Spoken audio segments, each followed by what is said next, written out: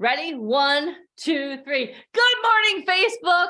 Good morning, YouTube. How are you? Oh my gosh. Why are you watching us where you can't actually interact with us? This is what I want you to do right now. If you're watching this, go to VIPigniteSummit.com, get your Zoom link, and get your butt in here because this is where all the action is. It's not watching us where you can't respond. It is here. All right, guys, good morning and welcome to day 2 of our Model and Actor Boot Camp. How many of you are excited to be here?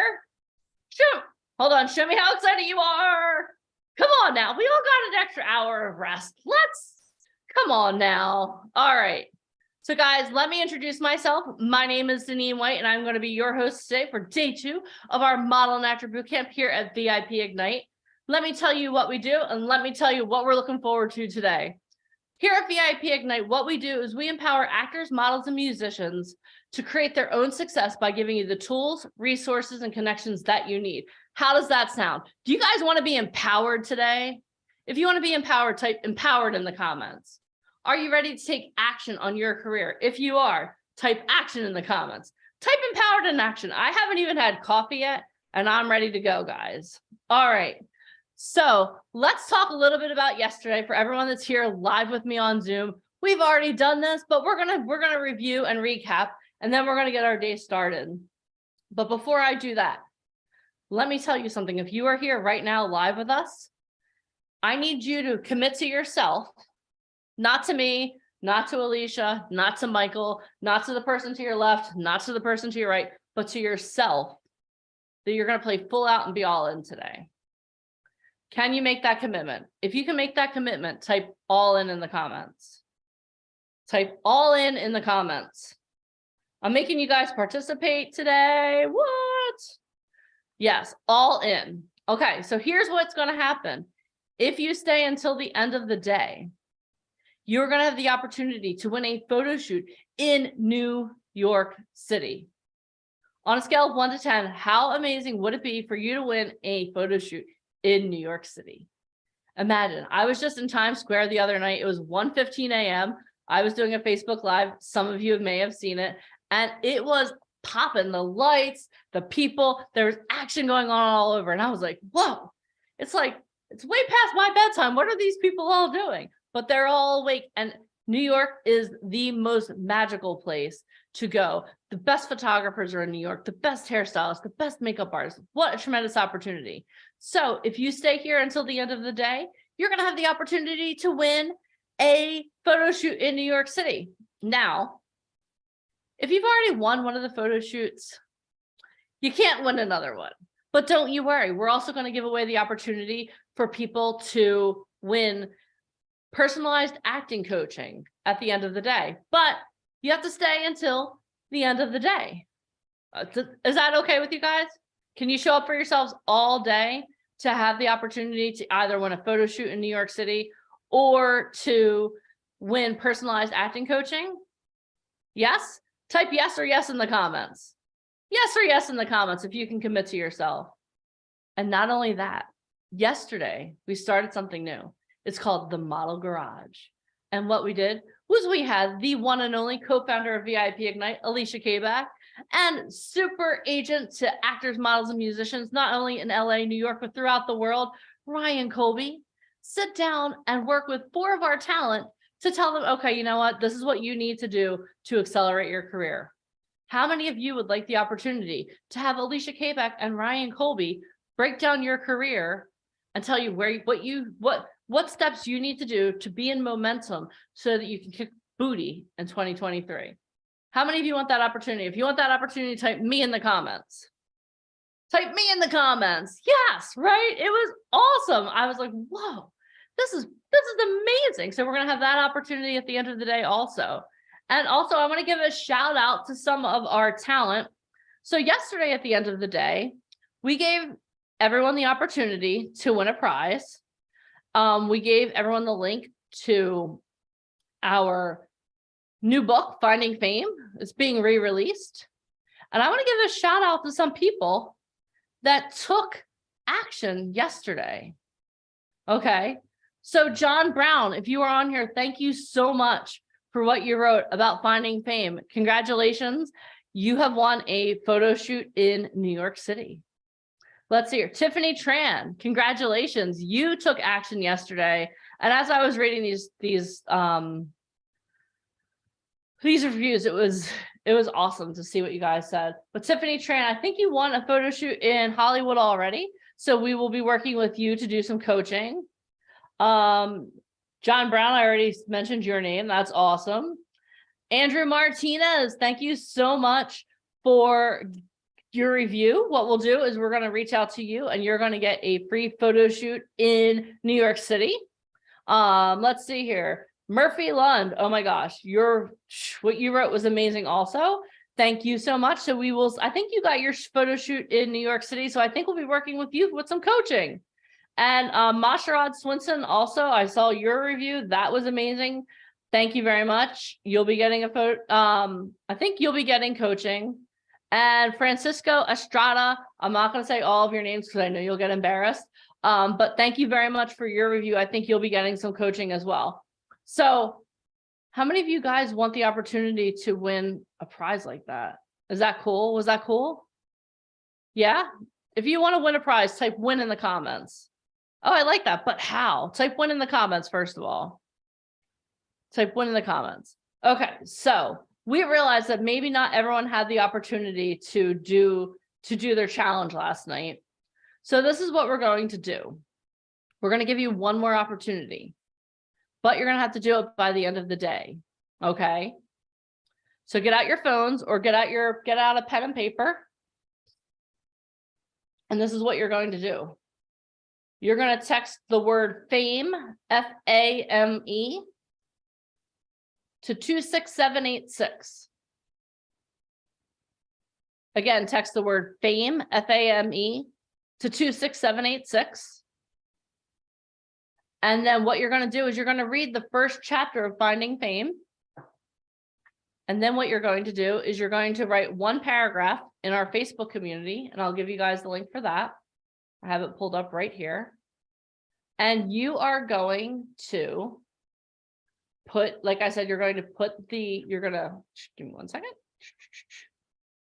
You're going to type your review in here. And if you guys are not yet part of this Facebook group, definitely join. And I will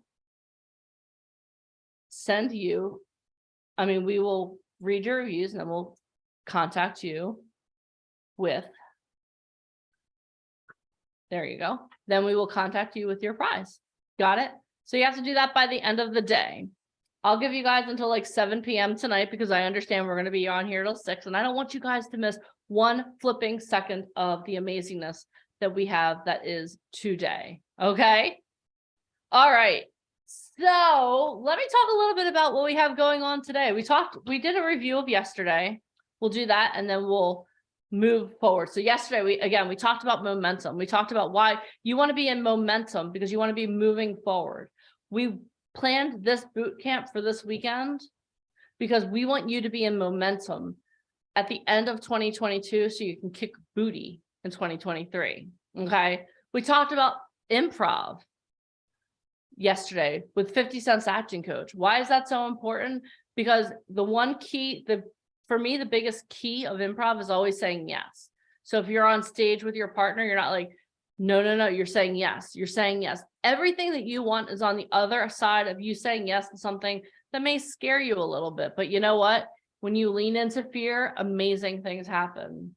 We talked about the professional keys of success, why it's so important to know the industry.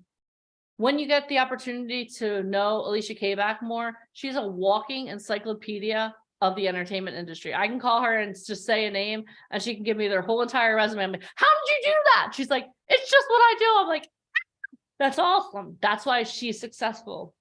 Success leaves clues. We talked with Ryan Colby. He talked about why he's always looking for new talent, why agents are always looking for new talent. And he also talked about exactly what he's looking for in talent.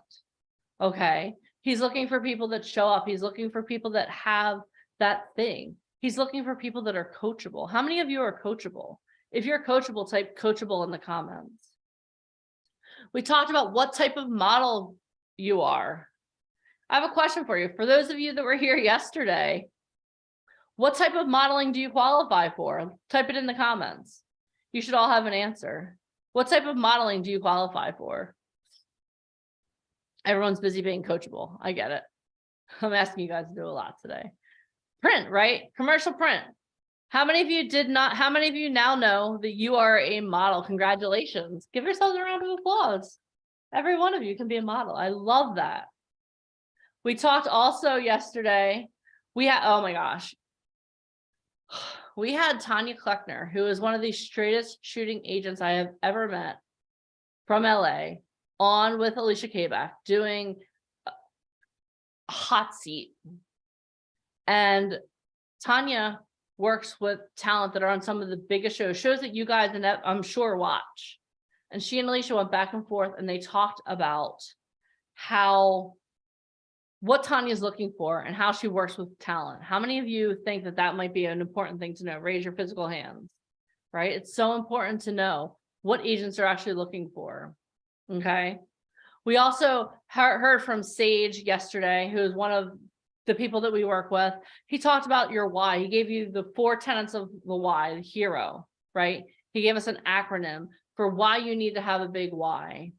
We talked about an amazing opportunity that we have coming up to go to Orlando, to not only have the opportunity to get your slate reel done, but to have the opportunity to get some character headshots done, to work in person with 2 of the biggest agents in LA. That we're going to be flying to New York, flying to Orlando. Talk about crazy. How many of you are excited? How many of you already are excited to go to Orlando and have the opportunity to accelerate your career in Orlando? Type Mickey in the comments. We're so excited about that. And then we ended our day with not only the model garage, which we're going to be doing today, but we also ended our day with the opportunity to hear from Jessa Carter, who is taught us about millionaire mindset. And again, at the end of the day today, we're going to be giving away a free gift from her, which is absolutely amazing. But guys, that was yesterday. That was foundation day. That was foundation day. Today is transformation day. So you're going to take everything that you learned yesterday, and today we're going to apply it, and today we're going into transformation. So we're going to start off today with the co-founder of VIP Ignite, Michael Fomkin, talking about the Actor's Cookbook. He's going to talk to you about exactly what you need to get started as an actor, whether or not you have experience. What did she say? Oh yeah, she said he's going to show you how to get started as an actor, how to build your resume, how to get yourself ready, whether or not you have experience. We have a marketing expert who's going to be coming on today talking about influencer marketing. How many of you want to be an influencer? Raise your physical hands.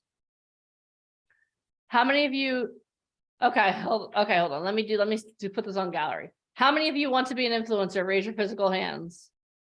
All right. How many of you are like, I don't really know what that means. It sounds really scary, but it sounds like something I need because it's like literally one of the first things we're talking about today. Raise your physical hands.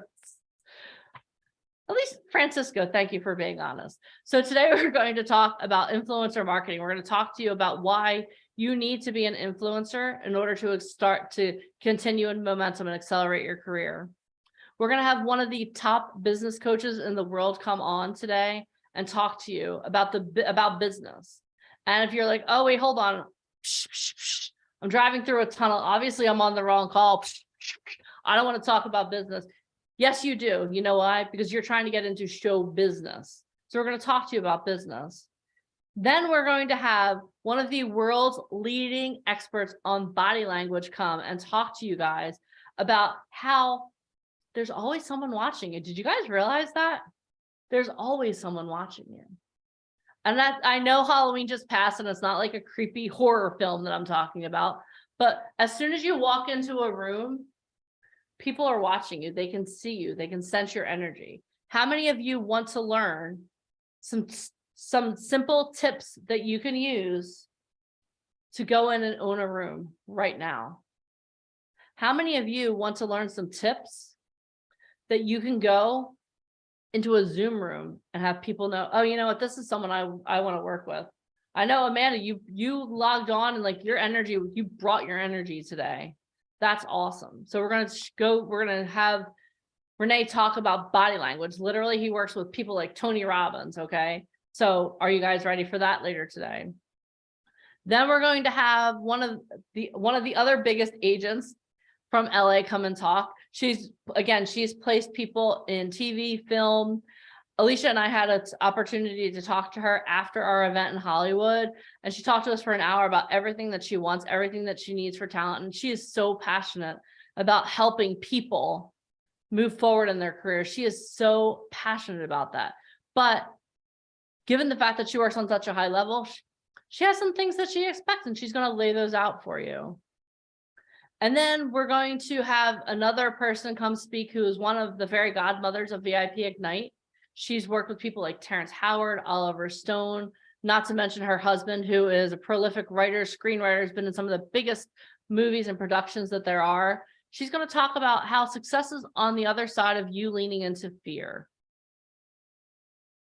And that may be a subject you guys are like, oh, Lord, I don't want to lean into fear. But let me tell you something. Literally, everything that you want is on the other side of those things that you fear. And then, as if that weren't enough for Transformation Day, we're going to end the day. Amanda's like, whoa, hold on, Jenny. I need to go get coffee. Can we pause for a moment? We're going to end the day with our model garage. So Ryan Colby and Alicia Kabak are going to work with a group of people, and they are going to help you make little minor tweaks in what you're doing right now to help accelerate your career. Is that okay? Are you guys ready? All right, just give me one quick second here.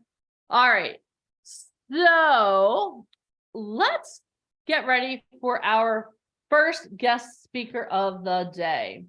I introduced him yesterday, but I'm going to introduce him again today. So our next guest is the co-founder of VIP Ignite. For almost 2 decades, he has dedicated his life to helping models, actors, and musicians connect with the most powerful people in the world and powerful people in the entertainment industry. He is the author of the new book releasing next year, Elevate Your Message, the Hollywood Framework to Creating Your Vision and Your Brand. He has spoken from the same stages as notables such as Russell Brunson, Greg Reed, Tony Robbins, and Bill Walsh. As a Broadway investor, he has won over 38 awards, including 6 Tonys, and in 2013 won the Tony for Best Play. He is also the co-founder of Truth Management, the fastest growing talent management firm in the USA, with placement of talent in a range of TV, film, fashion shows around the world and in the US. He is considered one of the top experts in helping talent, CEOs, and even entrepreneurs in creating powerful brands and launching the celebrity inside themselves. His company has been featured in dozens of magazines, including Forbes, Entrepreneur, Huffington Post, MSNBC, and CBS Digital in New York City. As a company, VIP Ignite has helped to free over 3,500 women and children from sex trafficking through our partnership with Operation Underground Railroad. Everyone, please join me in giving a hearty, raucous welcome to the one, the only, Mr. Michael Falcon. Hey guys, how's everybody doing? You can hear me? Yes, we can. All right, let me share my screen. Thank you for that wonderful bringing me up on stage. Very excited to be here today. Got a lot to share with you guys. I just want to kind of go over to, yesterday was absolutely amazing day. You guys did really well. Thank you for everybody who put their reviews in of the early copy for the book. You guys we're going to be doing some major launches for that. You guys will really, for everybody who does that, you're going to have some really cool opportunities to be in rooms with people that can really change your life in 30 seconds or less. And that's really important. I think, the one thing I've discovered over the past, 2 decades is you need to get yourself into the right rooms. You need to be surrounding yourself with the right people.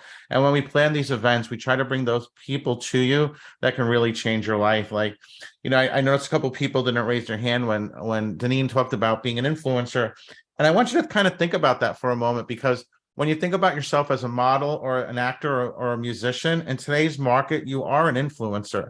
The things that you'll say and the things that you'll do will change people's perceptions. Like, people will look up to you as a leader. So when you hear the word influencer, I want you to think about it being interchangeable with being a leader, right? Bringing a message to causes, bringing a message to charities and so forth. And when people see you as a leader, people need leaders. People need people to look up to, especially in today's world, with the media and the way things are going. People really need people with wholesome values, people who really want to help change others' lives.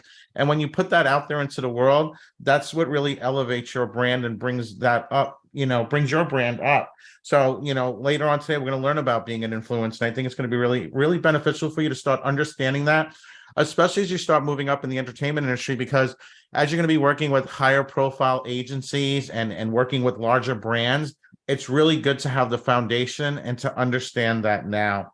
And we're also going to be bringing on Renee, who's going to talk about body language. And, just so you guys know, casting directors, when you walk in a room, they're reading your body language. They're looking for these little visual clues as to where you are. Do you ever think about when you walk into a room and there's somebody, they just kind of look like they're out of it? And you're like, is everything okay? And they're like, no, yeah, everything's fine. Well, are you sure? There seems to be really something wrong. And then you kind of got that feeling like you're already doing it. You're reading people's energy. And just so you know, people, Renee's traveled around the world. He's worked with some of the biggest speakers. He's spoken on stages, at tens of thousands of people. People pay him six figures and above to hear his message. And we're bringing him to you guys here today. So you guys are going to be in a super real treat for that. And also my business partner and friend, Bill Walsh, will be here today. He's invested in well over 100 companies. He works very heavily in entertainment companies. He's been in multiple movies, podcasts, TV shows, and so forth. And he's very, very good at opening up doors. So he's somebody that you really, really want to be able to listen to and take that message from, because eventually there's going to come a point in your career where the information you get today will come into play. Okay.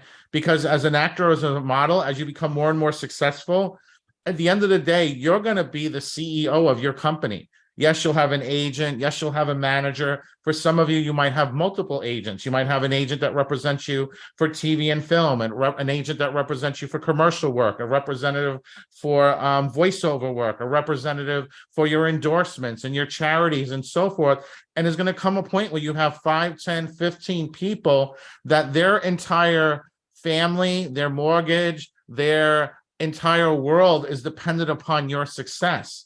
And they're going to look to you to be that leader, to be that influencer. So the information we're giving you is not only to prepare you for today and prepare you for tomorrow, but to prepare you for the rest of your life. And then from there, we're going to have Ali DeRossi on, who's one of the most powerful agents in Hollywood. She's literally can snap her fingers and change your life in 30 seconds or less. For those of you that'll be coming to Orlando, you'll have the opportunity to meet with her live. She is really an absolutely amazing woman. Of all the agents and all the casting people I work with, she literally works around the clock. Like her and Ryan Colby, there's literally not a time where I don't speak with them, where they're not working and promoting their talent, getting their talent on set. So literally, she's going to be providing you with the framework and the keys to success. So we have such a great day. I'm really looking forward to today, later on today, the Model Garage. That was so much fun yesterday. I'd love to make that, if you guys, approve of it, to make that an ongoing thing. I know Ryan's going to try and meet with at least 18 people today. So 18 people that are on this call, your life is going to change in ways you can't even possibly imagine. But let's keep this show on the road, and let's talk a little bit about what I'm going to talk about, which is how to create an award-winning resume that will get you noticed, make you unstoppable, and book you more work. Even if you have tons of experience, or even if you've never been hired or booked as a model or an actor, this is the secret camera method to a winning resume for models and actors. And the one quote I like to say, and I've seen this over and over again, it's better to be prepared for an opportunity and not have one than to have an opportunity and not be prepared. And so many times I see talent get in the room and they get this opportunity and they're just not prepared at that moment. And, this boot camp and everything we do for the past 16 years is all about making sure that not only do you have the opportunity to surround yourself and learn the industry the right way, but for you to be prepared for those opportunities. And that's why we have such a great success rate. Last night I was literally watching Game 6 of the World Series, and it was like back-to-back commercials with our talent in it. And that's something that you don't see at other companies. Like I literally, there's not I was going through Instagram and checking tags, not a single other agency, and some top agencies, some agencies we work with, did not have multiple talent booked in commercials last night during the World Series. So that's a testament to the hard work, to the people we surround ourselves with. So definitely want to give a shout out to the VIP team, to all our speakers, to everybody that's been a part of this company, to our Fearless Rebels, because you guys make that happen. And we all share in others' success, and that's really important. So that's my take on that. So the goal and overall purpose of a resume is to introduce your qualifications and skills to employers, right? That's the textbook definition. And obviously the goal, right? There always has to be a goal, is for you to be hired. Okay, that's the goal of a resume. The purpose of a resume is to get you hired. So, but hold on for a moment. There are lots of types of jobs. Ones you need a great resume for, and then ones, well, maybe not so much. So here's a company, Poop 911. Join our pack. We're always looking for responsible dog lovers to join our team. All you need to succeed is a great attitude, the ability to be on time every time, and the desire to keep our clients and their pets happy. So obviously something like this, you wouldn't really need a great resume for, right? It's a dog scooper pooper, right? Not going to need a great resume. But now here, look at this. So this is I pulled up, this was from Google, right? And in order to be an intern at Google, so not like a full-time employee, but an intern at Google, and this is from 2020, so this is slightly outdated, would make $68,136 per year. Okay. These are the questions they would ask you to be an intern at Google. Estimate the number of tennis balls that can fit into a plane. Okay. Model raindrops falling on a sidewalk. Sidewalk is 1 millimeter and raindrops are 1 centimeter. How could we know when the sidewalk is completely wet? Okay. So here's an interesting thing. These are going to be 2 different types of resumes. One, the person's making minimum wage. The other, as an intern, right? One is making minimum wage scooping dog poop. The other one's making $70,000 a year as an intern. Okay. So your resume and the qualifications that you have on that resume is what's going to open up different doors. So I'm going to go over with you, whether you're brand new, you've been doing this for years, how to have the perfect resume for the entertainment industry. Okay. So let's talk a little bit about what your resume is up against, right? So in a normal job application process, 250 resumes are sent in for a single opening. 75% are rejected by applicant tracking software. If you're not familiar with that, that's artificial intelligence. So when when you're applying for a job as an accountant, as a retail, as sales, whatever it may be, most of the online job sites, they use AI to look for specific keywords. And if those keywords are not found, that application is not even being shown. Okay. So out of 250 applicants, only 4 or 6 will be called in for an interview. And then 1 person will be awarded the job. Okay. So we can all agree that having a great resume is important to the type of work and life you want to have. Okay. So I like to call this the secret camera method to a winning resume for models and actors. Okay. Obviously, the most important thing when you're a model or an actor, the first thing is going to be your headshots. It's going to be that photo that when they open up your portfolio book, that's the first photo they see. Because the whole point of this is to get a casting director, to get an agent to want to work with you. So your photos are going to be the most important thing. They have to draw the person in, and they have to have what's called versatility. So versatility means you have to know the type of characters you can play. Can you play the bad guy and the good guy? You know, can you play Loki, or could you play Thor? Could you play, you know, the criminal on Blacklist, or could you play the detective, the hero? So when you look at each one of these headshots, you can see these people have versatilities. From a casting director's eye or from an agent's eye, they can see these people can play different types of characters. Hey, we're looking for an older woman to play the presidential mistress who's having an affair with the president of, you know, of such and such country, right? Or the middle person. We're looking for somebody who can play a detective. Or we're looking for, you know, the last one, we're looking for the young girl who's the best friend to the girl who's going to be murdered in the new horror film coming out. These are all things that characters that the script writers write, and then the agents get that information, and then they go through their database and they say, okay, let me find the people. And they want to submit as many people as possible because they want to land that job. Okay. So no matter what type of job you're interested in, it's always a good idea to have a resume. If you're interested in acting, then your resume must include a professional actor headshot. Appearance plays an important role in the casting process, and directors must be able to see what each candidate looks like in order to find the best fit for each role. Now, when you're submitting out, you know, everyone wants to be, you know, playing the lead. They want to play the second lead. They want to have an ongoing role. You know, like Ryan just booked a job for, I forget the name of the show. It's a major TV show. It'll probably pop in my head in a moment, but it was like $65,000 an episode. Okay. What is it? Oh, yeah, Grey's Anatomy. There we go. So Grey's Anatomy was $65,000 an episode for 10 episodes. So do the math. That's $650,000. One of Ryan's talent is going to be paid for working 10 weeks. Okay. It's almost $1 million.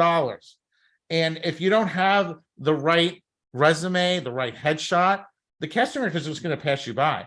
So for a lot of people here that you're submitting stuff out to, for one, there's no real castings online. Everything goes through an agent. And I'll explain a little bit more why, but it really comes down to they want to make sure you're going to show up, that you are a professional, that you have some type of training, that you have representation. Clients don't negotiate with the talent directly. Okay, that's just like an opportunity for it to explode, because then, what's the rights of usage?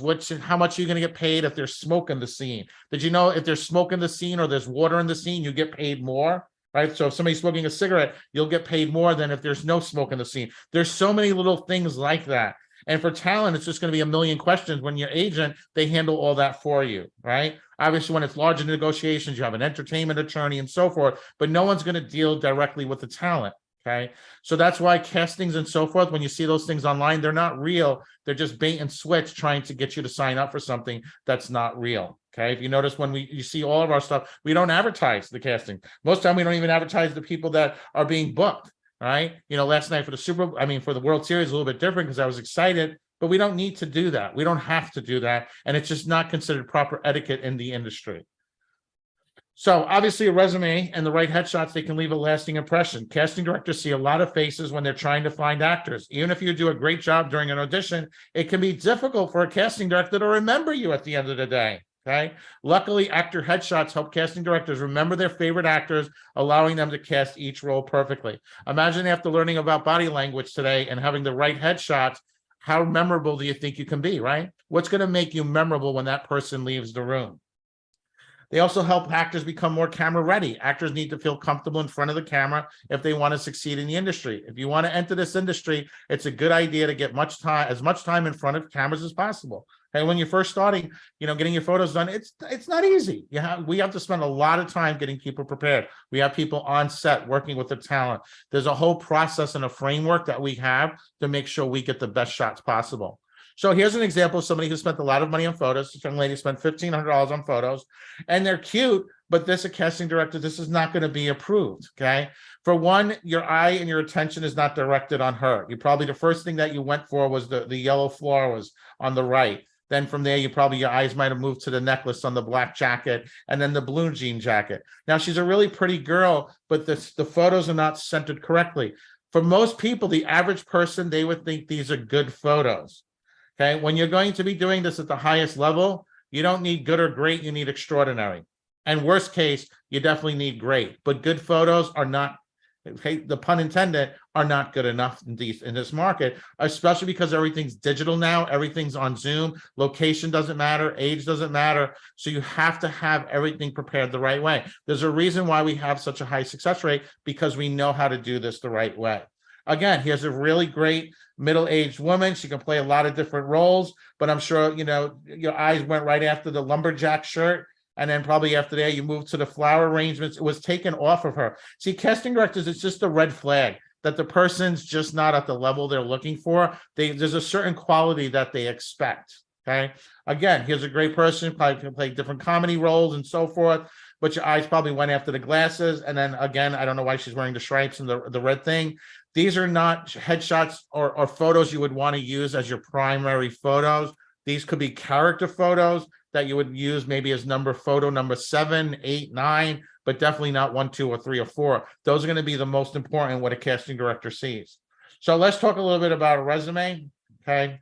So here's a standard actor's resume. Okay. So here's Yvonne. So let's see what we can learn about Yvonne just by looking at her resume. So she got a nice headshot, right? Asian girl, probably Asian American. We can see her height, 5'0", right? 5 foot even. So we know, for those of you that were on the call yesterday, she automatically will qualify commercial print based upon height requirements. She's got dark brown hair, right? Dark brown eyes. And then we also see that she's EMC and SAG-AFTRA eligible, right? So that means that she's eligible to be in the union. So the union is for Screen Actors Guild, American Federation of Television and Radio Advertising. That's the union when you do speaking roles. So in order for you to do speaking roles, you have to become SAG eligible and you have to enter into SAG, okay? You can't do speaking roles into that. You can do like non-union films and smaller roles, but to be on Blacklist, to be in Marvel, you have to be in the union. How you get in the union is you need your agent or your manager to request what's called waivers. So you need to be on set doing like principal background work. You can think of like Spider-Man swinging over the crowd. Everybody's running and screaming. You're one of the people running and screaming, but you're on camera. So you're just not somebody who's a background extra. You're actually on camera. Maybe you're the bartender in the scene who comes over to drop off the drinks for the main characters. You need to be on set for at least 3 times. It's just the way the union works. It's just so that way you get on-set experience. You kind of get the feel for it. And then from there, you enter the union. You do cover your expenses to be in the union. They do charge you union dues, but you get medical. You get all kinds of cool perks. This is the way it's done, right? So you can see here she's eligible. So that's good. That means that right off the bat by seeing that, okay, I know that she's been working in the industry. I know she's been doing stuff. So then I also see she's EMC, which means she's in the union for music, right, for Broadway. So I can see here, okay, she's done Miss Saigon, right? She's done The Secret Garden. She's done concert and cruise ships, right? So she means she's going to be a good singer and probably a great singer. She may not be extraordinary, but she's new. And I want you to understand this. Everybody has to start somewhere, okay? Every casting director, every agent, every movie producer, every actor, every model, every magazine editor, every photographer knows this. This is the rule. Everyone has to start someplace. Everyone has to be given a chance. Okay, it's just matching up that opportunity with that right moment. And that's what we do here at VIP. So you can see she's done a lot of regional theater. She's training in ballet, tap, voice, right? Her education, she's got a BA in drama, University of California. And then we see some of her other skills and interests, right? So she does basic baton twirling. She can do a split. She plays piano, bike riding. She's got a Southern accent, right? So here's an interesting one. She could do a blood-curdling scream, right? And then she's also won some awards. So now by reading this, I know that she's geared towards music. So if I was casting for a musical drama, I was casting for somebody who's able to sing, possibly dance, right? She does do ballet, tap, musical theater, jazz, modern. Obviously, dance is not her main category. It's music, it's singing is her main category. So without even meeting her, I'm learning a lot about her. This is the importance of resumes and how they should be put together. So that way the casting director, the agent gets a feel for who you are, and we can kind of read into this. And now from here, if I was interested in, great, let me set up a Zoom call so I can actually talk to her. I can have the producer there, the director there.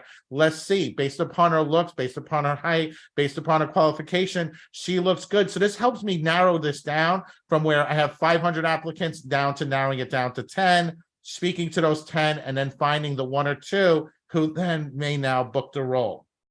Okay. So let's talk a little bit more about your resume. Relate your resume to the role. See, a great thing about having a digital resume is you should have your resume related to each role. So it's almost like it's being customized for each and every role that you're sending out. You know, at VIP and Truth Management, which is our mother agency, which handles all our talent bookings, we do this. Well, so we will fit the resume. I know Ali DeRossi, when you'll speak with her later, this is something that she does. So relate your resume to the role. First, make sure your resume is relevant to the role you're pursuing. For instance, you want to audition for a TV series role, match your resume to that part by listing your TV acting experience, if you have it, and your skills and training that are relevant to that position. Include your contact information. Next, format your contact details with your full name, your role, like actor, thespian, or current acting role, your current phone number, professional email address. So bootylicious69@hotmail.com is not a professional email. Your email should be like jonathan.smith@gmail.com. Okay. You should have a professional email or something that's very easy to remember. The moment you start adding your birthday and codes and all kinds of things like that, it's just not considered professional. And I know it's such a small little detail, but it's in the small details that equal the big things. And these are all red flags that agents look for. I speak with them all the time. Trust me on this. I know this. If you have an agent, include their name and contact phone number underneath your details. Somebody who has an agent or a manager is going to have a 99% better opportunity to get booked. The only time somebody who doesn't have an agent or manager may get lucky on a job if it's something weird they're looking for, some kind of weird special skill and so forth, okay? Include your physical characteristics. That is, include your physical traits, your height, your weight, your hair color. Do not guess on this. Do not lie. You know, buy yourself a measuring tape. When our talent come out for our photo shoots, we take measurements of all the new talent. Okay, we want to make sure we have those updated, right? Because a lot of times the measurements are needed for wardrobe. So if you're going to get hired for a period piece for HBO, and now they know your measurements, they're going to go out and create custom wardrobe. So you look the part of the 1800s, the 1700s. Okay. So they're going to trust that when you have an agent that those measurements are correct versus when you show up there and now all of a sudden the suit doesn't fit you right. The shoes are too tight. and so forth. Okay. These details help further a casting director find the best actor to play the character. Format your resume, objective or summary. After your basic details comes your resume, objective or summary. If you're just starting your acting career, you might opt for a resume objective to highlight the role you're after and how you plan to use your skills on the job. If you have extensive screen experience, you might choose to write a resume summary to showcase your acting history, skills, or awards. List acting roles in reverse chronological order. I see so many talent always make a mistake on this, so this is really important. List your acting experience in reverse chronological order, starting with your most recent or current acting role. Typically, it can be acceptable to include up to 10 years of acting experience, especially if you have a long-standing role in a reoccurring series. If you're just entering your acting career, you might list the roles you've taken on in community theater projects as part of your training or any other acting stage work you have professional experience in. Additionally, your resume should leave out the dates of your past roles. It's very important. You guys should always be consistently reaching out for local community theater because there's always opportunity in every single market. You know, so many of our talent that go through our training that have worked with Robert Galinsky and Bobby Fanaro, cast member of some Sopranos, 50 Cent's acting coach, they literally land lead roles in community theater, which then helps them get independent films, and they land lead roles. Like, we literally have talent that consistently follow the process, they trust the process, and they're consistently booking work after work after work because they're doing this, okay? Include your education and training. No matter your experience level, you should include your education and acting training. List the names of your school or university, okay? Any special certifications related to your field, you can include those also. Additionally, if you completed any specialized training, like stage or theater training, stunt coordination, professional training, be sure to highlight that within the section. Throughout the year, we do special training, certifications for stunt work, for improv. We have our talent appear on off-Broadway shows, so they add that to their resume. Later on, early next year, we're going to be doing a comedy showcase in New York City where our talent are going to get to perform live in front of a studio audience. Okay, these are all game changers. Okay, these are the things that get you booked. We know what we're doing here. Okay, and we're really, really good at it. So you can see here's an acting resume sample, right? You can see here's Tom. There's his great headshot, right? Latino, right? Latino character. You see he's from Santa Clara, California. He has his own professional website, which is great. He has a BFA in acting. He went to Juilliard. Okay. Juilliard's one of the finest acting schools in the world. Okay. You can see he's taken improv also. You can see his instructor there. He's 5'6". So again, he's commercial print. And then you can see some of his film and television credits. So he's in Kids to Return, supporting actor, Delaware's Burning. So you can see here, based upon this, he also does voice credits. So he's voiceover, right? And then he speaks Spanish. He's conversational in French. He sings baritone, and then he's able to do a wide range of accents, including Northern England and so forth. Okay, I'm going to give you guys a little tip. I'm from New York. I grew up in Brooklyn, slice of pizza, New York, Manhattan. I have a very specific Brooklyn accent. I do not have a New York accent. If you're going to say you have a New York accent, do you have a New York accent, Upper East Side, Upper West Side, Lower East Side, Brooklyn, Staten Island, Long Island? Okay, wherever you live, there's different types of accents for the area. It's very important to be very specific, especially for voiceover, and being able to do different ones, right? And so forth. So again, these are all little tips that add up to big things by being aware of all these things. Okay, here's another great, right? Another great headshot. So we can see Jane Doe. There's her phone number, email address. She's SAG. There's her website. She's 5'5", commercial print. Right, she's a soprano, and then we can see here again, she's done stage shows, right? So she's done a lot of community theater. Her education, she was magna cum laude, right? She's got a BM in vocal performance, so we can see she's also a singer. She's got vocal training, concerts, recitals. She's received different honors, dance training, and then her special skills. You can see she does New York accent. She didn't put that down exactly where in New York, so I'm a little bit suspicious on that, but she's got a Birmingham accent. And I can see she also does songwriting, comedic acting. She's a choir director, right? Advanced sight reading abilities, interesting, swing dancing. So I can see, so she's great. She's got a cute look. Obviously, we're booking something for a musical, for dance, or it was a scene in a movie where we need dancers. She's going to land the job, okay? She's going to land the job, okay? Based upon the qualifications, she would land the job. So let's look at the next one. So for models, their resume is going to come down to having comp cards. So comp cards is usually, it's your headshot or your main photo on the front. 3 to 4 photos on the back, and then your stats. Okay. So for us, we have a digital database, so our talent are able to print these out unlimited, but that's what models would need. So this is a model's resume compared to an actor's resume. Models are very simple. Now, for a lot of people, when they're interested in modeling, they have what's called digital comp cards. A lot of times for people, when they want to apply for an agency, they're always, well, I need to get an agent. Oh, okay. Well, that's kind of like, I need to get a wife or a husband. Who do you want to be that person? Right? There's kind of a relationship that needs to be developed. A lot of times people will try and reach out to agencies without even being aware of what the agency's kind of talent the agency represents. It's not so much how do you find an agent, it's how do you become the person an agency wants, and how do you find the right agency for you. Like my good friend Fuji, he used to run Hello New York. He now runs One Model Management. He used to be the head of the women's division for IMG. He's one of the most powerful agents in the world.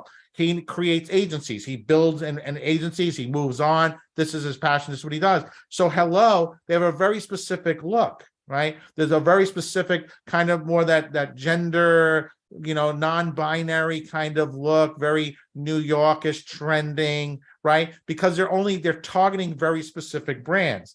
Now you have somebody like Leslie, who's one of our inner circle. She's been on set for the past 30 days. I think she literally came out to our event in New York City. She literally came straight from set to be there, right? She has a really great look. She's only 4'11", but yet she's a commercial print. She's working every day for 30 days on set. Okay, because she put herself together the right way. She promotes herself into her strengths, her characters. She can play the beautiful mom. She can play the police detective. She can play a lot of different roles. So you can see here, where you need to lean into your character. You need to be that person that's very versatile, but you also have to represent and have the right agency. What's great about Truth Management, as a mother agency, we represent all types of talent. So we represent everybody from high fashion to commercial print to kids to voiceover to so forth. That's our niche. Our niche is finding people to fill in for all these different projects versus somebody like Hello, which is very niche specific. They're looking for one type of model only. Ford, Wilhelmina, Click, DNA, some of the biggest agencies in the world, they're niche agencies. They're looking just for one type of model. They just want high fashion. That's it. So a lot of times talent will reach out and they get no response. It's because you're reaching out to the wrong agency. You're on Tinder and people are swiping, left or right. They're not picking you. Does that make sense to everybody? So it's really to understand this. You have to understand the entire framework of how the industry works. So again, you can see for us, for Truth Management, we represent a wide variety of talent. We have one of the most sophisticated databases. This was in development for almost 5 years. We've invested over $1 million into this. We have full transparency with our talent, so they get their own login. They're able to access their back office. They can access their calendar, their bookings. When they know they're not going to be available for certain days, they're able to book themselves off the calendar, so we're not submitting them out and so forth. So ours is a really great system that we have built in. So that's a little bit about people with experience. Now you might be saying to yourself, but Mike, what if I have no experience? How do I handle that? I'm brand new, Mike. I want to be in that category. Everybody has to be given a chance to start. Okay. I got you. Don't you worry. So depending upon your acting experience, it can be good to include any special skill sets you have developed through your career and training, right? Teamwork skills. Actors should have experience working on a team of artists, from producers and directors to other actors and production teams. Time management skills, being able to track your time spent in rehearsals during pre-production, preparing for production can be crucial to maintaining an acting role. Interpersonal skills, because actors work with a diverse range of colleagues, the ability to build and maintain a professional personal relationship can be necessary to succeed in the industry, right? Emotional intelligence. Playing a character can depend upon an actor's ability to empathize with the story. The ability to take on fictional roles complete with emotions and thoughts can depend heavily on an actor's emotional intelligence. Special skill sets, right? Choreography work, stunt coordination, musical talent. Other unique skills can sometimes be necessary to take on different character roles. One of our talent he's done over 24 films. When he first started in the industry, one of the very first bookings was somebody who could juggle poker chips. Okay. That he just said, he's like, I don't really juggle poker chips, but let me go buy a set of poker chips. Went on YouTube, learned how to do it. When he showed up for the audition, he was one of the only ones who could do it. And he booked the job based upon that. And that triggered his entire career. Something as simple as that. So what special skills do you have, right? Strengths, earning trust of others, listen attentively, speak. These are all things you can put on your resume when first starting out. Delivering results, learn and be curious, right? Never done learning, always seeking to improve myself, curious about new possibilities, taking action to explore them. Wow, I like that person. That sounds like a cool person. I'd like to have that person on set. I want to have a person on set who delivers results, focuses on the key inputs and delivers them with the right quality in a timely fashion. You know, the way SAG-AFTRA works, the 20% of the cast has to be given the opportunity for new people that are non-union, just so you guys know that. So you have a guaranteed opportunity to be on set, okay? You have a 20% chance every single time your agent submits you out to be on set, even if you're brand new. You can see Emily. There's Emily, student, University of Arizona, communications, minor, leadership, right? Employment. She worked with the Walt Disney Company. That's great. That Walt Disney Company, their training is phenomenal. Okay. 8-week course in exploring Disney marketing. So it means she has a great background in marketing. She's Universal Cheerleaders Association camp instructor, right? You can see all her honorary National Society leadership, Alpha Phi, right? She's also has a Wildcat Excellence Awards. She has skills in Microsoft Office, iPhone, iMovie, iPhoto. I cannot tell you, we just did an independent film called Target. Okay, we did the premiere in New York and in Hollywood. We had the movie premiere for it. And that was an independent film. It's being submitted out for a wide variety of awards.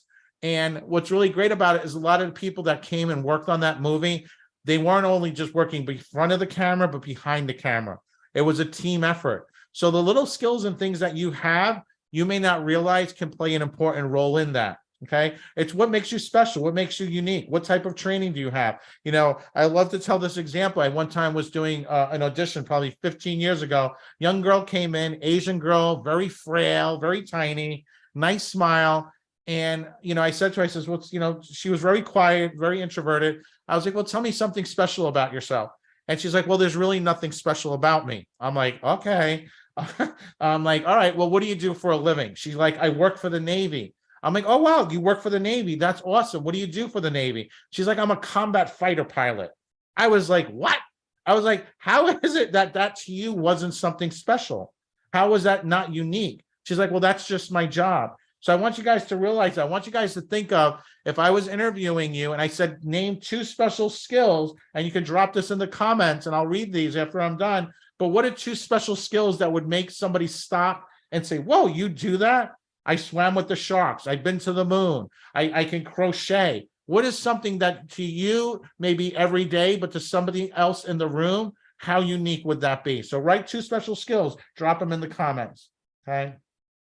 You reap whatever you sow. And I want you guys to think about this, and this is really important, especially when you're first starting out. I see so many talent with such potential, and they just don't have the right mindset. Okay, they give up 3 feet from gold. And think about a seed, right? When you plant a seed, right? A seed actually has to go into the ground, right? To grow, you must take a step back and you must be like a seed in the darkness.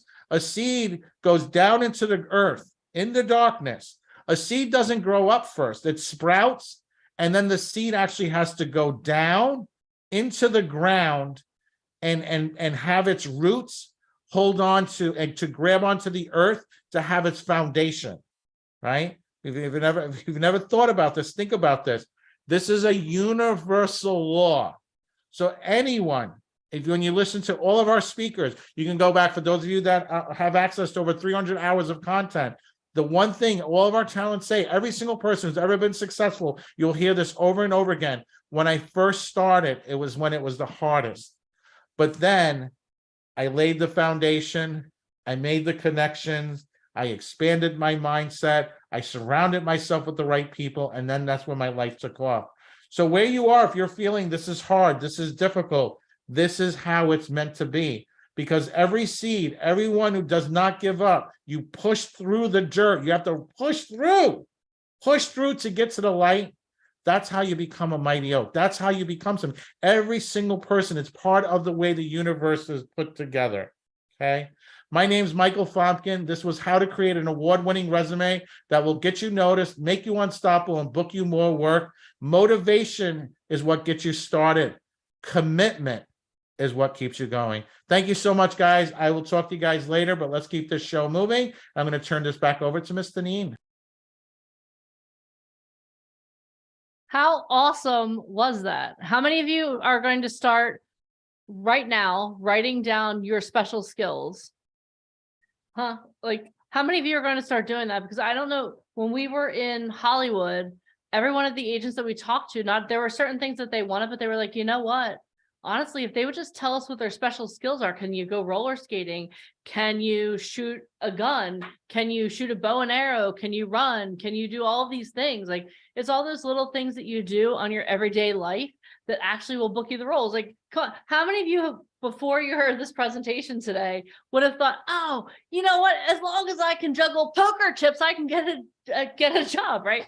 Like I'll never forget that conversation when we talked about that with that actor that Michael was talking about, because literally that launched his career just to give you a little bit of background on him, and then we're going to move forward to our next speaker. To give you a little background on him, during the height of the craziness of 2020, he was in 20 movies. So while the whole world was shut down, because he took that action and read in that casting and learned how to juggle poker chips, he was in 20 films. It was crazy. Like, I would text him, like, where are you today? He's like, Montana. I'm like, oh, okay, awesome. So make sure that as you're going through the day, part of you being a momentum, what I want you to do is I want you to start sitting down and writing out your special skills. Okay. And again, it's those little things you do every day that you don't even think about. All right. So we're going to introduce our next guest, but first we hydrate. So can everyone please take out their drink of choice? Hopefully it's water. There is water in here for sure. And just let's have a sip. Or in my case, a gulp. Awesome. All right, guys. So we're really excited. So I know Michael touched on being an influencer. One of the things that we've heard a lot over the last couple of years is people are getting cast not only because of their acting skills, not only because of their special skills, but because they're an influencer. So there is, I'm sure that Brandon will most likely touch on this topic. How many of you have ever heard of someone named Mr. Beast? Has anyone ever heard of Mr. Beast? Yeah, I hadn't heard of him before 6 weeks ago, and now literally I feel like everywhere I look, Mr. Beast is here, Mr. Beast is there. He actually just turned down, like, I think it was $1 billion offer for his YouTube channel. How many of you would turn down $1 billion? I don't know that I would have the strength to do that. I'd be like, okay, thank you very much. Let me go live my best life and change the world. But he literally gave up. He turned down $1 billion offer because he created an influence. Okay. And this is someone who's just some guy from some town who started a YouTube channel. So what I want you guys to think about as I'm going to introduce our next speaker is, as you're listening to him, I want you first of all to take a lot of notes. And I want you to start thinking about, okay, how can I use what I'm being taught right now to change the world? How can I do that? Like, how can I use what I'm being taught to change my future, my family's future? All right. So let me introduce our next speaker to you. So our next speaker is a sales and marketing expert with over a decade of experience in the industry. He has managed and developed thousands of reps, founded and started 3 companies from the ground up. He has developed $1 million sales funnels and know what it takes to find your voice and market yourself online. He has consulted for Forbes 500 clients such as T-Mobile, Verizon, and Spectrum. He is the co-founder of Titan Group, which owns a suite of companies that help empower small businesses with the tools and resources they need to be even more successful, ranging from marketing services, software development, business structure, and planning. He has a strong passion to eradicate poverty with the goal of creating a world of endless opportunities and donating up to 2% of his company's sales to Rising Tide, a charity dedicated to training and employing individuals of all walks of life. If you are looking to scale and grow your business, Brandon and his team are experts in providing tools and systems to increase revenues and drive profits. Our next speaker has programs that range from 1,000 to 10,000 to rapidly transform, scale, and grow their success to new heights with his tools and programs. He has a book coming out in Q4 of 2023 entitled The Law of Replication: How to Duplicate Yourself in Business and 2 to 3x your revenue. Everyone, please join me in giving a very warm welcome to the one and only Mr. Brandon Pumpkin. All right. Well, thank you, Deneen. That was a good introduction. Thank you, Brandon. Kind of laid the work out. And thanks for having me. And yeah. So so when VIP asked me to speak, as Deneen said, I own a digital marketing company. So what I specialize in is essentially helping businesses get more customers and attract more people. So when they asked me to speak, I really dove down, and I was like, like, obviously a lot of you guys, models, actors, musicians, entertainers. I was like, how can I provide a lot of value in what I do? So I kind of shifted my mind and said, well, I know a lot about personal branding as well as branding online and how to get people attracted to you, to want to work with you and essentially, get your message out there. So I said to myself, maybe I could just put together, something that would kind of show them how they could build up their brand and yeah, from everything that I've learned, marketing companies and helping them get their message out there. So before I get into it, I just want to ask you guys, would that be cool if I showed you guys how you can start building out your own personal brand? That way you can get more leverage in online, get more followers, and just, book more jobs and essentially just pretty much develop everything that whatever you want to do. Would that be cool? All right, cool. So I have your guys' permission. All right, so what I'm going to talk about first is just the importance of building out your personal brand. So let me just get an idea, and you guys can just type this in the chat. How many of you guys want to be like models, musicians, actors? So just type whatever your specialty is in the chat. Model, actor, model, actor and model, actor, actor. Okay, cool. Model. So how many of you guys, so I think about this all the time. So like in 2022, I think it's more important than ever to have your personal brand out there. If you don't have a personal brand right now, like you're already kind of falling behind. So I tried to put myself in your guys' shoes. If I wanted to become a model or an actor, whenever you go to a booking agent or somebody that wants to essentially leverage you, one of the things that they're going to look at past your talent, if you want to build like a massive brand, is how many people are following you and what you can bring to those people, right? So the first thing, if you're a model and actor, I would say that you need to do is, how many of you guys have your own personal like website or template or something where you can actually go and people can find you? Or like, what is like your specialty as like a model and actor? So I just want to share my screen with you guys because I want to show you something. You guys can see my screen, right? Yeah, not? Okay, cool. So I want you to think about like this. So whenever I develop something for a business, I always look at kind of like who the competition is. So for me, I always like to study the best. Like I don't play around when I look. Like if I'm going to look after somebody, I'm going to look at exactly what they're doing. I think rather than me just telling you guys what to do, I just want to show you how I think about branding. And I think that will help you guys out a lot more than me just talking at you. Does that sound cool? All right, cool. I'm seeing like head nods. Yeah. All right. So this is Ryan Reynolds.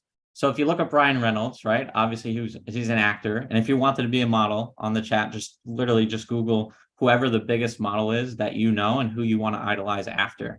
If you notice Ryan Reynolds, he doesn't just have like everything on page 1 of Google is designed the way that Ryan Reynolds wants. Like he has his IMDb here. He has his Instagram, Wikipedia, probably written by him and his team. There's like top stories in here, his Facebook, his Twitter. Everything that there is to know about Ryan Reynolds is here. And I also know that Ryan Reynolds is also a business person. So he also owns like Mint, which I'm sure we can find somewhere in here. So I want you guys to start thinking about your personal brand as what am I conveying when people are searching me, and what is my message, right? Because if you don't have a clear message, then you're not going to be able to convey that to whoever you're trying to work with. And whoever you're working with is going to be Google searching you, right? Like if someone wanted to book you for a gig, or if they were looking at working with you on a deeper level, they're going to type in your name and they're going to see what you're about. And if you don't have it structured exactly what you do, then it's already putting you one step behind. So like in 2022, it's more important now than ever, and over the course of the next decade, to have your personal brand. Like, more people are moving towards becoming content creators, whether that be on TikTok or Instagram, and the competition is getting fiercer and fiercer and fiercer. So it's not like you can't just have talent anymore to compete. You have to be able to exemplify what you do online within like the first 60 seconds. People have to get it, right? So obviously we're looking at Ryan Reynolds. Everybody starts somewhere, but this is the example of what it is. If I read about Ryan Reynolds, I see he's an actor, right? Everywhere, right? He's an actor. Here's his movies. Here's his pictures, right? He's an actor. Instagram. This is like some places that he can show his work, showcase his work. He has a Twitter. I did the same thing for The Rock. So like, if you look at The Rock, it's a very similar formula. And I always feel like success leaves clues. So like, if you look between Ryan Reynolds and Dwayne The Rock Johnson, you'll see that they almost follow the exact same pattern. The movies are here, the About Us, the Facebook. He's got his Wikipedia over here. He's got his videos, everything that you would want to be seen. I'm sure if I click on one of these, let's see where it goes to. So he's like in the news. And I'm going to talk a little bit more about like how you guys can control this stuff. I just wanted to give you kind of like the groundwork so you can see exactly how people are outlining their social media and branding themselves personally. If you go to, so this is Elon Musk. How many of you guys know who Elon Musk is? So I'm like a marketing nerd, and I love Elon Musk because I don't even see him as like Tesla or like a business person. I think he's like a brilliant marketer, the way that he's built his brand. So I don't know if you guys have gone on Netflix. You guys got Netflix? I don't know if you guys look, but like he actually created, he's the founder of Tesla, right? So I know Mike Trash got a Tesla, so he knows what I'm talking about. And he also is the founder of SpaceX. And then he owns like a solar company. So what Elon Musk does is, how many of you guys have ever seen a headline from Elon Musk stirring up some controversy? He is always stirring up controversy. Now, please understand, none of that is by accident. He literally has designed his businesses where like he owns Tesla and he owns SpaceX. He owns the Boring Company. He probably owns a whole bunch of other companies I'm not even saying right now. But like, we all know him and trust his companies because he's Elon Musk. So like, he understood the value of building a personal brand, and he put all of his energy into that. Because when you think of Elon Musk, for me, and you guys can type in the chat and you guys can kind of tell me, because I'm interested to see what you think of. Whenever I see Elon Musk, I think of someone who's smart, someone I can trust. And then also like, he's kind of like hip because like he does like these weird, like trendy things. So like he understands us as like a younger culture, right? Like we're like, oh, Elon Musk, like he's going to save the world. He's going to bring us to Mars, right? Like whatever he does, like I'm cool with it, right? But that's like the brand that he built. And then he challenges the status quo. Whenever you look at like all of his Twitter, he's always constantly saying like making fun of somebody. He's kind of like a troll, like on the internet, right? But like all of that stuff was very, very, very, very intentional. And like the way that he's built out his entire brand is all done that way. And I want to even take a step deeper for you guys to kind of think about this. If you go on Netflix, there's a documentary that he filmed about SpaceX. And he did that documentary, literally, he started that like 8 years ago. So he went in it with the intention that I'm going to tell the story of what SpaceX is. And then I know that I'm going to market it in a way where people will get behind me as the entrepreneur that's going to bring them to space, right? That's what he wanted to set the foundation for. And he did that very well. So my point to you is if you're an actor or a model or musician and you want to take your game to the next level, you really got to think of the end result of where you want to be. So like if you want to be the Dwayne The Rock Johnson, or if you want to be the Ryan Reynolds or the Scarlett Johansson, and kind of reverse engineer what that end result looks like and what it needs to say and what it needs to be. And part of that journey is you have to record everything that you do. And I don't know about you, but like I personally hated recording myself. I hope that you guys are not the same way as me, because you guys all want to be out models and actors. So you should be a little bit more comfortable in front of the camera. Hopefully. But for me, I hated that, but I realized how important that was. Like if you're not recording your journey, you can't build the audience or the following that you want to build, because everybody loves the come up story, right? So like if you're a model, I'll put it in perspective, and you're first getting started, you guys should be recording like yourselves even on this call. Like it should be like, oh my God, so excited. I'm going on the VIP Ignite call today. I can't believe it. I'm learning so much about modeling. I'm learning so much about acting. I'm really moving forward, right? If you're an actor, you should say the same thing. The first day that you go on set, the first day that you audition, you should be recording that. You should be sharing that with the world and conveying your message and telling people the story of where you're going to end up, right? Because nobody starts a success right now, but it's the journey that you take that gets you there.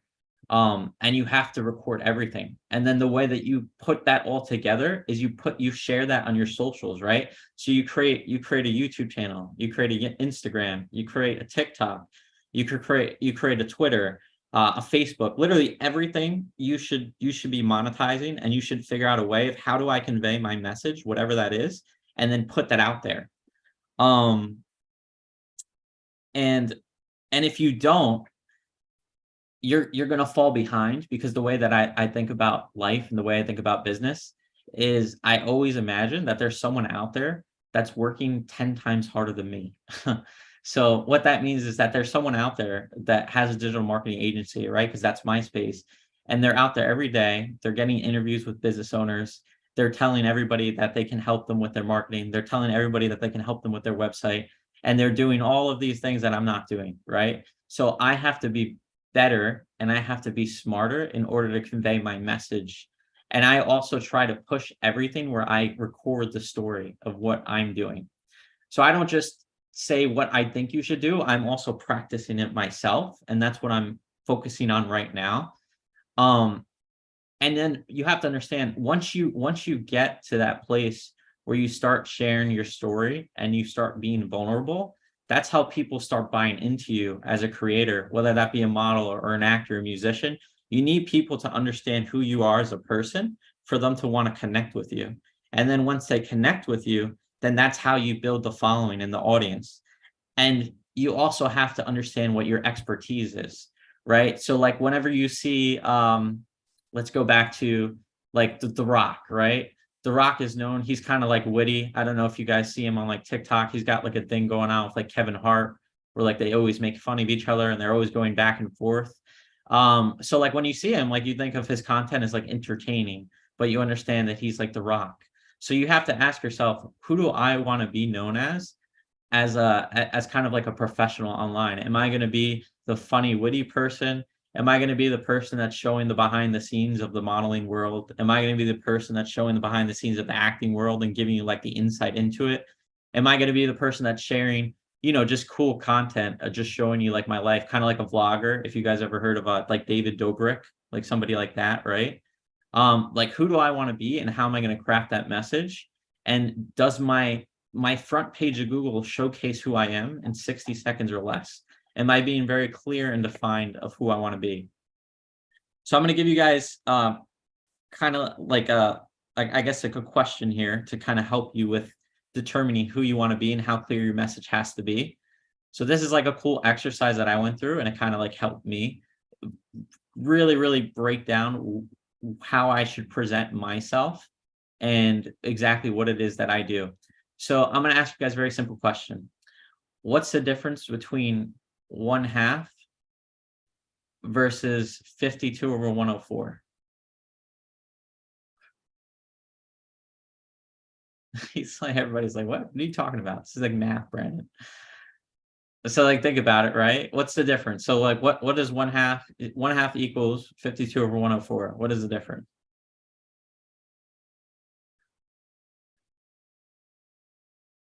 I just give you the answer because you guys all look stumped, because I see you guys all thinking about this in the face. So before I give you the answer, I'm going to go back to something. So when I say you have to be very clear about what you guys want to do online, like Dwayne "The Rock" Johnson is an actor, producer, businessman, right? Like I have a very clear idea of what he wants to do. So the problem with a lot of us when we start building something online is we try to say a lot of things that we want to do, but then we're not very specific with the message. So when I say 1/2 equals 152 or 104, yeah, like 1/2 is the broken down version of 52 over 104. But with 52 or 104, I have more data with that. So what that means is, like, let's just say, just because Javier, you're on my screen, so I see you. Like if Javier does music, and he's also a model, and he's also an actor, and he also likes to play football, and he also interviews people sometimes, and like he also like hangs out, and part-time job, he has like a part-time job, and he tries to say like all of these things that he does online, then like I get lost. Like I understand that that's all the data, but I have to focus on the half. So how do I simplify down exactly what the message I wanted to convey online, right? So like if I'm Javier, and Javier, I don't know what your specialty is, but let's just say I'm an actor, but I'm not just an actor. I'm an actor who focuses on comedy, right? Or I'm a model, but I'm a model who focuses on commercial print, right? And then I give you witty content about what it's like to be a model, right? And that's my thing, right? And that's all I do. So that's the half. So you have to figure out what your half is online, and to be able to convey that message to people versus overcomplicating and putting out a crazy message. So what I see is, and this goes back to like businesses, when most businesses come to me for help, they always have the most confusing messages, and like they don't really simplify it down. And it goes the same principle when you build your brand. It has to be simple. So this goes into my next one, right? So, Deneen was talking about Mr. Beast. So I actually wasn't going to talk about Mr. Beast, but then like she made me feel like I should talk about him. So I brought up his page here. So Mr. Beast, if you guys don't know, he's basically like an online creator. And the cool thing that I like about Mr. Beast is Mr. Beast, in my eyes, is like kind of one of the people that is changing the game in the entertainment industry. So on top of getting booked on movies and films and TV, he just went out and said, I'm going to become famous on my own, right? And like he created channels and a brand around him where he was able to pretty much build out a whole world of content, right? And it obviously wasn't easy, but if you go to Mr. Beast, like Mr. Beast is known for like just entertainment, right? Like he makes the craziest things. And I know that his 1/2 is like, if it's not crazy, like Mr. Beast won't do it. Like it has to be out of control. Like he has to be spending $1 million or like $500,000 on like some crazy thing. If not, he won't do it. And if you go to like About, like Mr. Beast, he's also like a philanthropist. So when you think of Mr. Beast, you think of philanthropy because he's always giving away his money, but he's always out of control, like content creator that gives away all of his money, right? But because Mr. Beast was able to build such a big brand, if you guys look at the business side of what Jimmy did, right? His name is Jimmy, Mr. Beast. He also, if you go to first page Google, he has his own store, so his own merch that he's able to sell. The reason he's able to do this is because he has built a personal brand, right? And if you look, it says shopmrbeast.com. This is his brand. This is the stuff that you can buy from him. If you look, because he's also built such a big brand, he also has Mr. Beast Burger now. So like he literally has his own chain of virtual restaurants where you can order food, and he doesn't even flip a burger. He did this all off of his name. So he's partnered with people that have helped him do this because he has the power of his name, the power of the brand. But Jimmy didn't do this by accident. It was all intentful. It all started with the end in mind to what it was going to be one day to where it is now, right? So like you have to ask yourself, what is my end goal now? Where do I want to be one day? And how am I going to get there? And then you reverse engineer. And I can even go deeper. Like if you follow him, he's also got, let me see if I can find it.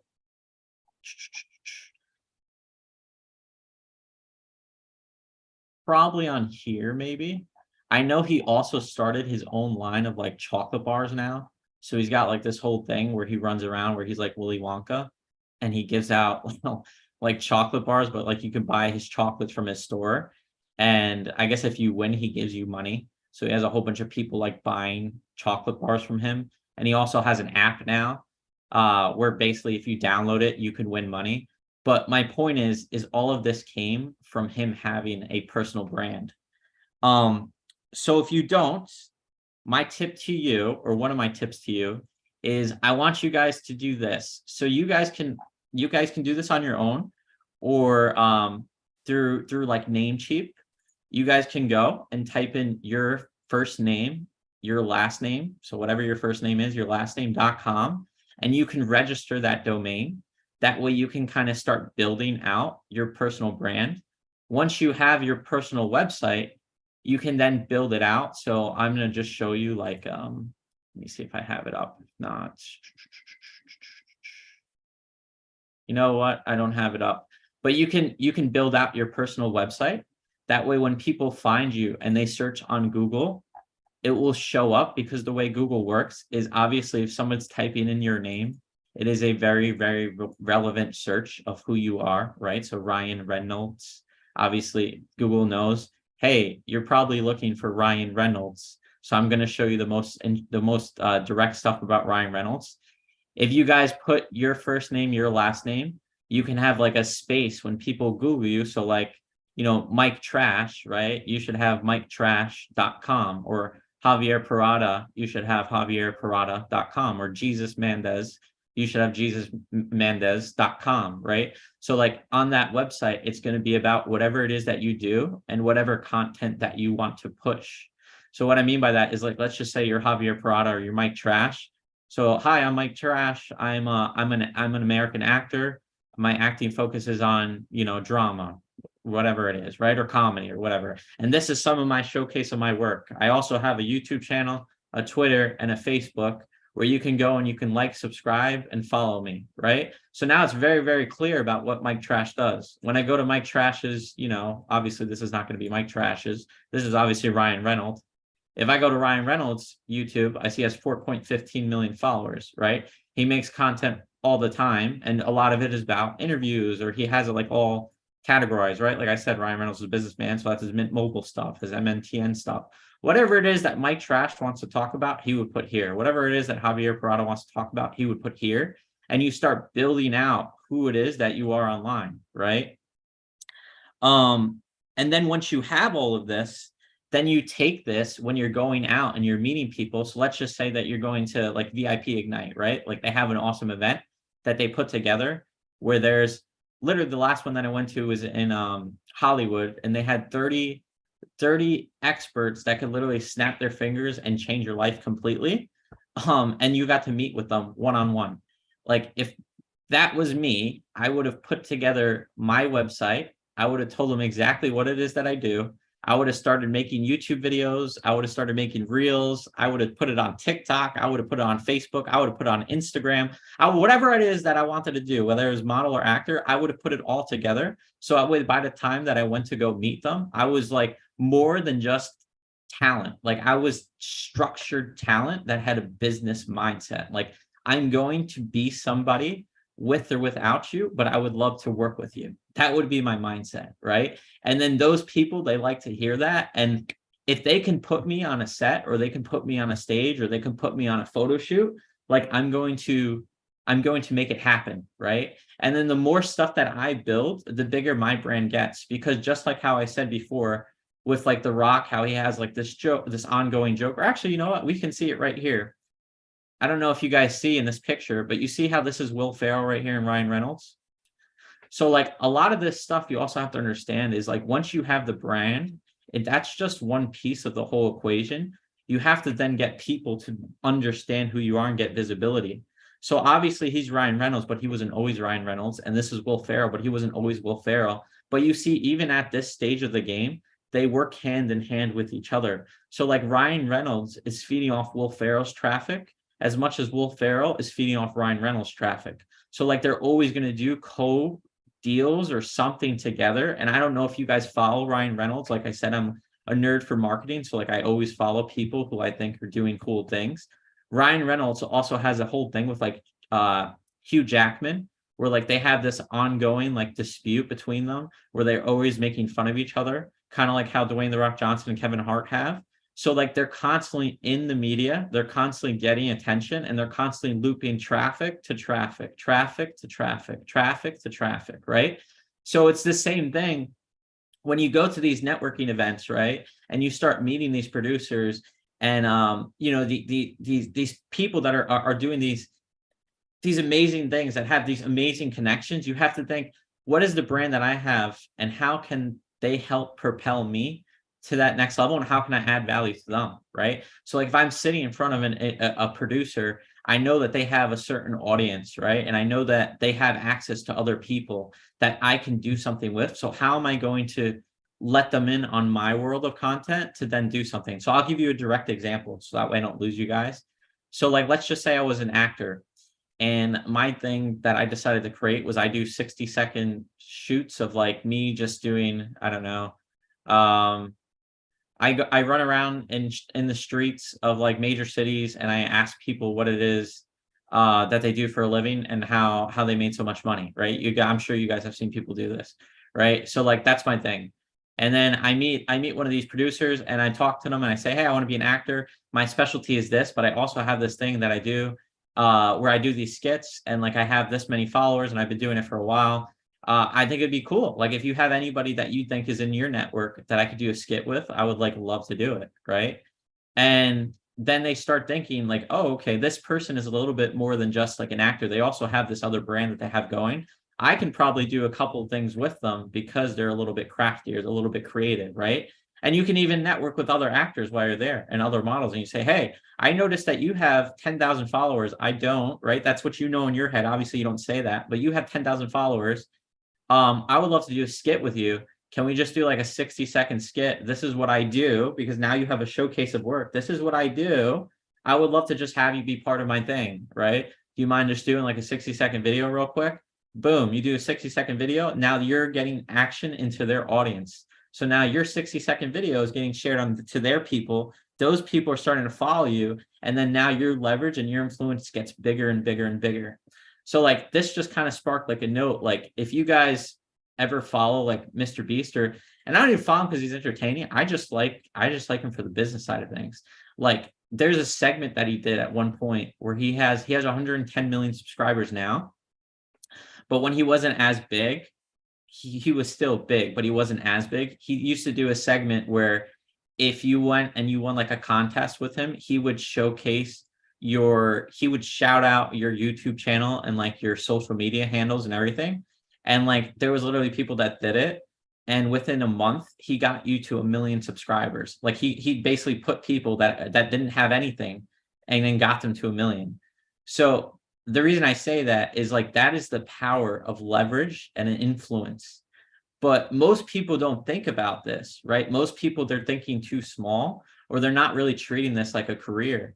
Like if you want to make big money and like you want to go on and do something phenomenal and be like whoever it is in your head, that ideal situation, you have to look at what people that are greater than you and what are they doing and how can you do it, right? And if you're not coming prepared, right, you're basically preparing to fail, right? You have to start thinking of what can I do to get myself in the situation that I want to, and how can I make myself bigger and better than everybody out there, right? You have to look at this as like a competition. Like I'm hungry, I want to do better, and I'm going to make it happen, right? I have my personal website together. I have all my social media handles. It's very clear about what I do. My message is super clear. I have a way of connecting with people. I have a way of adding value to people, right? How am I going to add value to other people to want to work with me, right? And then you're going out and you're booking work. You're booking modeling gigs. You're booking photo shoots.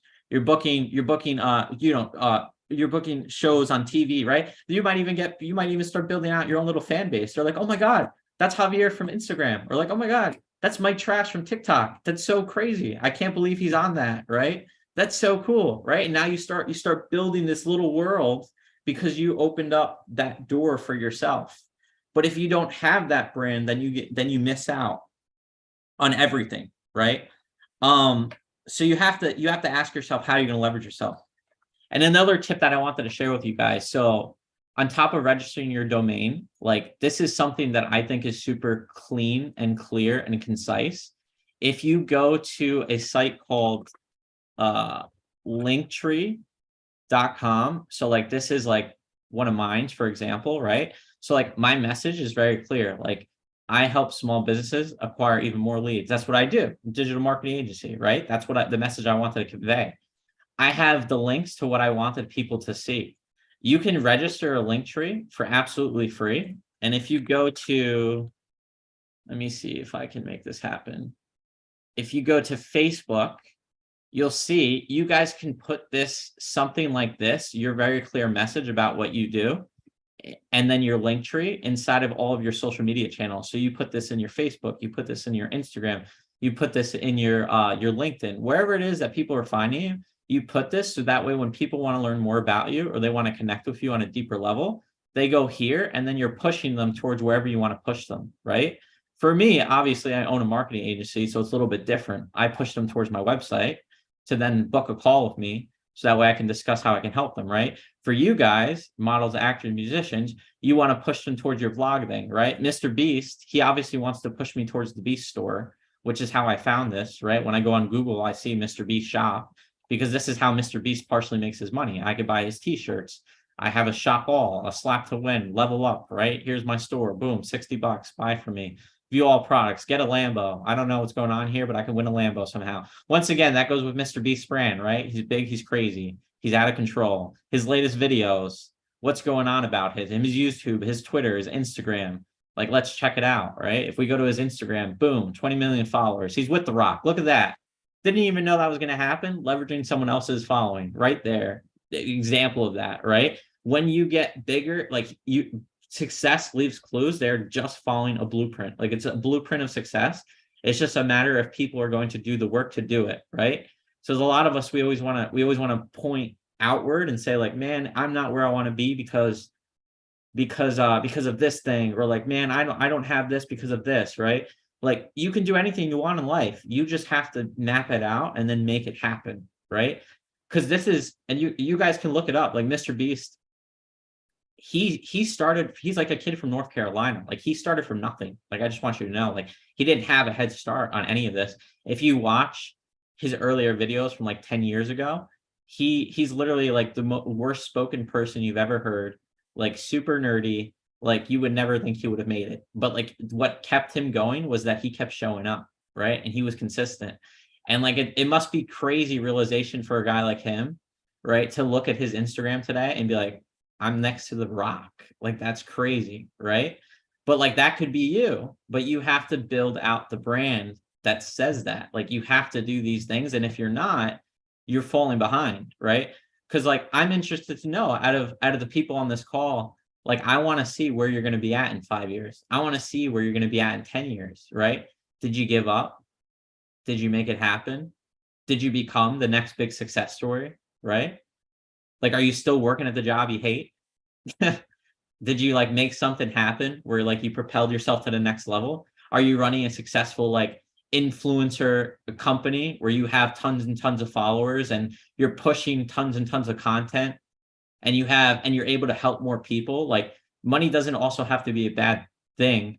Like, the way that Mr. Beast does it, it's like, it's all, oh, look, see, there's the chocolate bar, right? Oh, no, it's not chocolate bar, it's the app. The way that Mr. Beast does it is he does everything he does is the goal of like giving back to people, right? Like, the bigger I get, the more I'm going to be able to give back. So like, what is your why? Like, why do you push every day? Because I also think that's also really important when you build this brand, because it's going to be exhausting, right? Like, to get any level of success, I always remind myself, if it was easy, everybody would do it, right? If it was that simple, everybody would do it. But it's not. It costs money, it takes time. But like, if you put in the work, like, look at the type of life that you could have, right? And that goes into my next thing about like networking and events. So like, me personally, this is just my personal opinion and experience on things. Like, I've invested like thousands of dollars in myself, and till this day, like, I will continue to invest thousands of dollars to myself. I will go to networking events and I will drop like $15,000 for like a ticket. I'll drop $10,000 for a ticket, $1,500 for a ticket. And the reason why is because I have built myself out a brand where it will always make sense.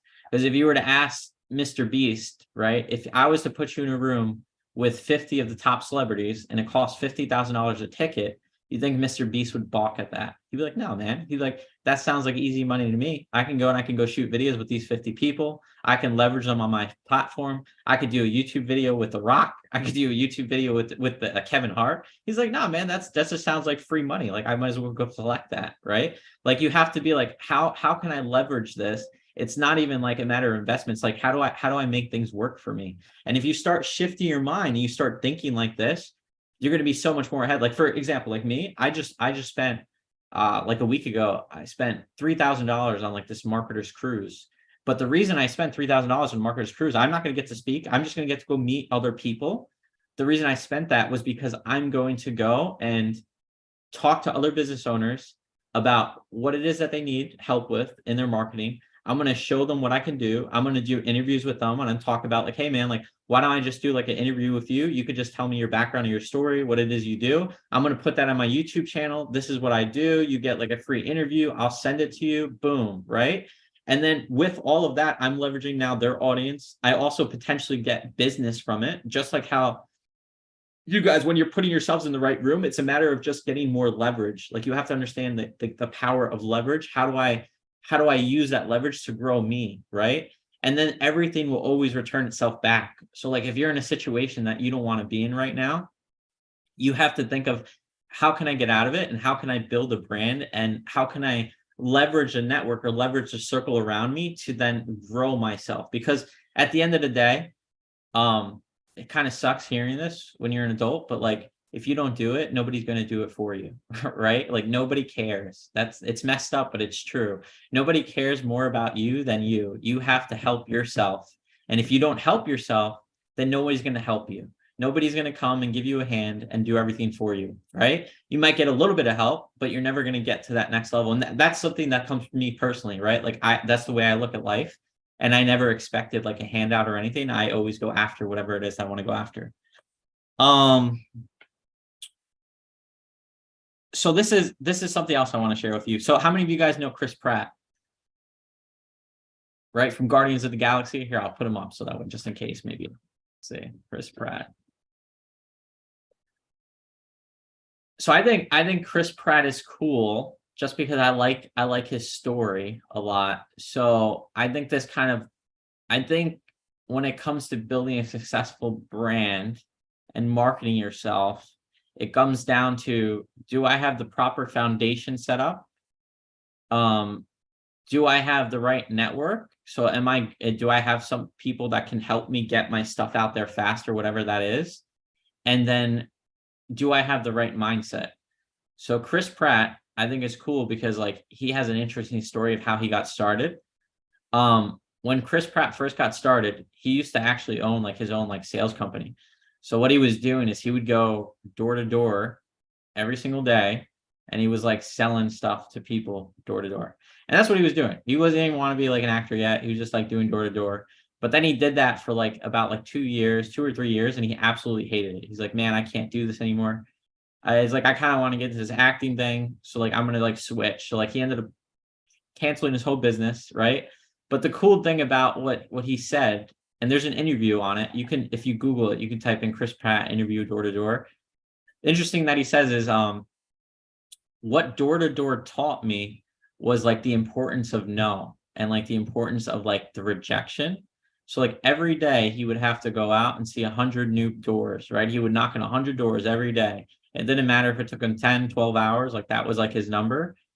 And he would hear no more often than he would hear yes. He would hear no probably like 95, 98 times a day, right? But all that mattered was that he got the 1 or 2 yeses every single day. And like he understood that principle from doing sales. So when he went into the acting world, he said, well, I'm just going to book like 100 jobs, like all the time. And he's like, if I just keep submitting myself out like 100 times to all these auditions and all these castings, and I keep bringing myself, my best version of myself, I'm excited, just like I was at those doors, and I have all the enthusiasm. He's like, someone's going to like me, right? Somebody's going to want to hire me. Somebody's going to want to book me. And he's like, and I heard no a lot more than I heard yes. But like those few yeses made me who I am today, right? It didn't take a lot. It just took a little bit. So it's just a matter of putting yourself in the right room and making it happen, and then being consistent with it, right? Like every single day you have to keep trying. Like there's days that I want to quit, right? There's days it's hard. Like you don't want to do it anymore, right? Like you have something in your life happen, whether it be personal or it be like within your business or your brand, and like you just don't want to do it anymore. But you have to remember that those little moments are what makes the big picture, right? So like it's if I wake up and I say, man, I don't want to do this today, right? That's one day that I'm falling behind, right? It's that little decision that I have to make in that moment that says, no, like this is my big picture, like we talked about, right? That's where I'm going, and I have to show up. And even if I show up and I'm only 50% of myself, at least I showed up, right?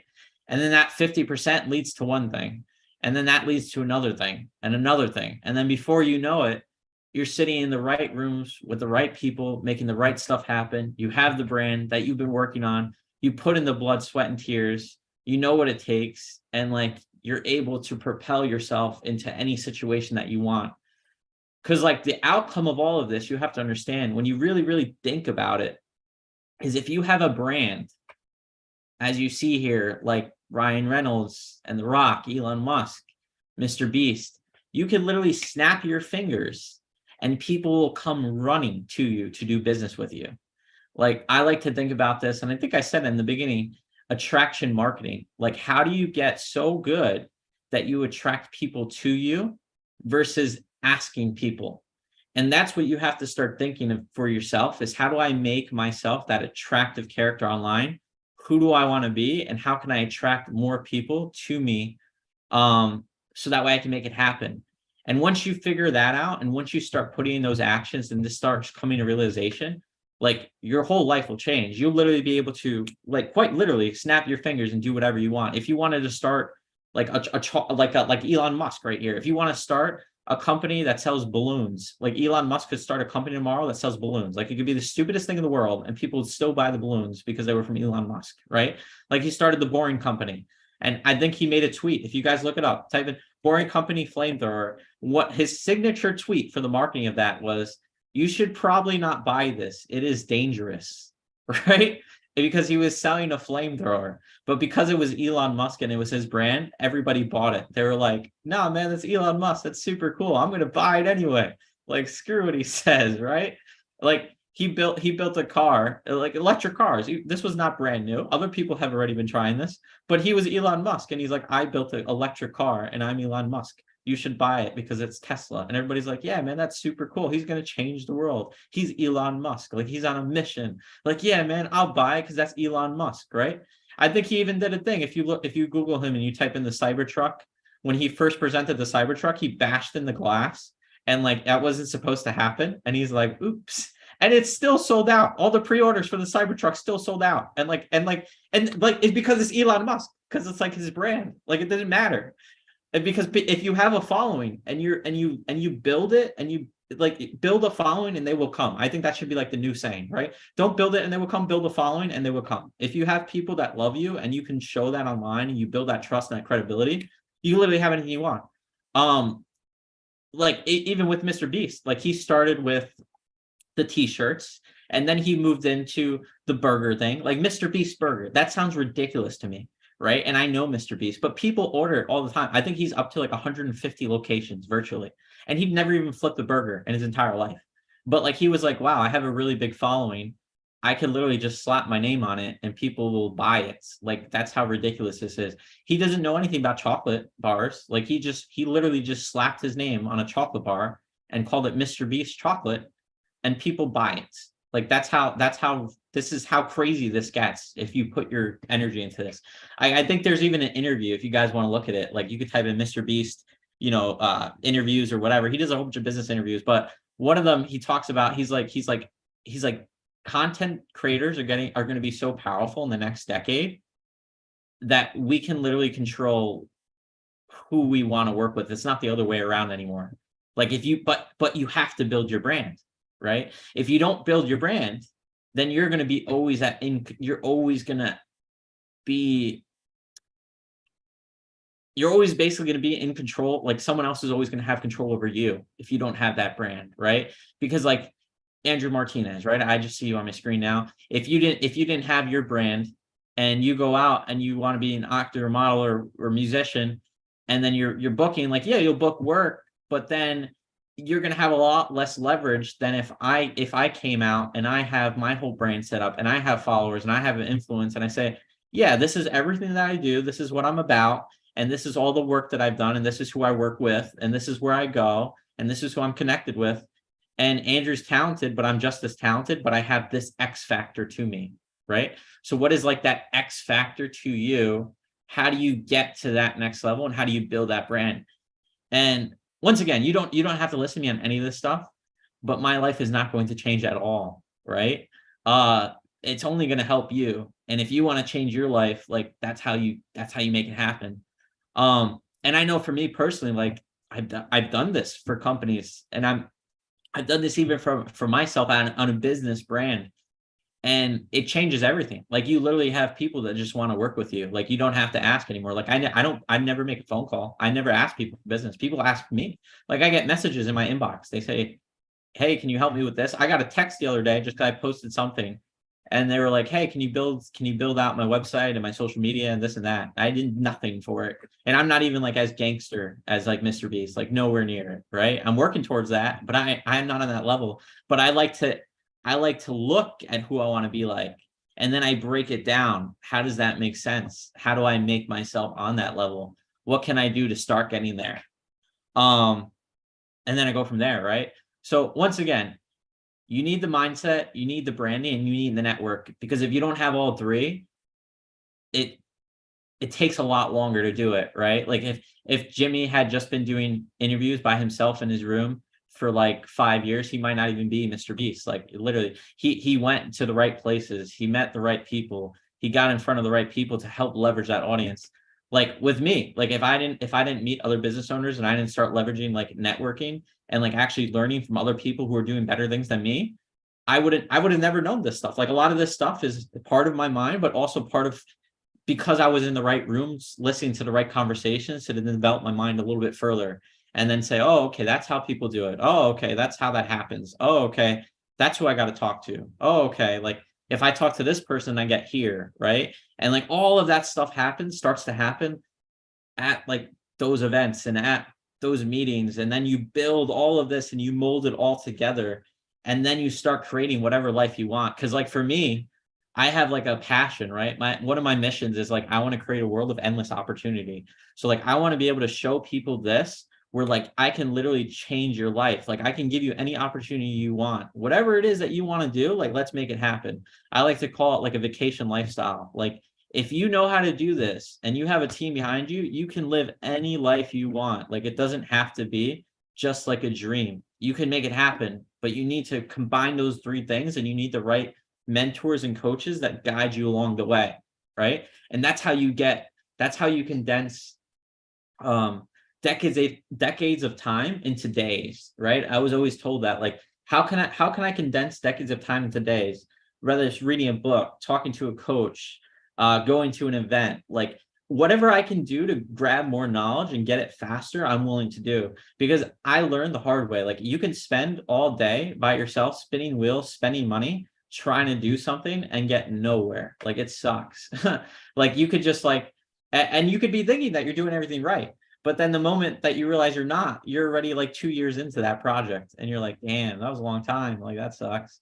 Right. And then as you get older and you start going through like more mistakes, you're like, you start appreciating time more. You're like, man, I got to shorten time, because at the end of the day, all of us only have a certain amount of time on this earth. Right. So you got to get wherever it is that you want to get, and you got to get there fast. Right. And that's part of the reason why I like all the people that I showed you. Like they were all able to do it fast, and it's just condensing what they learned and making it happen, and then implementing. Like you have to be an implementer too. You have to be an action taker. Like you have to decide to move forward, right? Like you create your momentum. Like the moment that you stop making momentum is when you get stagnant. Like for me, I almost get scared if I don't do something new. Like I got to go to Vegas in like 2 weeks, and then I have to go to Mexico, and then I have like this cruise that I go in January, and I'm meeting all these people and making all these things happen. like for me, I'm like, okay, well, what's the next thing? Like, we got to keep going. We got to keep the momentum going. I need to keep leveraging. I need to keep making the videos. I got to do new businesses. I got to keep hiring people. Like, what's that next thing for me? Right. And you have to ask yourself, what's that next thing for me? How am I going to get to where I want to go? And what's that end in mind? So that's it. I know I only have roughly a certain amount of time to talk, so I don't want to over talk too much here. But before I keep going, because I do have one more thing that I want to give you guys. Is that helpful? Does that all make sense so far? So I'm getting nods. I guess I gotta ask like this. Can I get like a 1 in the chat if that helps, if that makes sense?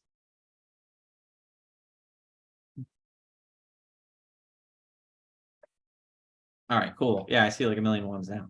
All right, awesome. I got like a little love heart. Someone's in love with me. Very informative. There's a fire. Have to figure out a brand. Yep, gotta do that. So I thought it would be even cooler. So I like to take my stuff to the next level when I do things. Like I'm like kind of like Mr. Beast. I'm like, yo, how do I make my speech really, really good to help everybody I talk to? So I was like, let me think of something. And I was like, I'm gonna go and I'm gonna give you guys like a free gift. And it's just to help you guys out. It's not like an outline of everything I talked about, but it at least gives you like a head start. So like my free gift is it's a template for like an entire personal website. So that way you guys don't have to like build it yourself. You just have to like tweak it out and edit it. It's the link. It gives you all the stuff I talked about, like the link tree, where to buy the domain. It shows you like how to register a domain, all that stuff. So that way you guys don't get lost. Obviously, it's not the full brand. I'm not going to make you Ryan Reynolds overnight, but it at least gives you a head start. So that way you guys can start thinking about it and then doing it correct. So like if you guys pull out your phones and you text the code word RISE, so RISE to 26786, it should send you the link to go to the page and you could just like download whatever you want for free and go through the links. Like I have nothing to sell you. Like it's literally just there. And that's code RISE. Yep, 26786. Yeah. And that, at least my goal for that is to at least get you starting to think in this mindset, because I know some people, I say all this stuff, they're not going to do it, or they're going to be scared to do it. But like, it's okay to fail, but it's not okay not to try, right? Like you miss every shot that you don't take. Let's put it that way. So if you're not even shooting, you're literally just watching the game. And how much does that suck, right? You didn't even get to try. But yeah. That's everything I got for you today, though, without going too much over. So I don't know if you want me to keep going, Janine, or. Well, would you be okay if we opened up to questions for a few Yeah, go ahead. moments? Yeah, go ahead. All right. If anyone has a question, please raise your Zoom hand.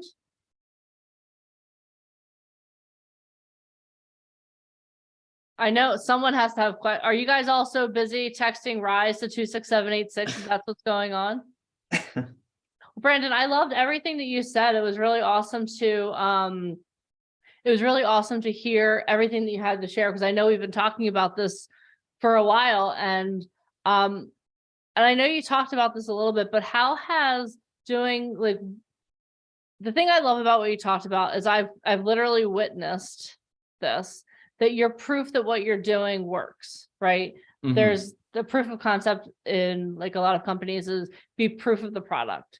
So how has your life changed by implementing these influencer skills? Yeah, for sure. I mean, for me, I do it on like a business level, and I'm starting to work on the personal brand. But I mean, it changed everything. It made everything so much easier. Like it's literally attraction marketing. I can go in a room and I can go to any business owner with confidence that I'm going to have value to add to them instantaneously.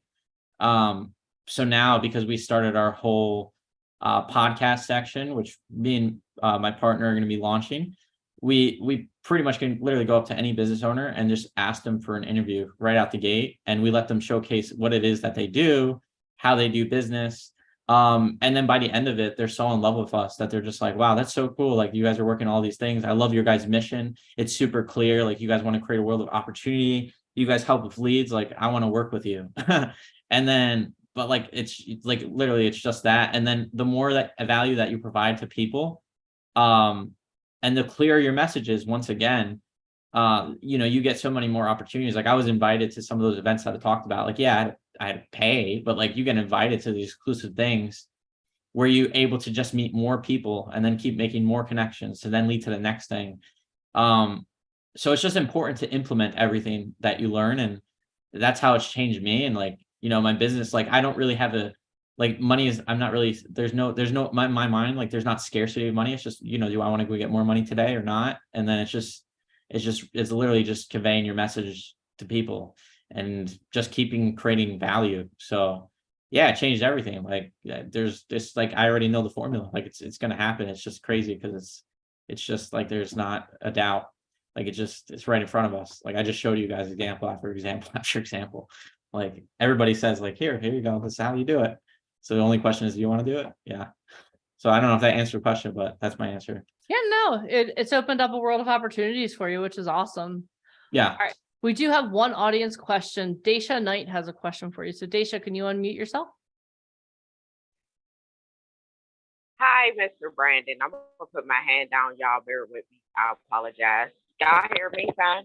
Yeah. We can hear you. What's your question, Daisha? Introduce yourself and then Okay. ask your question. Name's Daisha Knight. I am a fearless rebel. And my question is, I missed the part where you were saying register your domain, like through Google. I missed some steps. Is it on that Linktree link that you put out for us? So if you go there, you can register your domain through a couple of things. So you can either through the first one, which is where the template site is located on like a site called ClickFunnels, it's like $20. And then I showed you that. Or you can use, I use Namecheap, but Namecheap's a little bit more technical savvy. So like if you go here, like if you wanted, like your name is DESHA, right? NIGHT, right? Yes. So Namecheap, I would click on here, I would click search. And now I see DaishaKnight.com is available. So I could buy it and screw you over, but I won't, right? Because I could technically own your name online. Isn't that crazy? But I won't do that to you. I'll give you an opportunity to do it first. But yeah, and then you would just add a cart and then check out, and then you own your own name. And then now you can put it together. Yeah. I'm assuming that answered your question. And then I see. Do we have another question here? Oh, okay. Tina Harding has a question. Unmute yourself, Tina Harding. Hi, Brandon. What's going on, Tina? How you doing? I'm doing good, and I'm in the process of, I'm hoping to have you start working with me and helping me. Does it matter? Because I see all the different endings to that. There's some .com, .this, .that. What is the first preference if you could grab it? Would it be the .com over I everything? would always do .com first. Okay. And then some people, if you notice, like famous people, like I bet you if we type in Dwayne Johnson, they probably bought everything because they don't want, or like Barack Obama, like they bought everything because eventually you get so famous that you get scared that like people are going to mess up your name. Because imagine if one day you become like super famous and I buy TinaHarding.co and then I just like hijack all your traffic. You know what I mean? Yeah. But in the beginning, just .com is cool. Okay, and then even if if the .com is taken, then you'd kind of manipulate the name, like a hyphen between the two to try to keep it. Yeah, well, I would try not with the hyphen. If the .com is taken for whatever reason, I would mean like Tina Harding or Christine Harding, right? Yeah. Okay. Yeah. Okay. And you will not be in Chicago, right? So I'll have to catch you. I won't be in Chicago, but I'll be in Vegas in December. Okay. Yeah. Okay. We'll talk then or before. Thank you so much, Brandon. I appreciate all this. It was great. Yeah, awesome. No problem. I'm glad I helped. Thank you very much. No problem. I think I got one more question. My mic isn't working. I have to type my question. Who gave you your first big break? When you got the first big break check, what did you buy? I don't know. My life has been like a roller coaster. I guess, let me think about that. So who gave you your first big break? I guess I got my first big break because my life is different from modeling and acting. I got my first big break, I guess, from this guy named Mike Licata, who introduced me into like the world of business and then taught me a lot about management and like sales and like how to think about things.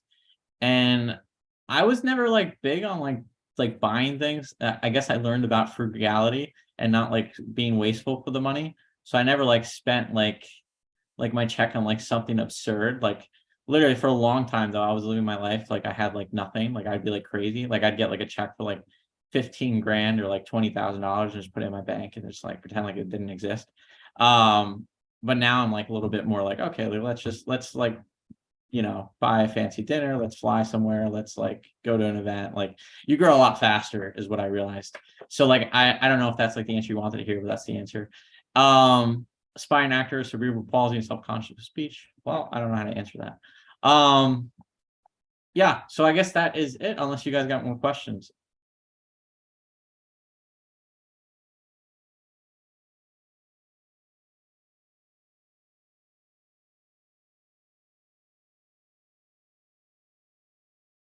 Thank you, Andrew. Appreciate it. Awesome. Well, Brandon, thank you so much for being here today. It was absolutely awesome to hear you speak. Your presentation was awesome. And for everyone who is part of our inner circle, the ICP, you just got a sneak preview of the training you're going to have for a year. How awesome is that? On a scale of 1 to 10, how excited are you guys to have training like this on a consistent basis to elevate your brand and elevate everything about who you are? How awesome is that going to be? All right, I need to see some excited faces too. Like I see the 10s, but I need to see some excited faces. They're excited in numbers. They're excited in numbers. Awesome. Brandon, thank you so much. It was absolutely awesome again to see your presentation, and we look forward to the best is yet to come. So we're really excited. So thank you so much for sharing with our talent today with us. It was awesome.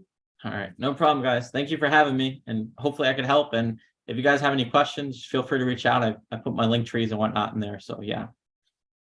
Awesome. All right. Thanks, guys. Thank you. Awesome. All right, guys. So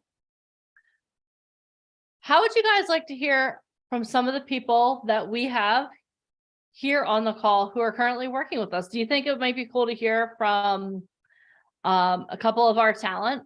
Would that be okay with you guys? Would that be okay?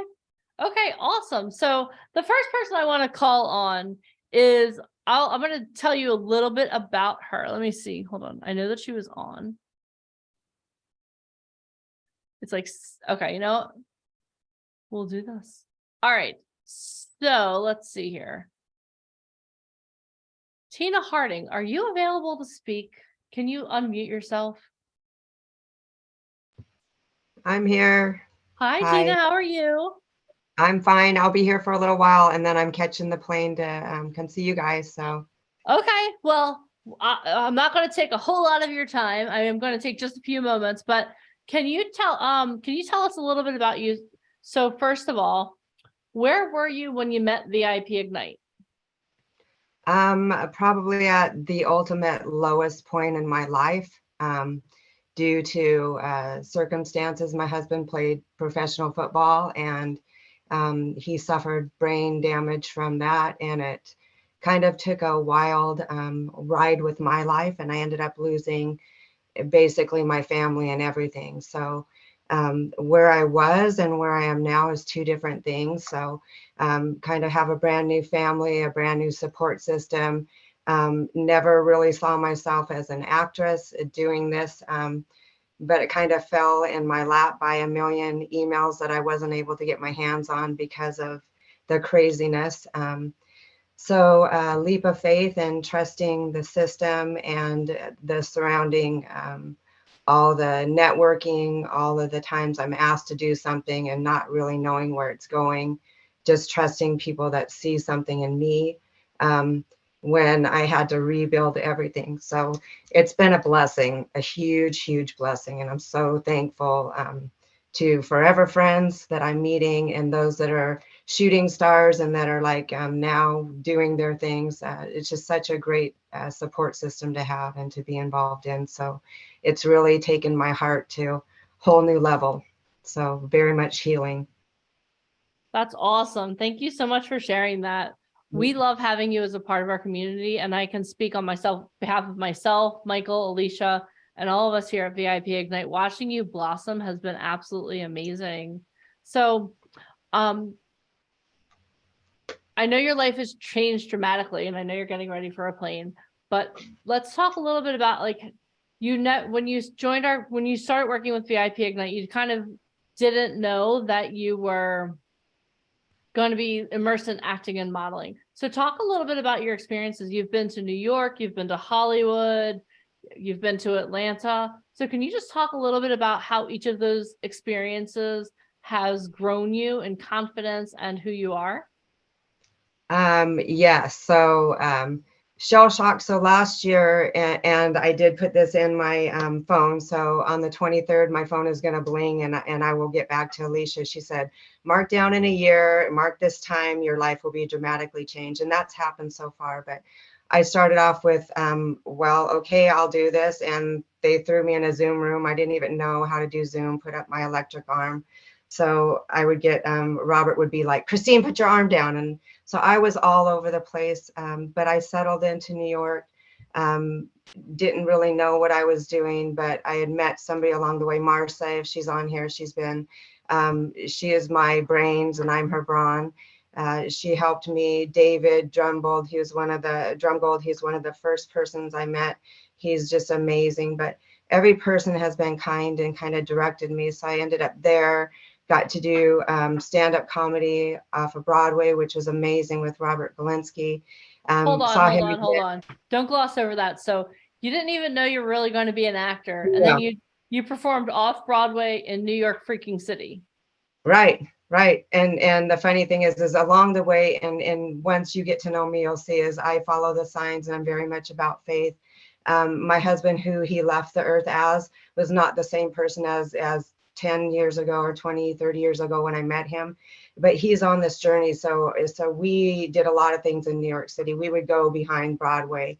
And so he would be thinking, that is so freaking cool. Keep going. Cause I'm writing, I'm doing things that I'm never saw in me, but I have, like, you'll meet Mr. Schoenfeld if you're blessed to know him. He texts me, these people care about you as human beings. He does not have to pick up and share with me things that he's working on. It touches places that I can't even tell you, that heals me. And so I'm a creator. My family is very brawny and they sit behind desks.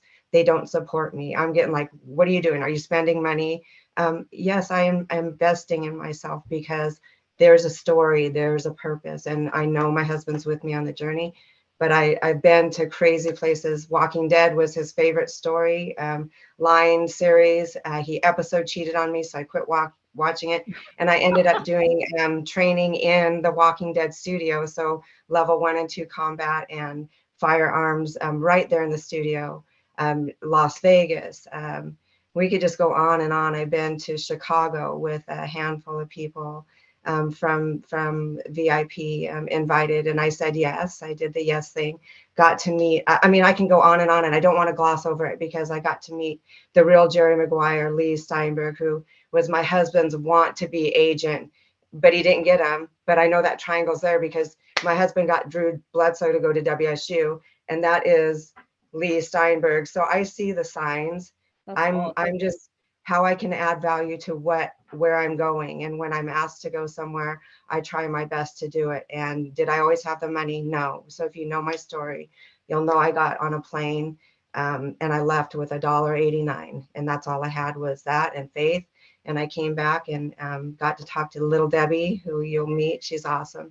But every single person has always pointed me in the right direction, snapped me back when I needed to be put on the right path. Or blessed when I've just not even receiving texts from Mark Schoenfeld and messages from my coaches, Galinsky. They're wonderful people. You know, we have to remember we're all people. We all have a light inside of us to shine. Don't put the doubt that you can't do it, because finances can come. If it's your purpose, it will happen. So you just have to go along with the game. You have great people. Mike Trash is like I call him Rue. He just keeps all of his girls in check. So just fabulous talent within this whole place. So thank you from the top to the bottom, and even second gen, like you're seeing Mike's son is just amazing. So he's going to be helping me. So I have a lot of faith and trust that I'm in good hands. So Awesome. trust it, you guys. Trust the process. It takes a little time, but anything that you do and you walk the path and you do it, I can say I've done it from myself from $1.89 on my own, and I'm pretty damn proud of that. Awesome. Thank you so much for sharing that. I'm trying Thank not you. to cry. I can't have my makeup going down my face right now. But thank you so much, Tina, for sharing that. I'm so excited. I'll see you tomorrow morning. Yeah, I and can't I'm going to, and I'm going to Platinum Camp, so I'm going to be locked down and writing and learning some things that will help me be better presenting. So that's where I'm going. So it's just all kinds of different roller coaster and turns, but it's entertainment. It's Awesome. yeah. Thank you. Thank you so much. Thank you so Okay. much. We have time for one more. Is it okay if I ask one more talent to come on and talk to us? Since she mentioned him, Classy Mike Trash, can you unmute yourself for us? Hi, Hi, how are you? I'm doing better. Good. So, what I would love you to do, Mike, is where were you when you first started working with VIP Ignite? I was in a dark place. Had a lot of things going really bad in my life, which I was trying to come to terms with, and I was trying to find a new path to reinvigorate myself. Invigorate myself. That's what it is. Yeah. I wanted to get past the dark place and get into a good place. And like Tina, we started around the same time. That's one of our bonding things, is that we got to talk about things like that, and we actually have I'd say a similar story in that we both lost our mates to tragedies, and that wasn't my darkest place, because I just come out of a place where I was playing music and doing my entertainment stuff full time, or what I was looking at being full time. And my partner had died, leaving me all alone with all of our music and everything, but I didn't know where to put it. I didn't know what to do with it. And I had talked to you actually the day he died, and it really threw me for a loop, because I just had a clear path when I was setting up the interview, but when we actually interviewed, my path went really dark, and it took me a while to get my bearings right. I asked you just to give me that month and a half before I could commit to you, because I had a lot of things in my head. And I didn't even want to talk to you. Remember, I told you, I was like, okay, do you want to do this another day? And you're like, absolutely not. I signed up for this appointment and we're doing this. I was like, whoa, that's when I knew your true character. I mean, the bottom line is I've always been one that followed through on my commitments. And even as hard as it was that day, I made sure I did that. We talked a little bit about what the problem was. Well, we talked a lot about what the problem was, but I was pretty sure I wanted to go this path, because I knew about VIP from 2016. I think I went to a New York thing that they had set up, and that wasn't the time. I wasn't ready to do it, because I couldn't commit to what I needed to commit to, because this is a commitment. I mean, this is a bigger commitment than any job I've ever had, because you're on your own. You have to punch in and punch out on your own. You have no one that's going to hold you accountable. At least that's what I thought. And, I was pretty much a loner most of my life, and I didn't know what it was like to be on a team until I found VIP. And I was a team player when I used to work, but there's a difference between being a team player and being on a team and having a team to back you up. And the best thing that ever happened to me was me finding my team, finding my tribe, finding the people that would back me up, finding the people that would correct me if they felt that I was doing something wrong, and push me in the right direction. I mean, I've always been a self-starter. I've been doing music for 40 plus years, and I have an album. I have, videos and stuff that I have made on my own. And I've always believed that I could do it by myself, but since meeting VIP, I realized I can't do it by myself. I'm finding the right path now as opposed to meandering through the woods looking for the right path. They've guided me, turned me to the right areas, and told me things I needed to know, and things that aren't always wanting to hear, but you really need to know. You need to know everything. You need to know that there are other people out there like you. And for the first time, I'm doing things out of love and not out of people telling me I can't do it.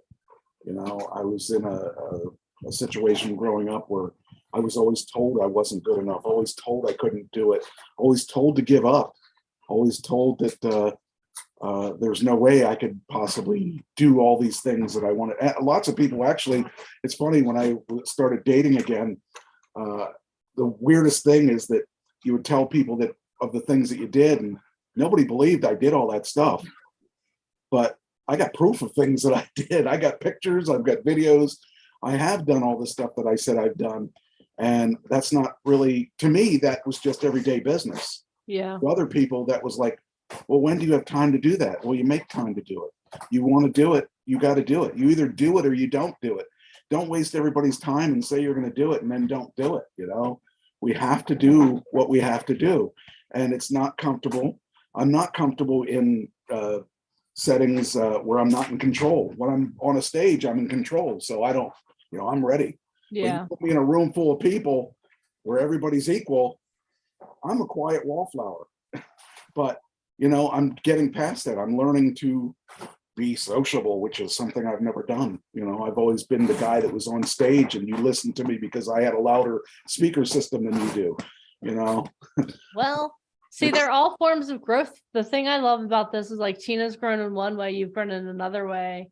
Yeah. And like the thing is that the common denominator is that you both became a part of a community. Yes.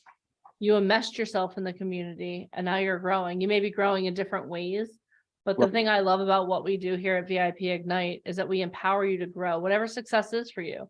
Success for you, Mike, might be something completely different than success for Tina, It than is. for Sid, than for Amanda, than for Din, than for Daisha. But the thing is it's all success. And that's what I love about what we do here at VIP I've Ignite. redirected my energies. You know, I was doing, you know, I did a little music video with Too Close to Touch is the name of the band out of Kentucky.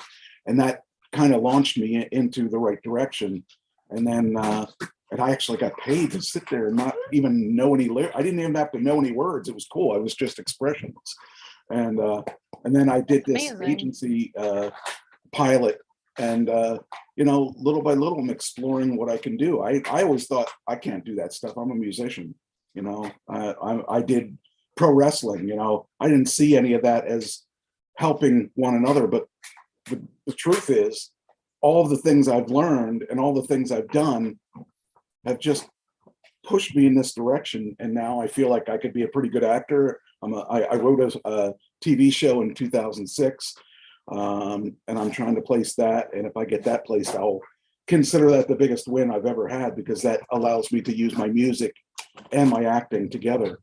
And, you know, there's lots of things that I have in the back of my head that I'm working on, and I spend days looking for castings and putting out self tapes and stuff like that. Because, oh, by the way, the movie I was supposed to do in September, they called me and they said, we didn't forget you. We're going to still do it. We're behind schedule. So looks like that movie out of Philadelphia is going to happen. Oh my God, that's awesome. Well, you know who you have to reach out to when that happens. I don't know. Could it be my best Awesome. friend? Could it be Yeah. my publicist friend and Your best friend's Ian White, of course. the one who knows Awesome. everything, that knows for your information, knows. And for those of you that didn't know where I was last week, I was in the hospital all week, so I had disappeared for a while. But you're on the mend, right? Oh yeah. Okay, good. I tell them I should have been home Monday, because I said I felt better Monday. They said, well, your numbers aren't right, so we're going to keep you till Thursday. That was Well, horrible. you know, trust the doctors, at least in that. All right. Well, Mike Trash, thank you so much for sharing. Thank you for getting yourself released from the hospital so we could talk to you, but that wasn't the whole purpose. But Thank you so much for sharing your story. And thank you so much for always being the example of professionalism. Like I will, as long as I live, I will never forget our interview because I was like, no, really. And you're like, nope, that's not how I do things. I was like, oh my gosh, this guy's a powerhouse. I just But want thank- everybody out there to understand that this isn't a thing that you just sign up and you're a star. It's something you have to work for and you have to want it. And don't think that if you sign the papers to be part of VIP, you're automatically going to do it. You're not going to do it if you don't do the work. And if you don't be an inner circle person, you're still possibly going to make it because the people in California weren't all inner circle people. No, but they were all people that were working behind the scenes as We're well. all Like people that most people- of them, the thing is that most of them were inner circle. And the thing I want you guys to understand, we'll talk about this a little bit later, but thank you, Mike. That was awesome. Well, But what I just was just saying that Yeah, you you know, have to. you I think gotta invest in yourself. Invest in Yeah. yourself. Yeah, the biggest takeaway was, first of all, that you have to do the work. You can't just show up and expect someone to hand it to you, because if it were that easy, everyone would do it. That's not the way it is. You have to be willing to put in the work. But we talked about that, right? At VIP Ignite, what we do is we empower actors, models, and musicians to create their own success by giving you the tools, resources, and connections that you need. So if that sounds like you, make sure you stay on. But Mike and Tina, thank you so much for sharing your story. I really appreciate that. It was from the bottom of my heart. All right.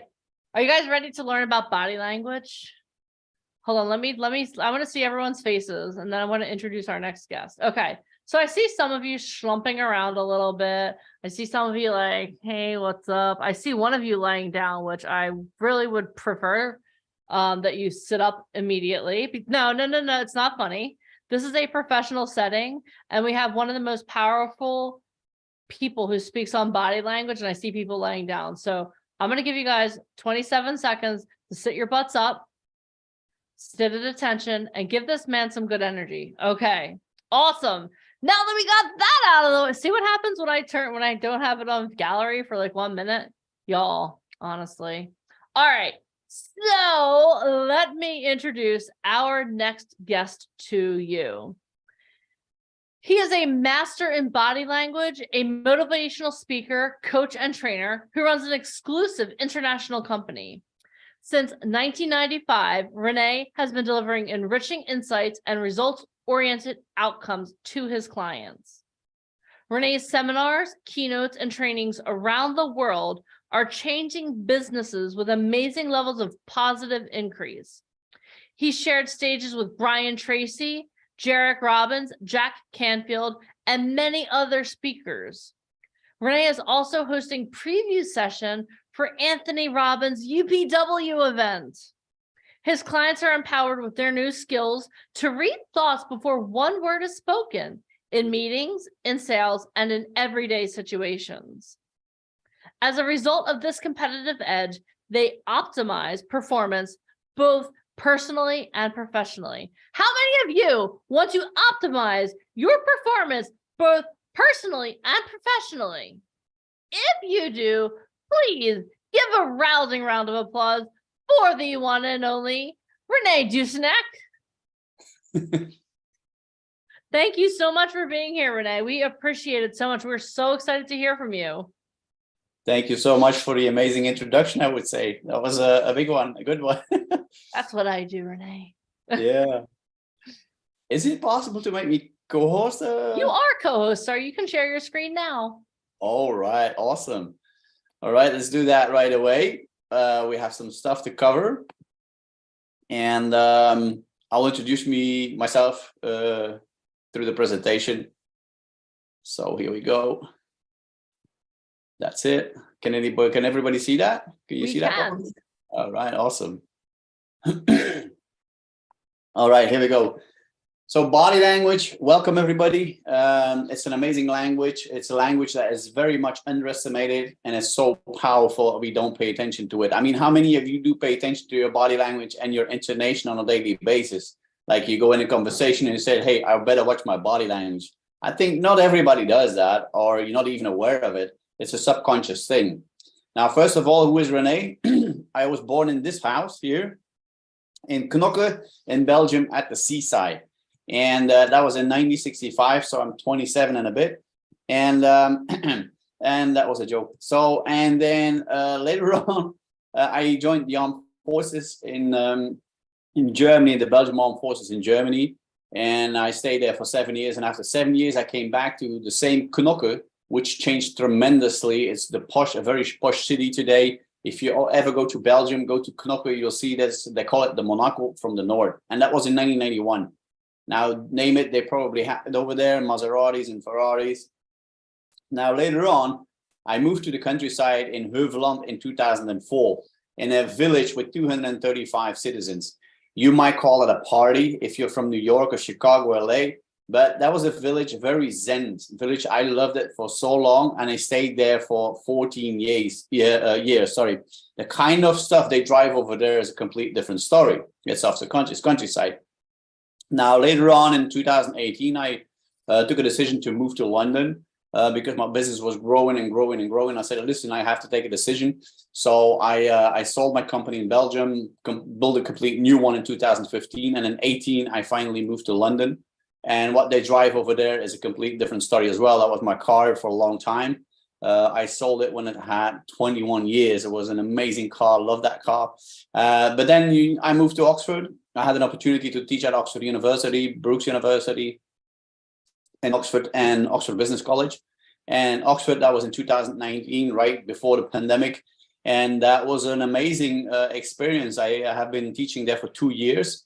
And over there, you have public transport, right? So anyway, that was when my journey started. When I was a boy, I was 17 years old. And as a little kid in school, I was bullied, and everybody was like trying to do stuff to me that made me sad or like very depressed during the day. And I was always running home crying, and I didn't want to go to school in the morning because of, the bullying, and it was extreme, the bullying. Now, once I turned 15, 16, I started thinking like, hey, I better start taking my life in my own hands. And you know what? I'm going to apply for the Navy. And I joined the Navy when I was 17, 18. And that was me, 17, 18 years old. Navy, loved it. And people say, yeah, but you got lucky, because I told them, watch me, I'll show you. And I did it. So, and the only thing I did was discipline, perseverance, and go for it. And people call you lucky. And for those who are watching this, who are like applying to become or become an actor or become whatever, you just have to do it. That's all it is. And that's what I did. And people say, yeah, you're lucky. I said, there's no luck attached to it. It's watch me, I'll show you. And in the back of my head, it went like, F you, right? I want to keep things polite here. So anyway, and I was walking around and I saw people with stars and stripes, and I said, wouldn't that be great to become one of them? And what happened is that I applied for sergeant, and people say, yeah, that's not for you. You're not going to make it. You have to study for that. And this is actually me here in the back, right, with my own platoon in Germany, exactly 1 year later. And people say, yeah, but you got lucky. And the only thing I could think about is no luck attached to it. And it's the same for actor or whatever you want to become in life. You have to have discipline and perseverance and have a dream and goals and just go for it. I mean, so yesterday and today it's been said so many times, you have to just do it, right? Now, all of a sudden, I saw people jumping out of airplanes, these parachute jumpers, and I said, wow, wouldn't that be great? And I joined a unit called Paracommando, like special forces. And people say, don't do that. Then I'm going to drop you in war zone. You're going to get killed and stuff going to happen. And actually, I said, you know what? Watch me. I'll show you. And did it anyway. And this is me here, my first jump. I had an amazing time during that time. And then one day I was sitting on my hiney in a C-130 Hercules. It's how you call that? These logistic aircrafts, and there's no doors in it. So we were sitting on our hiney, ready to jump. And I was watching the pilot, and I was like, wouldn't it be great to become a pilot? And my friends back home and said, Rene, this is not for you. You really have to study for that. A pilot, that is a very special thing. This is not for everybody. And the only thing I could think about is, watch me, I'll show you. And by the way, F you. And I went and I applied and got in. And the only thing that happened is that people say you got lucky, because this is me as a student pilot here. And people say, yeah, you're so lucky. You're so lucky in life. I said, yeah. After a while, you start saying, yes, I'm so lucky. And then some of them are saying like, are you like kidding with us? Are you laughing with us? I said, yeah. There's no luck attached to it. This perseverance, this discipline is going for your goals and your dreams. And if I can do it, ladies and gentlemen, listen very carefully. If I can do it, anybody can do it. Because my basic education is hotel school. I'm a certified chef, by the way, right? And I still love cooking a lot, but that's where I come from. It's just to show you that if I can do it, anybody can do it, right? Now, after that, I joined another group of people flying helicopters. That was an amazing experience as well. Love flying helicopters. And then in 1991, I said to the armed forces, thank you very much, I'm leaving. And everybody said, Rene, you are insane. Don't do that. You got a career in front of you. You get this, you get that. You know, you have safe pension, you have safe this, say that. I said, no, I got dreams. I've got goals. I have to move on in life. And I left the armed forces to become a truck driver, by the way. And I saw the whole of Europe from behind the window of a truck. And people said, how can you do this from pilot to truck driver? I said, you know what? This is my journey. This is my dream. I'm doing what I want, right? And so many people among us are being lived by instead of taking charge of your life. And that's the whole thing, is taking charge of your life. What has that to do with body language? Nothing at all. I just want to share you where I come from. But anyway, in 1995, after 4 years driving a truck, I said, this is it. I'm done. It's an amazing job. And I have very much respect for truck drivers, by the way. But I have to move on with my life. And that's the day in 1995, the 5th of October, I started my own business in personal development. And my very first book was a book from Tony Robbins, Notes from a Friend. And I read the book in less than 2 hours. It's a very tiny book. If you find it, buy it or rent it or whatever, go to a library. It's an amazing little tiny book from Tony.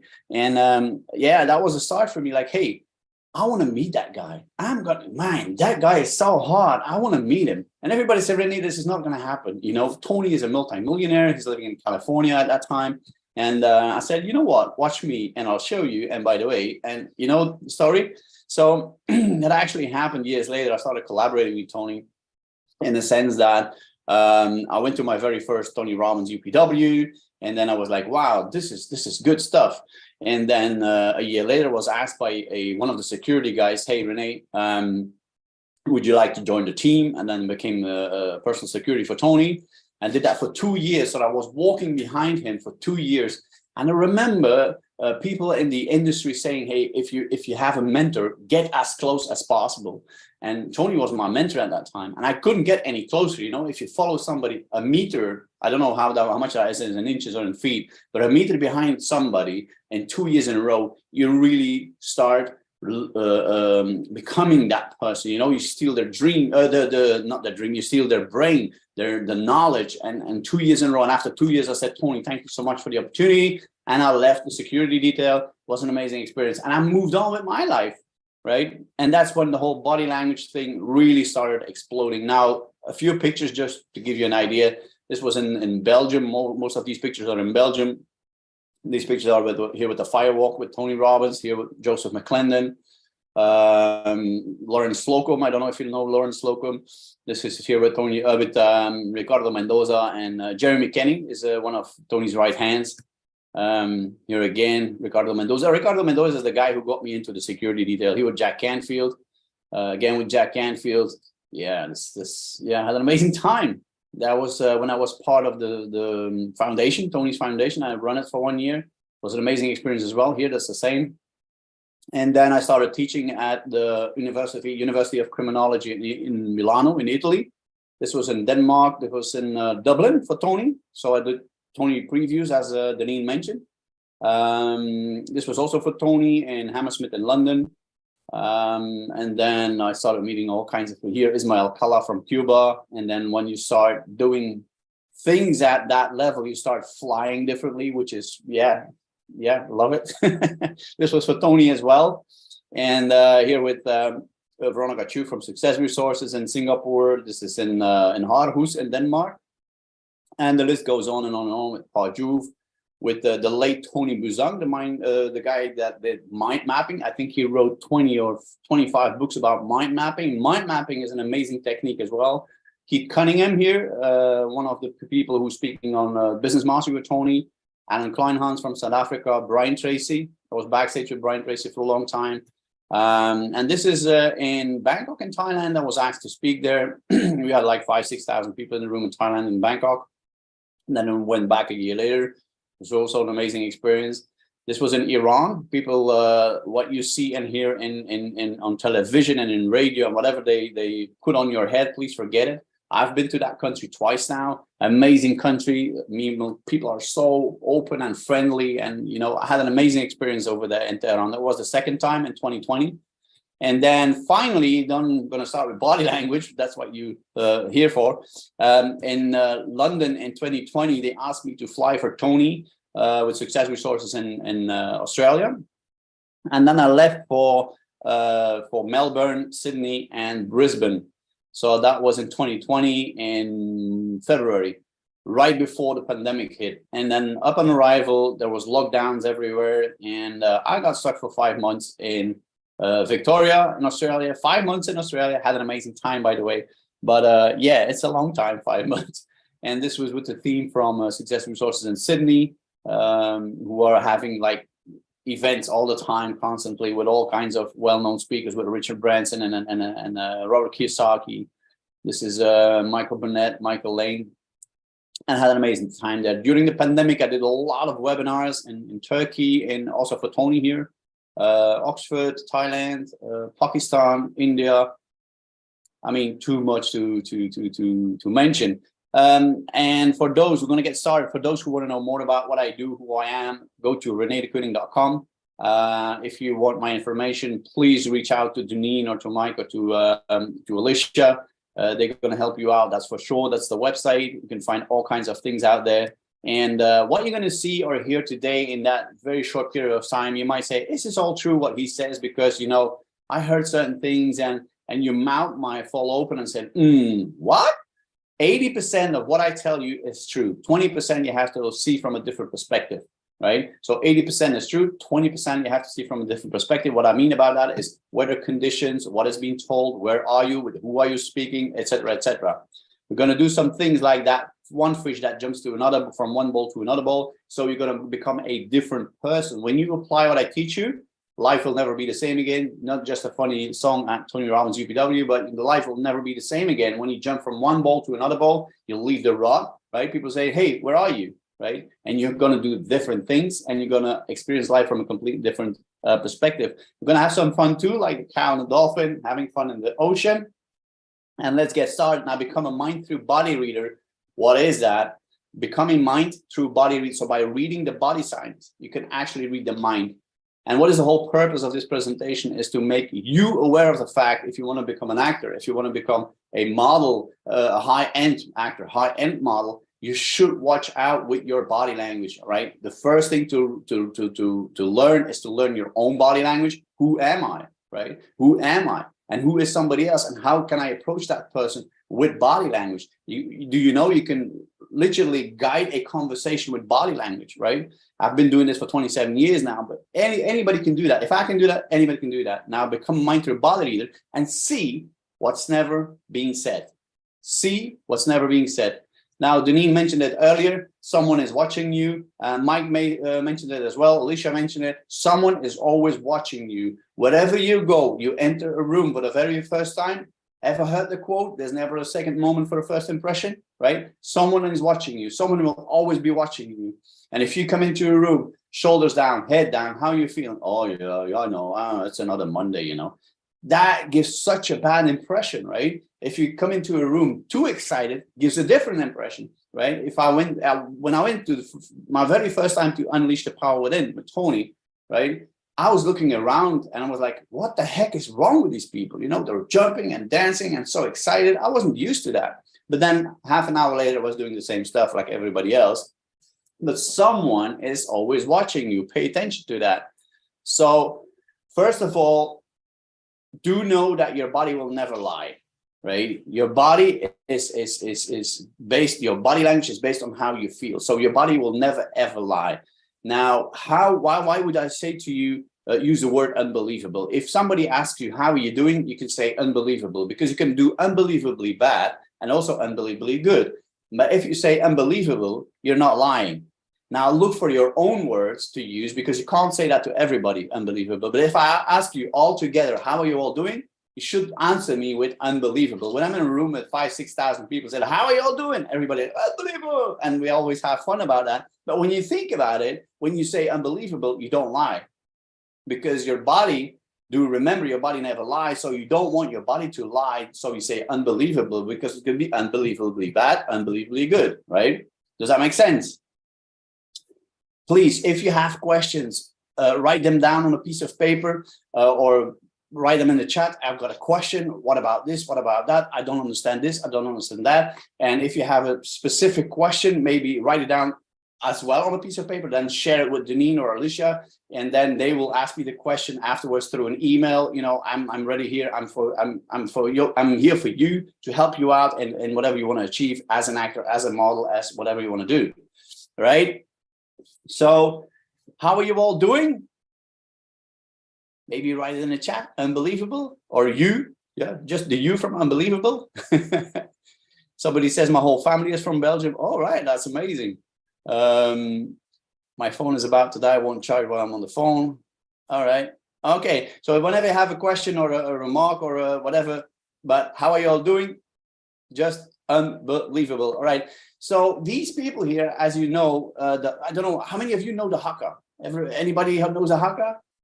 I mean, the haka is an amazing way of preparing yourself. And those people from New Zealand, they call the Maoris, right? They do the haka each time before each game. They do the haka and they pump themselves up. And you should do that too. Before you go into any meeting, right? I will show you a technique after that little video that you can use before going into any room and be super excited and very motivated and have a lot of energy. Just have a watch. Waiting for the French to peel off the tracksuits, stand in front of them and receive the challenge of the haka.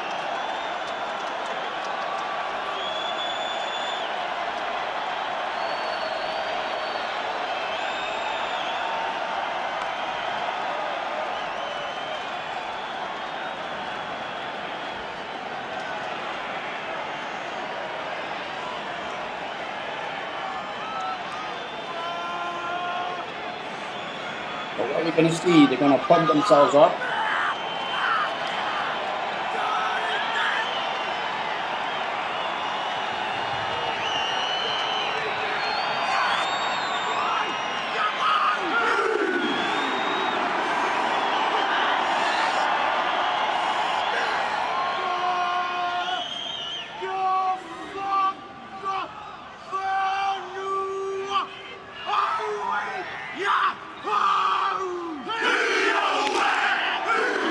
Look at that first person here. This one.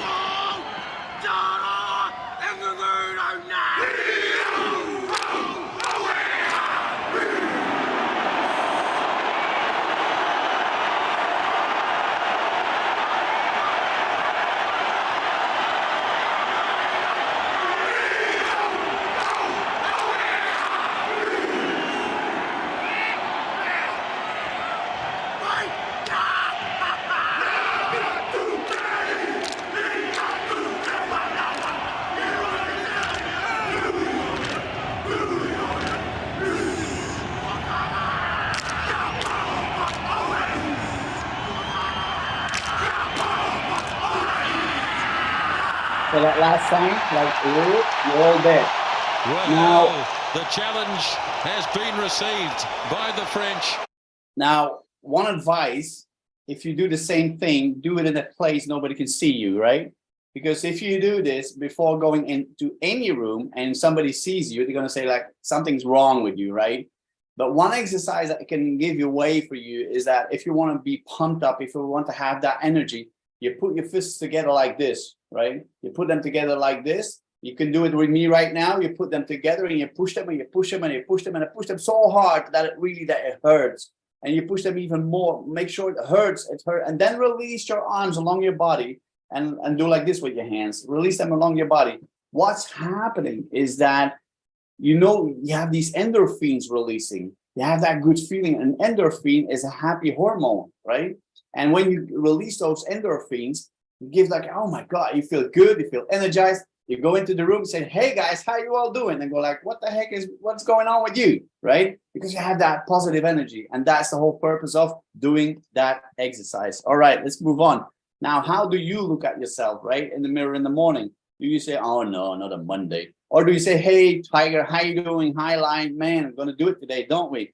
You know, that is the whole thing about body language. Body language is based on how you feel. Again, how do you feel? If you go into a room and you fake it, for example, it doesn't work neither. If you say, ever heard the quote saying, fake it until you make it?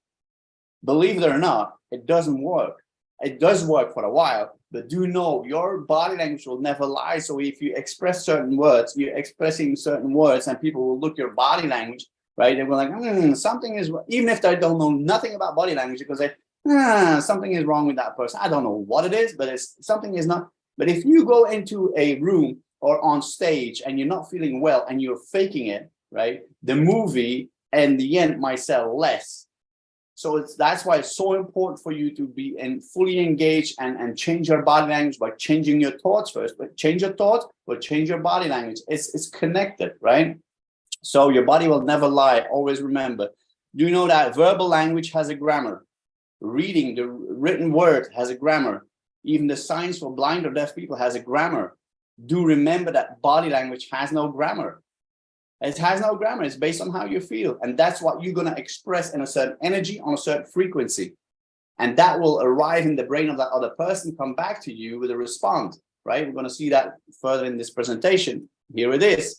We have a conscious mind and a subconscious mind. The conscious mind is what you say, what you hear, what you taste, what you touch. It's conscious, it's in the now. The subconscious mind is that part of the mind where everything is installed. It's a hard disk of your brain. I mean, how many of you, when you go to bed and you close your eyes and you wake up and you say, oh my God, I hope I keep on breathing when I'm sleeping? How many of you do that?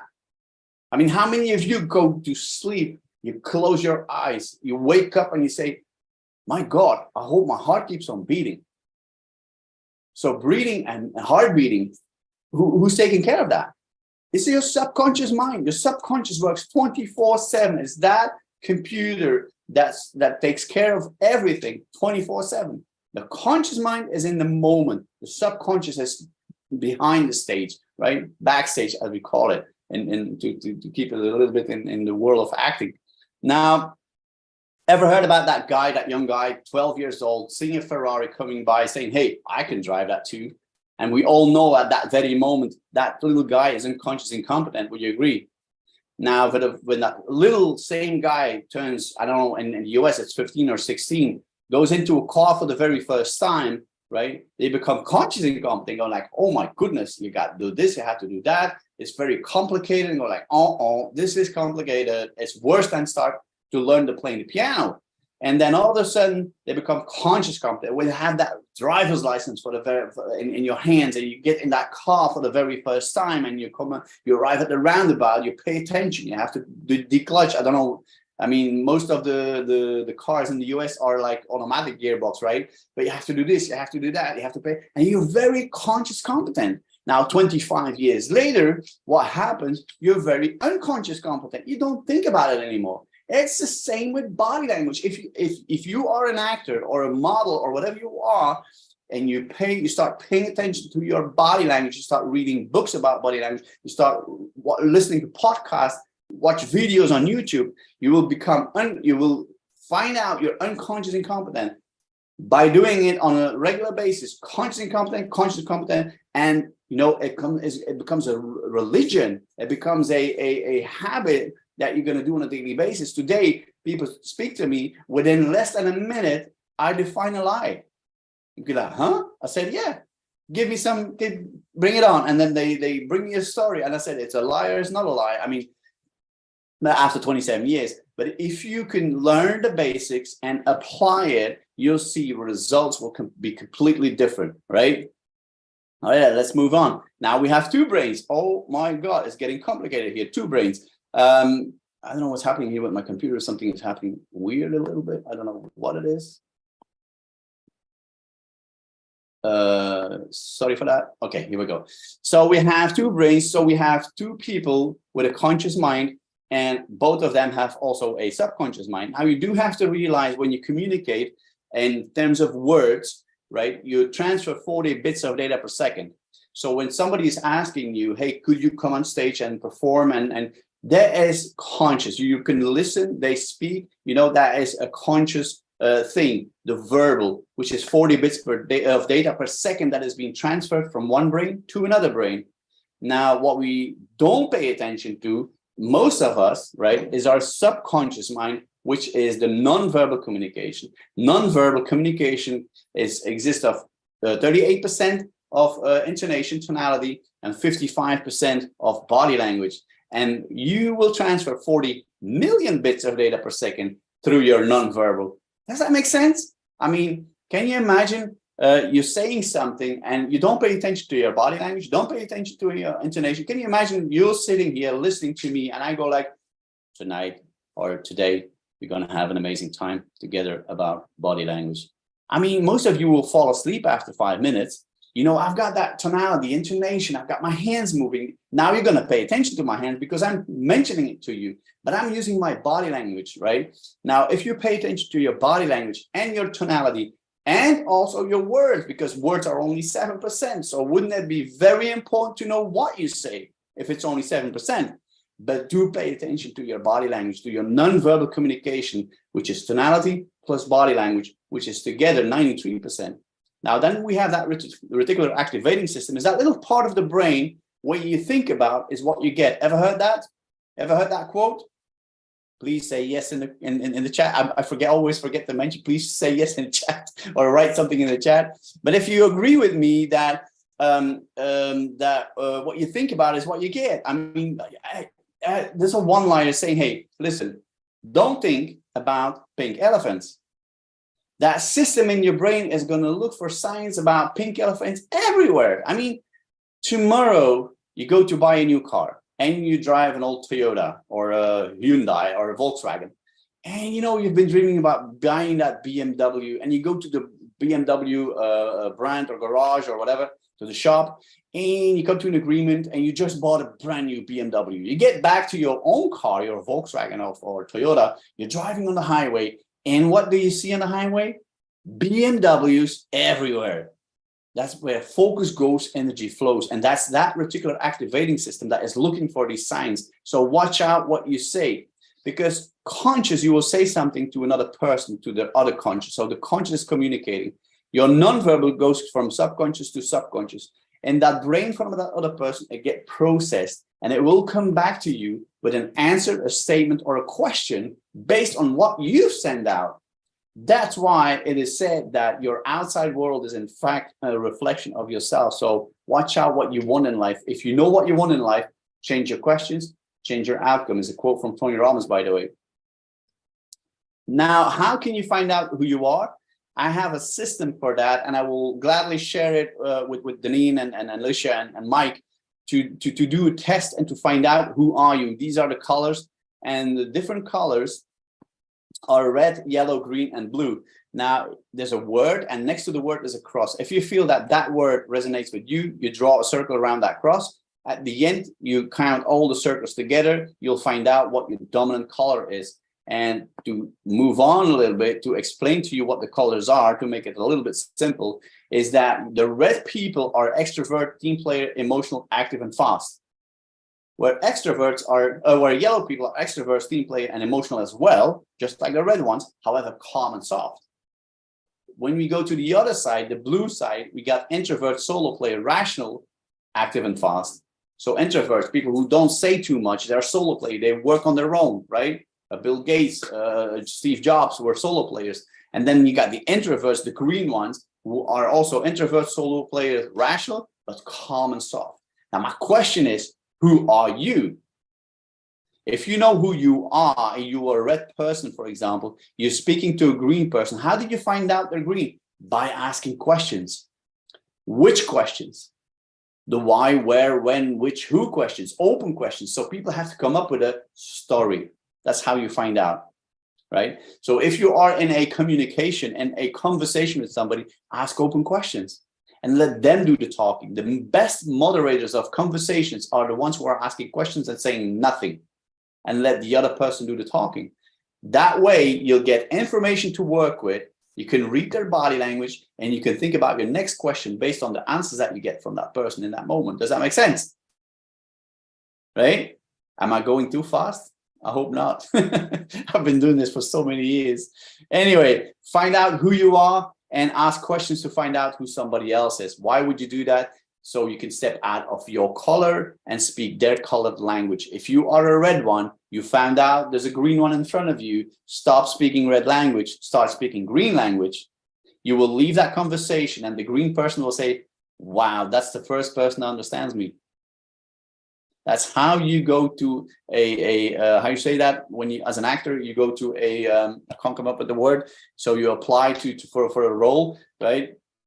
And if they ask you questions, you can ask questions. You can ask questions as well, right? But find out who they are. If you find out that that film director has a certain type of character, like a green, a blue, a yellow, or a red one, speak their language. You'll find out. You'll be leveling with that person in a positive way. All right. Now, right eye, left eye. If you are on stage and you have to act and you have to look at somebody in the face, right? And you talk about emotional things, you look with the left eye in the left eye. Why is that? Your left eye is connected with your right brain, is your emotional brain. Your left brain is your rational brain. Your right eye is connected with your left brain. Your left eye is connected with your right brain. So diagonally, okay, like this, right? Now, forget a little bit about the brain. Remember one thing. Right eye, rational, remember Rolls-Royce. Rolls-Royce logo is RR, right, rational. Your right eye is your rational eye. So remember Rolls-Royce for the rest of the day, for the rest of your life, and the rest will be history. So if I talk about emotional things, I will say, hey, how was that trip to Egypt last year? I will look with my left eye into your left eye. And that way I will connect my right brain with your right brain. And what will happen? The result of, or the outcome of that conversation will be from a far more higher level. If I say something, for example, rational, how is the agenda for next week, right? I look right eye into the right eye, I will connect my left brain with your left brain, right? The outcome again, or the result of our conversation will be from such a high level, it will blow your mind. That's the same on stage. It's the same way you have a conversation with a producer. It's the same when you have to act with a, you have a love story, for example, and you ask an emotional question. Turn a little bit to the right, look with the left eye in the left eye, right? You'll see that feeling in that acting will be completely different. That's why it's so important to know how to use body language in such a way that you can use it and have the results. And what I do in all of my trainings is I bring it in human language and I will ask questions. How many of you do get the picture? Is there any questions? Please ask me the question, because I want you to understand what I'm explaining you here, because this is going to bring you results beyond your imagination. So body language is super important. So right, left, okay? People who speak in front of an audience, right? When they have an audience like 5,000-6,000 people that I had in Bangkok, for example, I would ask an emotional question. I would turn my body a little bit to the right. I would show my left eye. I would watch the crowd with my left eye, the left part of my body, which is emotional. If I have a rational question, I would turn to the left and show my right part of my body and look with my right side to the crowd, right? Try it out. You see, it's phenomenal. Now, this is the last complicated slide, as to say, is that what is this all about? Is when I ask you a question, an emotional question, right? I remember your left part of your body is your emotional part, your right part is your part is a rational part. If I ask you an emotional question and you look up to the left, that means you are remembering something. The left part is emotional, remember, memory. When I ask you a rational question and you will look to the right with your eyes, that means you're making a construction. Remember, right, rational, construction, okay? So if I ask you, hey, let's say, Tina, how was your trip to Egypt last year? And you will look up left and start speaking about it. That means you will remember, you will recall a memory, and that will be completely correct. If you would look to the right and say, yeah, that trip to Egypt, you're making a construction, right? So that is a non-congruency. If I have too many of those red flags after 7, 8, 9 questions, you are probably lying to me, all right? This is also very important to know in acting, how to use that, when to use that, and how should you react upon that, for example, right? But that is, I'm not going too much into depth because it's too complicated, but do know that right is rational, right is a construction, left is a memory, is emotional. So when people ask you questions and they look in a certain way, try to remember that. Now, Deneen, Alicia, Mike, if there's any questions from anybody, I'll gladly help them out afterwards in the chat or in the question and the Q&A.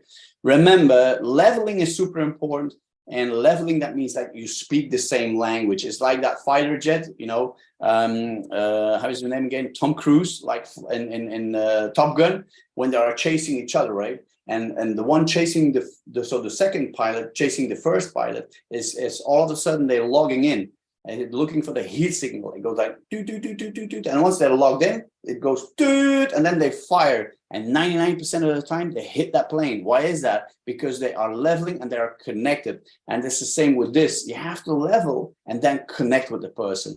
In acting, it's the same thing. You have to level with the actor you're acting with. You know, if you are 2 or 3 or 4 people on stage and you have to interact with each other, it's very important to log into each other's thinking by using left, right, right. So remember, questions, ask questions, the 6 W and H. That means why, where, when, which, and who, and then how. Look left, or right, right, right, right, right. In the right eye, rational things, left, emotional. And then if somebody is looking to the left for them, which is a memory when they ask a question, an emotional question, that would be correct. Right is for them, right for them, left for you, a construction. Again, if you have questions, please shoot. And then the 4th way to level is mirroring and matching. Mirroring and matching, we're going to come back to that in the next slides. I do have to respect my time, though, that I don't run over my time. Deneen, please notify me through WhatsApp if I have to wrap it up, right? All right. I'm loving every second of this, Renee. Hi. Yeah. I'm loving every second of this. Okay, I can't even tell you. I love it. Are you Okay. guys loving this? Scale 1 to 10.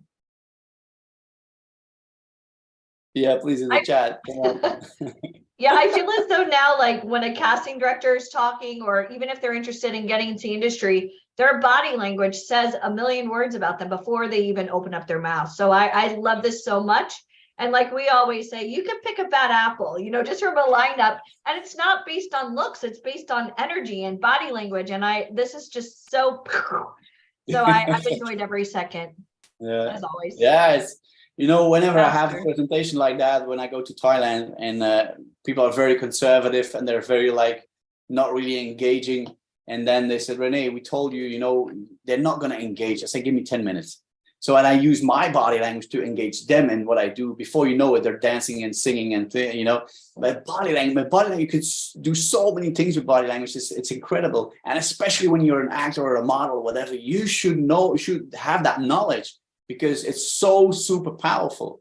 Now, how do you read body language, or how does everybody else, like if you have somebody who knows really a lot about body language, how do they read you? The first thing they do in body language is they read, first of all, the feet. Why the feet? The feet are the body parts the further away from the brain, so the less controllable. So your feet will tell so much more than your hands and your legs and your arms. And your feet are like telling you. I mean, when I analyze body language, the first thing I look is one eye goes to the head, the other eye goes to the feet. I don't know if you ever tried that out. I mean, and don't be afraid. Your eyes are not going to do this, you know. It's but the next thing you do is the legs, then the hands, the arms, and then the body and the head. Now, micro expressions, 100% constantly, because a micro expression is what's happening in the face, right? There's 7 basic micro expressions. In general, there's about 264,000 micro expressions because the face has so much muscle, so many muscles. But the 7 basic micro expressions, always remember that to watch for the micro expressions. And we're talking about being disgust or contempt or smile or surprise or these kind of micro expressions. Now, this is the first way to analyze, right? People analyze you by watching you.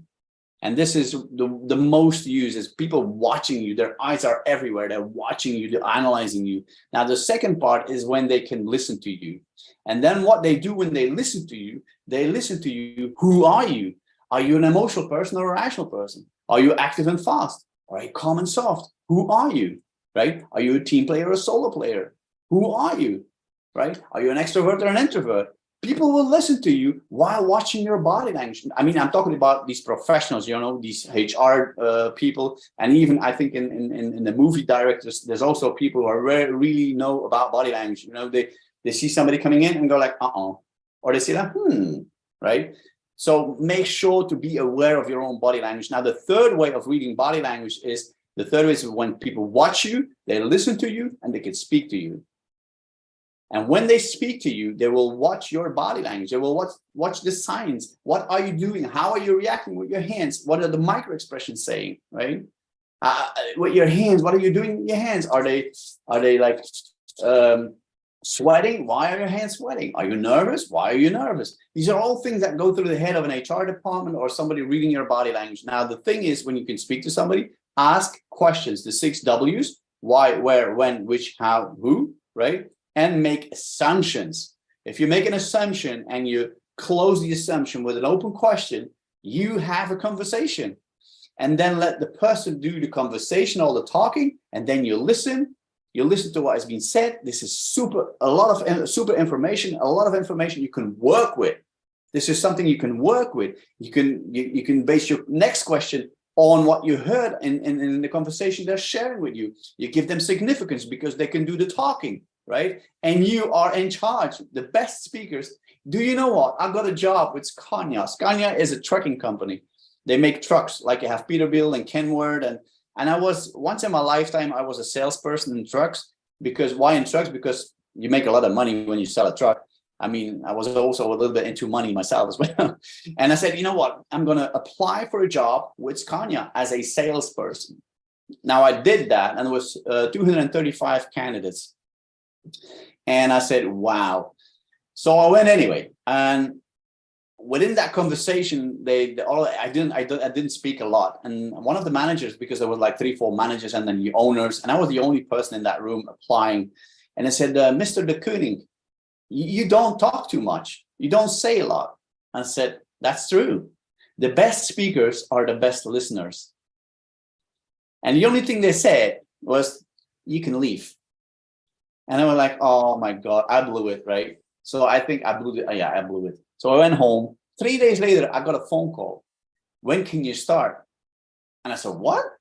Yeah, you were the only person that was straightforward, saying things as they are, as a real salesperson, because indeed you have one mouth, 2 ears. You should use them in perspective, and especially in sales, right? And we did not know what to say to you, because you know, it's like playing chess. And I did put them checkmate. So they couldn't come up with an answer or a sentence to say, you can leave. And I was so devastated about that. But I was the only one left that said, hey, the things as they are, right? The best speakers are the best listeners. That's the same when you go for an audition and people ask you a question, answer the question, but not more than that question, right? Because a lot of the time we want to speak and speak and speak, and we say so many things where the director is not really interested in the whole story. They want to know an answer to their question and not the rest, right? That's why it's so important. Anyway, let's move on. Oh, sorry. So what happens, certain things in life will have an influence on us. And certain things will have an influence on us and also on our body language. Now, watch this video. It's a very short video. It's a few seconds, but I assure you, you're going to laugh like crazy. I'm going to explain. I'm going to share the details why I use that video.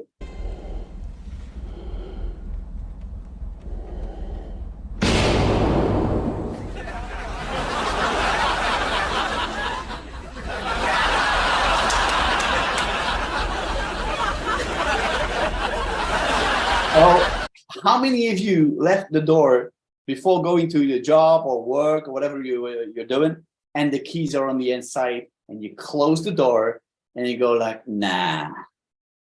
How many of you had that experience before? I had it before, right? And that is messing up your whole day. You go to your job or whatever you're doing, and you're like, oh my God, I can't imagine I did that, and how I'm going to get in the house then in the evening, and the keys are on the inside, etc., etc., etc. Now, the difference between you and that person is on the moon. Obviously, this is filmed, right? But but the thing is, make sure that you are aware of the fact that certain things will happen during the day that will have an influence on your state. Don't let it influence your state. Make sure to be in control of your own state. Okay. There's another video about the Prime Minister and the President Obama going to London to the Prime Minister's house. Have a look. Here they are arriving at number 10, and look at this lucky policeman gets to shake hands with the President of the United States. Oh, and here comes the Prime Minister of it. No. I don't know how many of you had that experience before, but that policeman, his state, his mindset is being influenced for the rest of the day, because then this video went viral. Obviously, he got to shake hands with the President of America, with President Obama, but then the Prime Minister said, nah, right? That has an influence on a person. That will influence the rest of your day. That will influence your body language, and it will influence your questions, your outcomes, the results that you have that day. So do pay attention to these things. Things will influence you. Now, this man is a very special man. I had the opportunity to meet him in London, in Grafton College in London, and he's an 8-time world champion in memory, Dominic O'Brien. And Dominic O'Brien shared with me certain things, and he says one of the reasons, not the reason, but one of the reasons I became 8 times world memory champion. He's also mentioned in the book of records, the Guinness Book of Records. He says, because I watch body language. I say, you're kidding me. He says, yeah. Body language is so important, because of body language, I remember so much more. Now, can you imagine you are going to an audition and there is one of the directors that reads body language? So important to know that they are reading you. Somebody is watching you, and listen what he has to say. It's a very short video. Again, it's 3-4 seconds. Now, do you speak body language? Well, I do, and it could change your life. Dominic O'Brien, he says, as being a 8 times world memory champion, that body language changed his life. Now, let's go to some body language. Shaking hands is super important to pay attention that you don't crush someone else's hand. If you see a person that you are doing an audition with and you shake hands with them, make sure to not crush their hand, because that says an awful lot about you. That says an awful lot about you being a dominant person. When somebody does that with me, for me, that's a red flag. Oi, watch out, dominant person, right? Make also sure if you give someone a hand, don't give that fishy hand. I mean, when I get a fishy hand, I go like, yeah, in my mind, right? But that says an awful lot about the person as well. Is the fishy hand says like less as a lack of confidence, is not really, doesn't know what they're doing. A fishy hand, it says an awful lot to me. Now, a straightforward hand like this, straightforward, right? That is the way to do it. And you squeeze the hand for 50%, 60% max. This is an old way of shaking hands from the Roman Empire. People don't do that anymore because they did that to check in the sleeves from another person if there were any hidden weapons, right? I don't know how many of you are checking the other person for hidden weapons. I don't think you do that, but that's from the Roman Empire. Shaking hands. Now, somebody will shake hands like this. They will have we call that upper hand. They will dominate the conversation. They will dominate you as a person. They have the upper hand. So they are on top of that. They will give you a hand and turn it around sometimes, okay? And then what could you do is put your hand on top of that, right? You could do that. You don't have to, but you could do that. If that happens in an unconscious way, for example, you shake hands and you do it unconsciously because you're a dominant person. You turn the hand and the other person put the hand on top of that. That might be a sign for you as well. Like, hey, they want to dominate as well, right? Now, what happens is that when that happens here, as you can see, the other person has one hand left. And what do? They put it on your shoulder, right?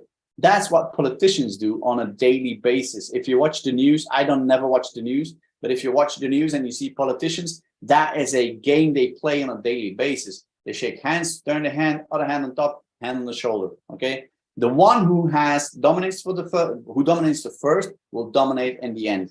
And that's what politicians do on a regular basis, on a daily basis. So when that happens, that says an awful lot about the other person. Be aware if somebody is dominating you, think about it. Keep it in the back of your head, like, hey, should I change my questions? Should I change my behavior? Should I change my, pay attention to that. All right. Now, I said to you that number 4 is mirroring matching. And mirroring matching, what I mean about that is that you're going to copy paste the way somebody else is sitting or standing or behaving, right? If I have my hands crossed like this, right? Or somebody is like this, I would copy paste them. If they will go like this, I will copy paste them. They go like this, I will copy paste them. I would do that 4 or 5 times in a row. And then all of a sudden, before they change, I will change. There's 90% chance they will take over your position, your posture, your gesture. 90% chance, right? If you think it's not really working immediately, stop doing it, because you could ruin the conversation, right? Because you have to also do it in a very subtle way. It's called mirroring matching. So you copy paste 4 or 5 times the position or the posture or the gesture of that other person. Then before they change, you change, and they will copy paste your, in an unconscious way, on a subconscious level, they will copy paste your posture and gesture. That means that's the 4th way of leveling. That is connecting with somebody, right? Getting that connection. Let's move on. If you point out something with your finger, do know that is a very dominant, arrogant way of doing this. I mean, I was in the armed forces for 7 years. I had to do it on a very regular basis, like, hey guys, this and this and that. And if you have kids and they have been doing stupid things or naughty things, yeah, you don't do that ever again, but that's a very dominant way of expressing yourself. Now, there's another way, and it's called like this, right?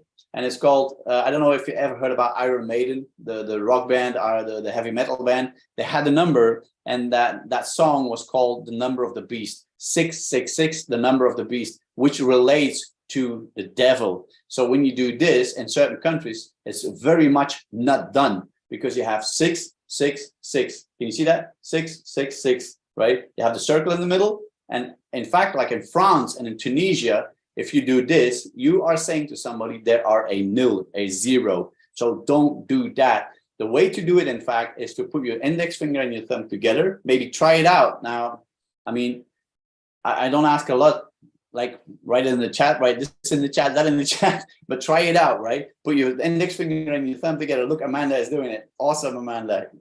Thank you for contributing, for joining. I mean, but do it, try it out, make it as flat as possible and say, hey, listen, I got something very important to share with you. And that's the way you accentuate things. Don't do it like this, or don't do it like this. Sometimes you have to. If you're in front of 12,000 people, in a crowd of 12,000 people. I remember Joseph McClellan. I was backstage that time. Joseph was on stage. He was pointing to people, hey, and this and that.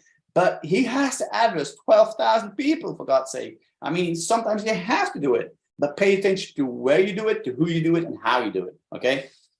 So number 1, number 2, and number 3, pay attention. Now, this is a very confident way of having a conversation with somebody. Having your hands like this, like this, or upside down. That is saying that you have a lot of confidence. You're very well prepared. You have an answer ready to every single question. You are so confident. You have your hand. I mean, Angela Merkel from Germany, she used to be the Chancellor of Germany for many, many years. We have pictures of Angela Merkel everywhere. She's like this everywhere. Now, pay attention to something else. I had a guy, he asked for me to coach him because he's a public figure. He speaks in front of cameras and I mean, it's crazy what he does. And the thing from real estate, he's a big, huge real estate guy in UK. And I said, Andrew, you have to do it like this and this. And he went in front of the camera and he was like, oh, people, I don't know. I call him. I said, you have to stop doing that. You're exaggerating. You look like a clown on camera. Don't do it. It has to be natural. So again, you can't fake it until you make it. Because if you do that, either somebody like me will say, stop playing the clown, or somebody else will say in the stomach, like, my gut feeling is saying, something's wrong with that person, because you are exaggerating. You're not doing it in a natural way, okay? So make sure if you do this, to do it in a very natural way. Maybe pay attention next time you're having a conversation with somebody and you do it unconsciously, right? I'm now exaggerating a little bit, but that's how you do it, right? Okay, all right, let's move on. I'm going to ask you a question, and please write it in the chat. What do you see in these 3 photos? There's something very specific in those 3 photos, all 3 the same thing. What do you see? Write it down in the chat. Is it a smile? Is it arms, legs, hands? What do you see? Write it down. What do you see? Hiding fingers, tie, hiding hands, hand gesture, thumbs, tension. Okay, anybody else? Please join. The suit. Yeah, the suit is the same, that's for sure. Shoulder tension, insecure. Somebody said, I'm going to give you the answer. Somebody said thumbs, right? And it's exactly the thumbs. If you go to my website and you go to the about page, you'll see me sitting like this, but one thumb out, right? So people say, yeah, you have your arms crossed, but I got one thumb out. When you have thumbs out, that means there's a positive energy. You're radiating, you're sending out a positive energy on a certain frequency when thumbs are out. So on my about page, I did that on purpose, right? I'm sitting, one hand is a little bit covered and the other one is sticking, the thumb is sticking out. And that is a tremendous difference in people, in their subconscious mind, how they think about you, right? So if you're somewhere, you have your arms crossed and you're used to have your arms crossed, stick your thumb out. And don't exaggerate, again, don't exaggerate, but stick it out and say, hey, that will have a complete different influence on the brain of the one, how you call it, the people who are invited you for a conversation or who invited you to come to work for them. You know, make sure to pay attention to thumbs sticking out. Okay. How many of you would recognize this? What do you see? Is there anything particular you see? Is there anything like, what are they doing? I mean, I'll give you a hint. If I go like this, hey you, what are you doing tonight? This is seducing. I'll help you out. This is seducing. Why is that seducing? Showing your left part of your neck. Remember, emotional, left is the most vulnerable place of your body.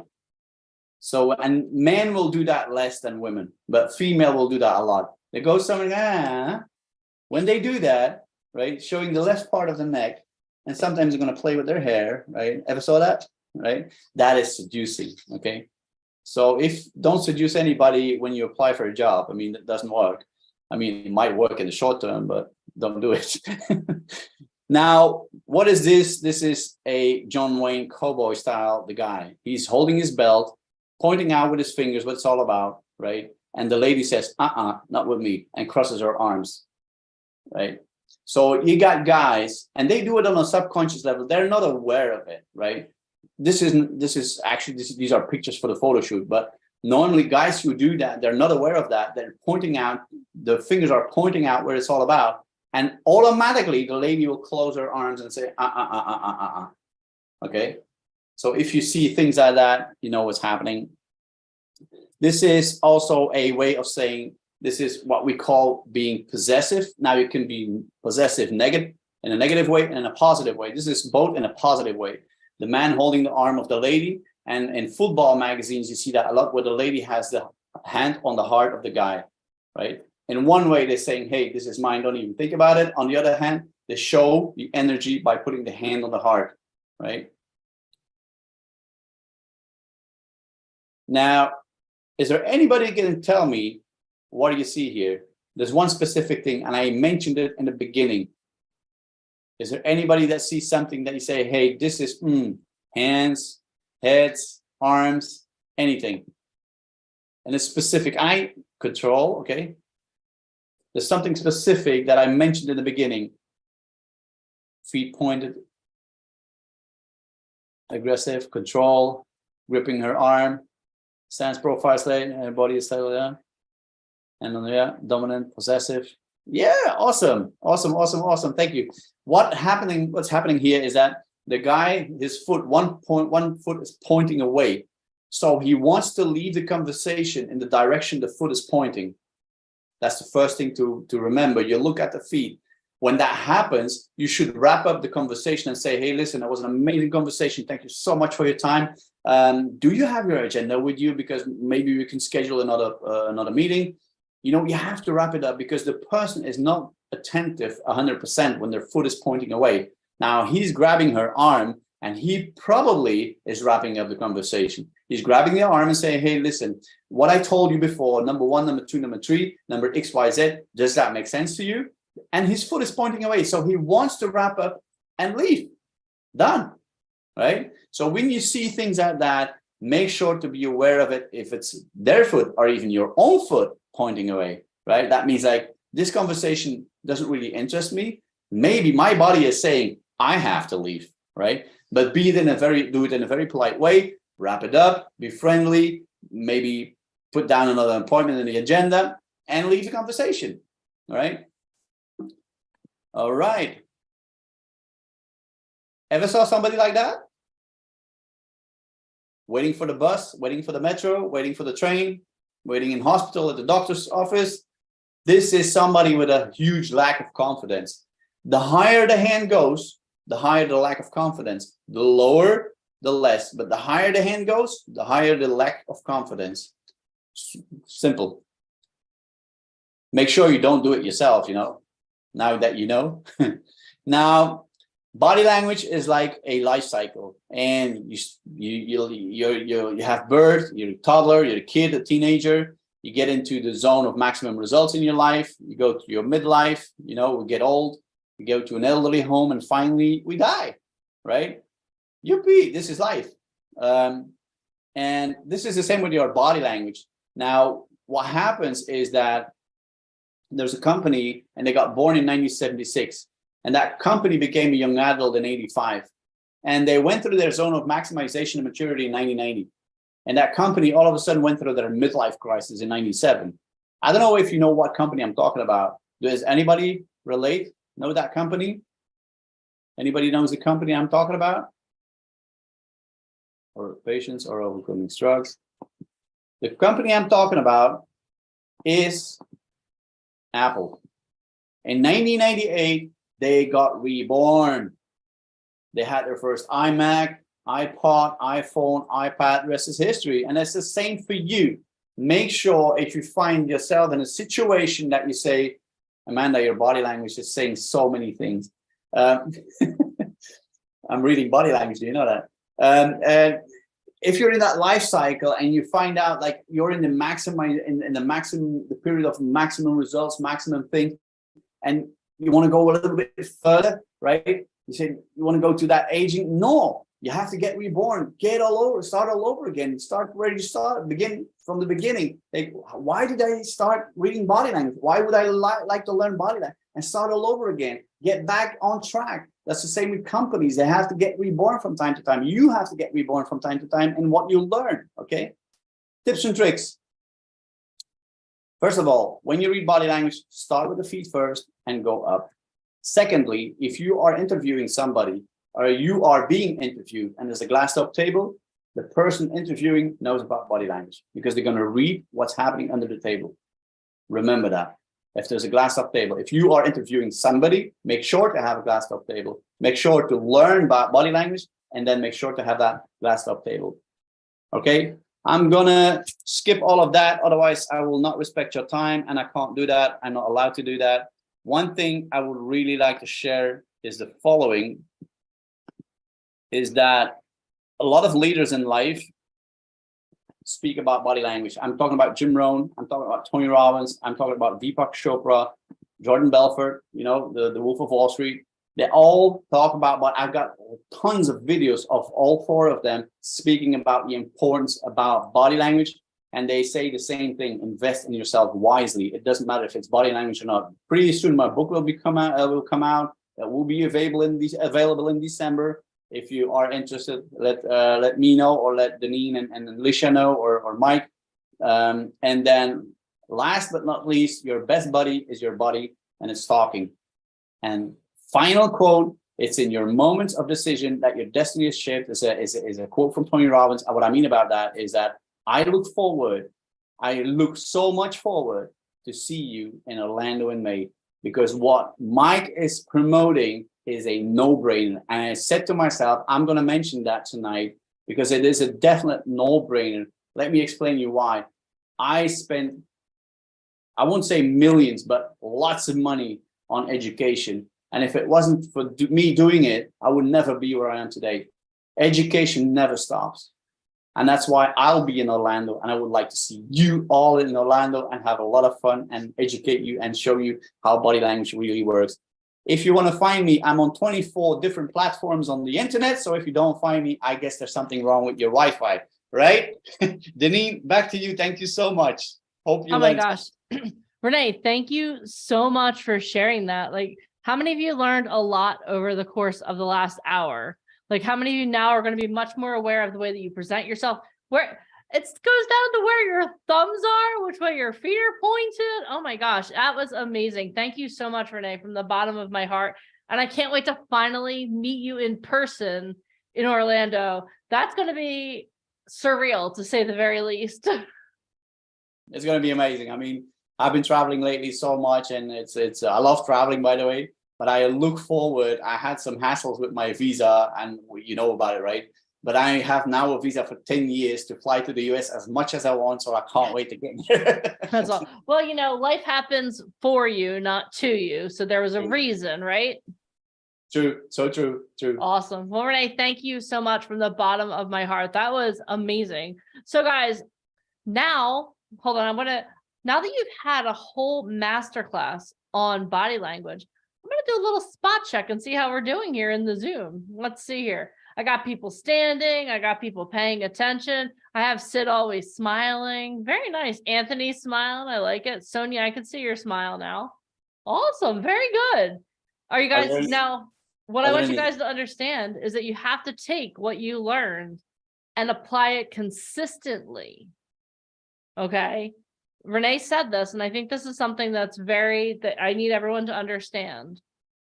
It's muscle memory, right? When you first learn to tie your shoes, you're like, okay, put the lace this way, loop, loop, loop. Took you a while. Now you just do it without even thinking, right?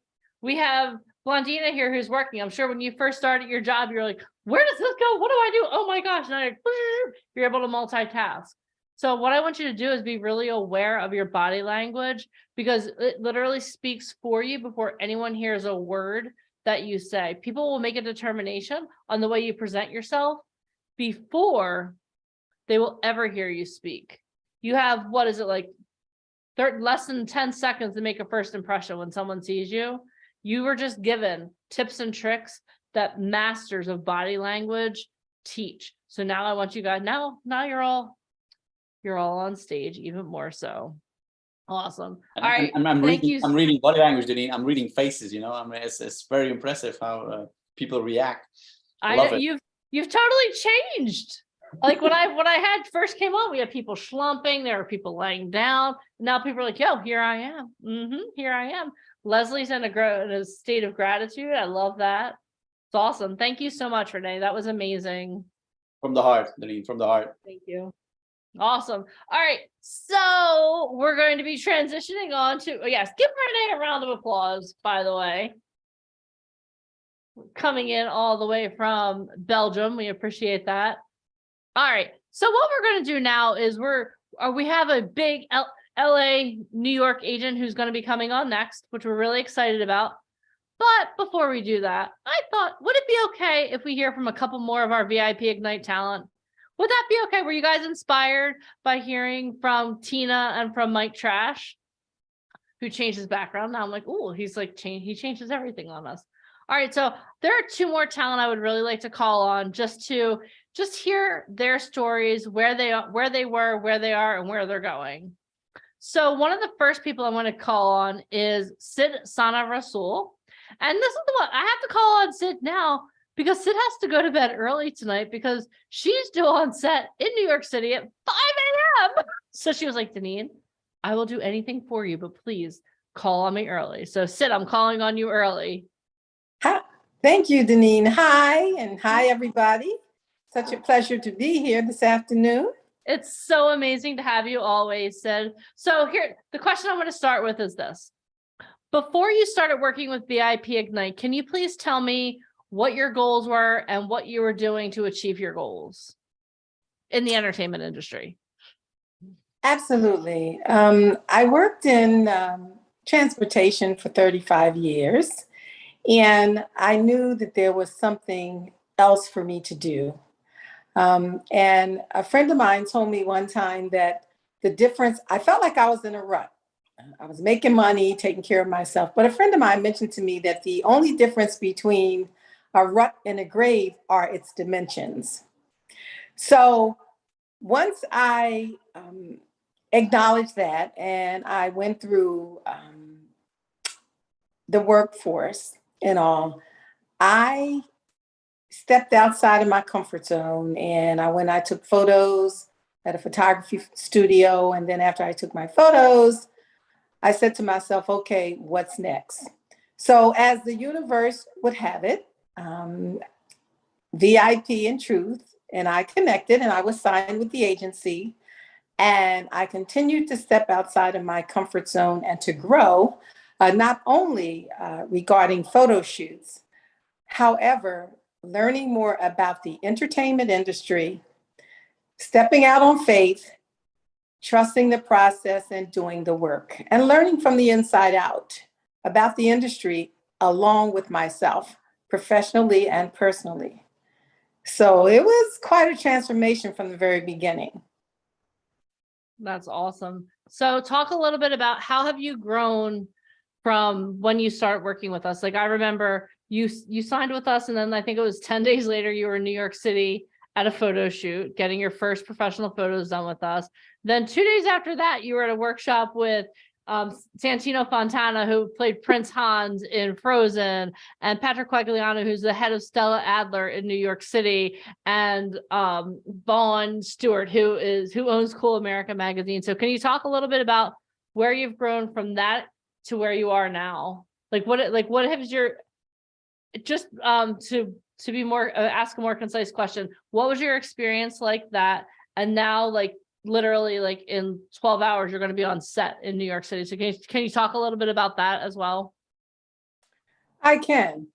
So I went for my photo shoot. And then when I came back a couple days later, I engaged in the workshop piece of it. And it was a little scary because I didn't know with the photo shoot, I pretty much knew what to expect, but the other piece of it, I didn't. But again, I stepped out of my comfort zone and I said, you know what, Sid? It's now or never. So because of the support and the genuine concern, I did what I was asked to do, and what our exercises was from a monologue to a choreographed dance routine. And there was Vaughn Stewart there from Cool America magazine. And it was just the flow. It felt natural to me. And I said to myself, no, this is where you're supposed to be, Sid. So there was no question and no doubt on my very first photo shoot. And I just like to mention, you know, from the support and the fertile ground that VIP in Truth provides for us, that sets the foundation for us to grow. So based on that is how I ended up in Hollywood, because the groundwork was set. I had to do my part. I mean, the agency will give us 50% and we have to provide the other 50%. So it was just, excuse me, I don't know, another call came in. But so from that, it provided me the opportunity to see myself grow from the inside out, because it's so much bigger than me. It's so much bigger than us. You start to develop learning what your why is, although that could change.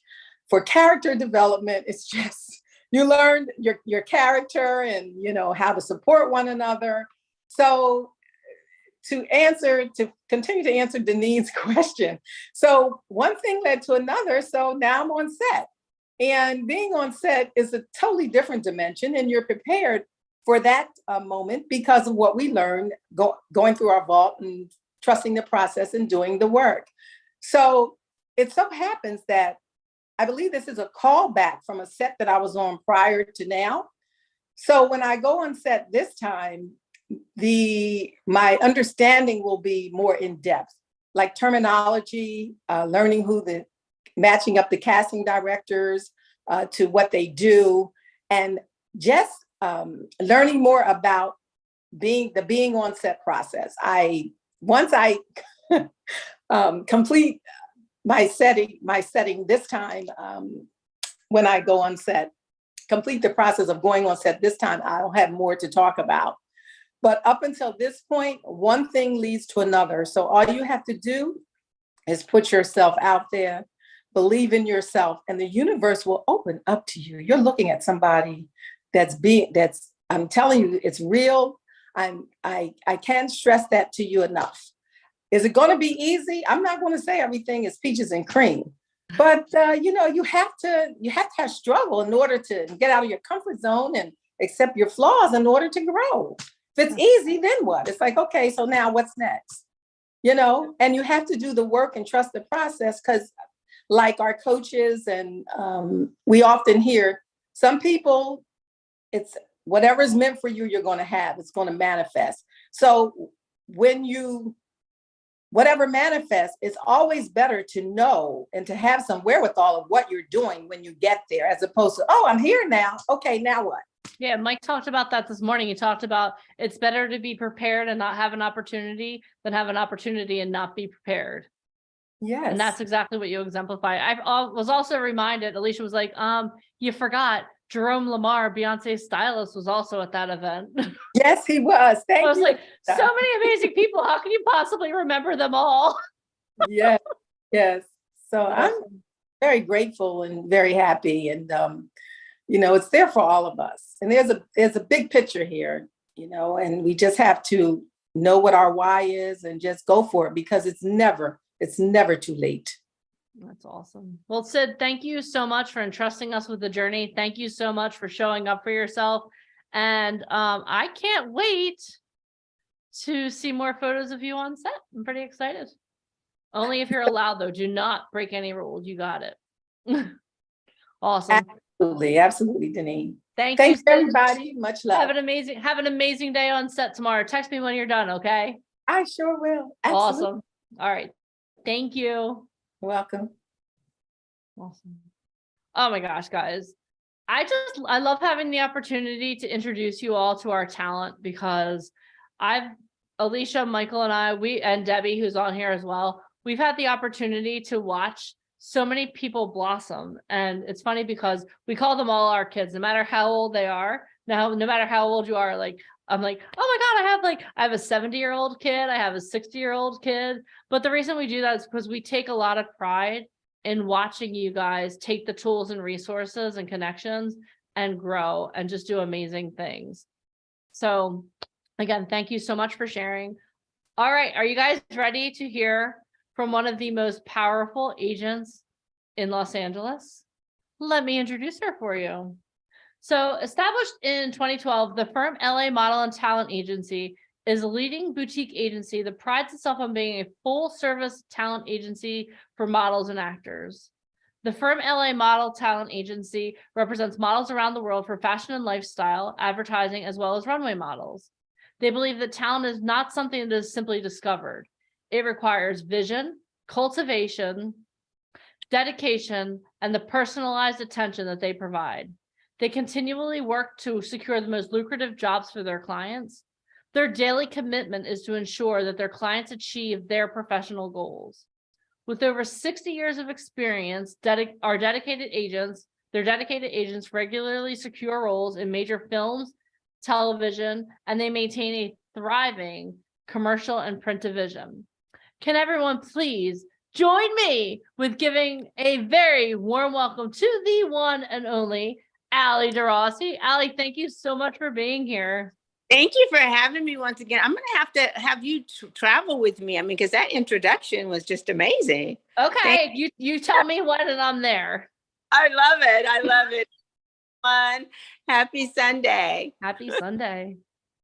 So what are we doing today? What are we talking about? I'll do it. I'll go over this with her. Hi, Okay. Ali. Hey, love. How are you? It's Ali squared. Okay, so Ali, tell me, how did you get your start? You're a top figure in Hollywood. So how do you become Ali DeRossi? Take us through the journey. I was once in the same seat or wearing the same shoes that many of the guests today were. I started modeling and acting in the 6th grade. I got discovered by Alan Benfield Bush, who at the time owned the Obius Agency. And I began traveling around the world with him. And as much as I enjoyed being a model, I was always more intrigued and fascinated with the business side of things. So I made it my business to learn everything that I could learn about being the talent, not only as a model, but as an actress. I've worked in casting, and now I've reached my goal and am very happy in my position as a talent agent and owner of the firm LA. Now you're pretty spectacular. You were a couple of minutes late to our call this morning. Can you tell me why? Who were you talking to? Let's just hear, I want to hear Power Agent talk. You don't have to tell me like the details, but you texted this and I was just like, share those details. I was actually in a conference call with Karen Wilson, who's an executive with A&E, and well, Lifetime A&E, and Twinkie Bird. So if those of you, that is a name that you want to know, and I encourage all of you to look her up. She is pretty dynamic in the industry. And for those of you that don't know, I happen to also represent Angela White, better known as Black China. I booked her in the Black Hamptons, which is currently on BET and produced by Tredestin Film Studios, as well as Secret Society 2. And I just closed a deal because I got what I wanted, as I told you. Of course you did. Like Annie, and they're going to be doing a biopic on her. So we're just waiting on the contract to come over. Yes, everybody celebrate that. That's amazing. And you know, I kind of really want to say this. I mean, you are a powerhouse and you don't just sign people because they want to be actors or models. Can you go over what you're looking for, like do's and don'ts, like things that you steer away from, and then things that you love, like highlights for you? Like, what do you look for? You mean the things that I get really excited about? Is someone? Yeah, like let's say somebody's on here and they're brand new and they think that, oh, I need an agent. What does it take to work with you? Headshots, a properly formatted resume. I don't care if you have absolutely nothing. If you've done no work, there's still ways to properly format that resume based on the training that you've had. So it's how you present yourself. The way that you present me, you want to put a lot of energy and effort into, because it's the same energy that you want to use to present yourself to casting directors and producers alike. So first and foremost is the packaging. Clients that I new talent that I represent, they need to have headshots. I'm looking for theatrical headshots, commercial headshots, lifestyle headshots. And that's just, what do you do every day? What are some of your habits? If you're a hiker, if you're a bicyclist, if you're a yogi, those things, you want to take what you're doing in your normal and everyday life, your hobbies, the things that you're passionate about, and bring those into your imagery. Today, the industry is about real people doing real things. And so casting directors want to see who you are and what you're really about. So that's really important. And that's what I looked for. Now, as an agent, and we kind of went over this a little bit yesterday with Tanya Kleckner, do agents cover upfront fees for anyone? Like, because I think there's a whole notion that if an agent really wants me and I want to be an actor, they should invest in my training and my photos, because when I book work, they'll make commission. Is that true? No, ma'am. I don't know where that came from, but that is not true. You need to be, as an actor, be willing to invest in yourself. You need to invest in headshots. If you don't have a demo reel, there are people out there that you can get together with that will write a script from you and help you to create a reel. You need slate shots. You need a slate reel, which is a 30 to 35 second slate reel that just reveals who you are. You want to, slate, talk about who you are, where you've gathered your training, and the kind of roles that you play. If you don't know your niche, meaning the types of roles that you're ideal for, many times your agents will help you to narrow that down, but no agent pays any fees upfront. Because I think that when somebody starts off as an actor versus modeling, I mean, for you, you're looking for people that are already trained. How important is training for you? Are you training people, or are they coming to the table completely trained and then you're submitting them out? Most of the clients that I sign have come to me and they've already invested the time and the effort and the money into obtaining training on their own. And whether that's, whether they're with a Margie Haber or, a Tasha Smith or, someone around town. I don't care who it is, you need to be in training. You need to learn and develop, honing on the practice of acting. It's not, some people have it naturally, but they still don't know the basics. Do you know what I mean? So yeah, you've got to be willing to make that investment. I think sometimes people spend a lot of time and money, as I say, sharpening crayons, paying for websites or pictures or classes. And those things are all cute for, somebody just starting out in the business. And I'm sure your friends and family, oh, you're doing it, but you're not really doing it unless you're meeting the right people. Now you get breakdowns. Actually getting in the room and looking. Yes. Those things come later. It's like, it's the same thing with individuals like, oh, I have the money and I want to join SAG. For what? You haven't done anything. So what is the point? People don't understand. As a non-union actor, you're a guppy in a small pond. But when you become SAG-AFTRA, you're a guppy in the Atlantic Ocean. And so the competition becomes stiffer. There's 180,000 SAG members, guys, 180,000. It's $3,200 to join. And I always tell people, if you're going to join SAG-AFTRA, join when you're ready, because you may be a bench warmer. You may get stuck now that you've joined SAG, because it sounds sexy. And now you can't book work because you're going against the big dogs. Exactly. Yeah. Now, you just came out to a VIP event in Hollywood like 2 weeks ago, and you signed a lot of our talent. Can you talk about first impressions, since we just had Renee on here going over body language? Do you watch people before you speak to them? I do. I peruse the room. I see how individuals present themselves, and I pay close attention to how they approach me and introduce themselves to me. But more than that, it's packaging. I tell individuals all the time, never tell me, oh, I'm so thrilled to meet you today, but I'm really not prepared. You heard that term, fake it till you make it? You pretend that you've got it together. It's like walking into an audition and saying, oh, thank you for the opportunity, but I'm really not prepared because I didn't have an opportunity to review my lines. Get out of the room. You're a waste of my time. So I actually, and I'll send you some more names. I have successfully signed 5 of the individuals that participated in the VIP Ignite event. Each of these individuals, very specifically, Andy. When I tell you that girl was so prepared, so dynamic, she's articulate, she presented herself as a professional, she packaged herself. So guys, that's really, really important. And first impressions are indeed the lasting impression. This woman is ready to get out there and go to work. She's committed. She's making the investment in herself. She's perfecting her craft. She's studying. She's got her images together. If you don't have professional images, you've got an iPhone, Android, whatever it is, take the time to have someone take some snapshots of you. You know what I mean? You don't have to necessarily have the money to spend on professional images, but show up with something in your hand.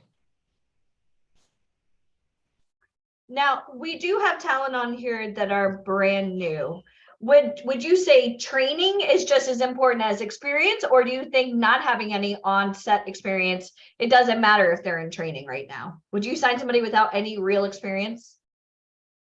I have, but that's a rare occasion.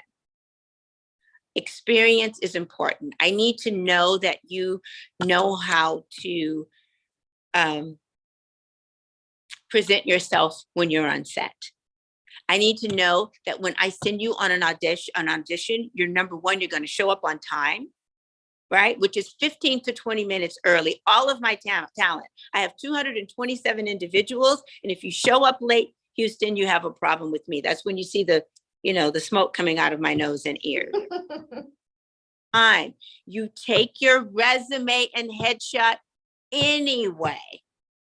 We still have casting directors that are in this industry and they are old school. A lot of what we do is digital, but you make sure that you have your headshot with your resume affixed to the back of that headshot in your hand. So when you're asked for it, you are ready to present it. Moreover, training is very, very important. Casting directors see hundreds of individuals on a daily basis. And if you don't capture their attention in the first 2 seconds, bye. So walk me through this. So you met Andy in Hollywood. Andy does not live in Hollywood, guys. She's in her 40s and she lives in Wisconsin. So what now? I mean, she lives in Wisconsin. She's nowhere near you. Does that steer you like wrong when you're signing people out of state? Does that worry you, or how does that work? In Colorado, New York, Montana, Miami, Ohio. But those individuals, I'll tell you something my mother used to tell me. If you want something, then you need to set aside the funds for it. Okay? So I'm going to be very blunt. We could spend, our money on lunch and dinner and the movies and that new pair of shoes. No. You need to set aside, you need to create a budget for your acting career so that you can always have the money to update your headshots. You have the money to travel, because I don't know, guys, if you know right now, but it used to be where casting or production paid to fly you in. That's not happening so much anymore. Okay, most of the auditions are being done via self-tapes. Callbacks are being done via self-tape or Facebook or Zoom. And then there is that instance where they may want to see you in person. They're not flying you out. You have to be willing to make that investment and fly yourself out, be present. So, a lot of times, individuals, they're able to weed out those that are serious about this game and those that are not. Now you're submitting them out digitally. So can you give us a breakdown of what breakdowns are for you and what you're initially sending over to the casting director? And then when is the right time to fly out? Is it for the audition process if they get a callback, or is it just for a booking? It could be for the callback. So, we're in a climate right now where most everything is being done via self-tape. And with, speaking about self-tapes, it's going to be important in that you have your light rings, your tripod, your backdrops, and be completely set up for those. I require my talent, once they submit their self-tape, if the deadline is on Thursday, you need to have it to me by Tuesday so that I can review it. And if I don't think you did things right, in most cases, there are those individuals that just go right to their lines. They don't read the instructions. Casting gives you very specific instructions: vertical, horizontal, lighting. Some want a gray backdrop, some want a white backdrop, some want blue. You have to read your audition instructions from start to finish prior to beginning the process. When we are submitting that self-tape, we submit notes about that individual, who they are, what their training is, etc. Okay, we submit images and media. When they get that callback, it could be an in-person callback, or again, it could be set up where it's via Zoom or FaceTime, or again, via a self-tape with additional instructions from casting. So we follow those. At that point, the process is whether they're interested in moving forward with signing my client. And generally, I will get an email or a phone call notifying me that they want to place my client on a veil, or if it's a film project, they want to pin my client. That doesn't mean you've booked it. That means they like you, but they like other people, and it's going to be up to the director and the rest of production to make the final selection. Kind of like Pinterest. They've got lots of choices. Exactly. But you are just on hold. You are a person of interest for the moment. That's amazing. And I really want to stress this to you guys. Pre-pandemic, you had to live in New York, you had to live in LA, and the rents there are tremendously expensive. I mean, they're pretty expensive. So by living throughout the US, like Wisconsin, oh, well, I'm not spending all that money to live in LA. Well, then I hope you have some savings, because if they like you, you're now spending that money, what would have been rent, to go back and forth. Back and forth. Yes. Yeah, because that's part of it, because as an agent, that's not your responsibility to take them there. Okay. It depends on the production. My client, Malcolm Xavier, we just booked him as a series regular for Tyler Perry's new show entitled Perimeter.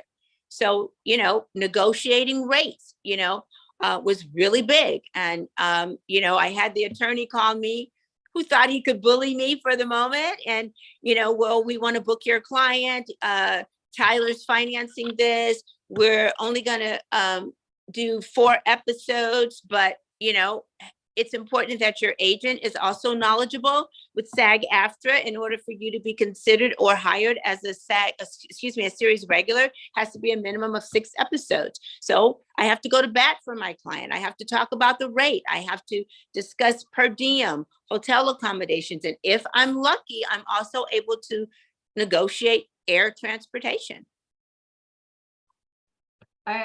You're such a bulldog, and I absolutely love it, because I think that when somebody's first starting out, if they don't have proper representation in this business, they are screwed. Not only are they not getting real opportunities, but I mean, there's a lot of money at stake. Can you go over, and I know Tanya did this a little bit yesterday, you have series regulars working with Tyler Perry, or like a Black China, which is like an extreme example. What type of money is there in this industry, and what is an agency's cut?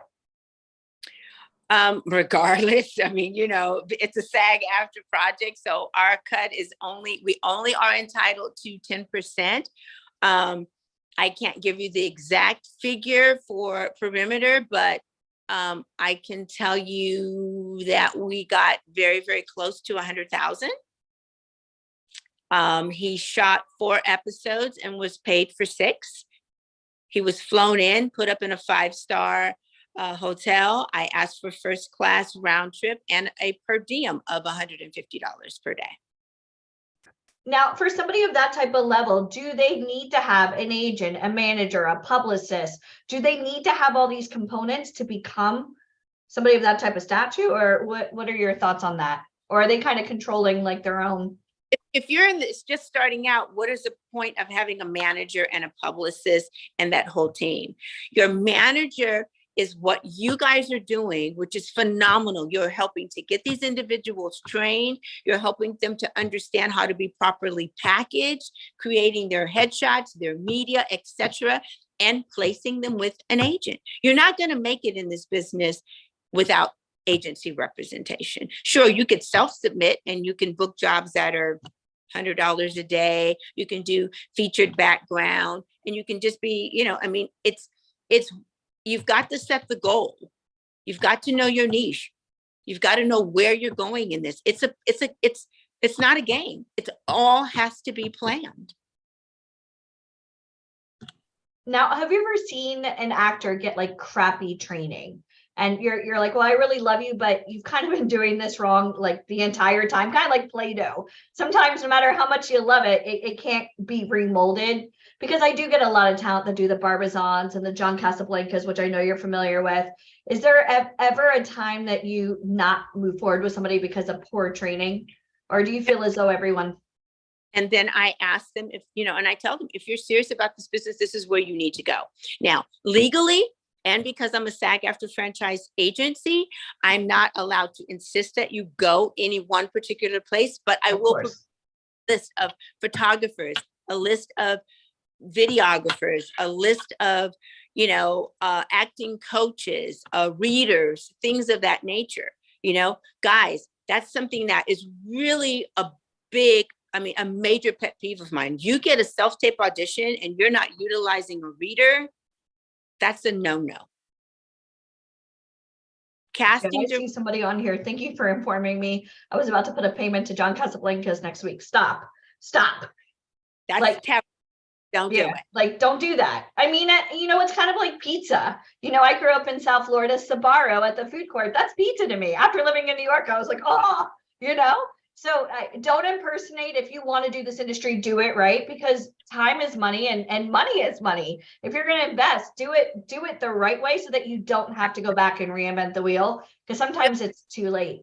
Because I've had parents come into my office that have paid tons of thousands I of get dollars those too. for Yeah. images that I'm like, I'm going to Can't use them. I can't even use this. What is this? Yeah, because sometimes these companies sell the images you want to see, like the fashion, you know, the kind of like glitzy photos.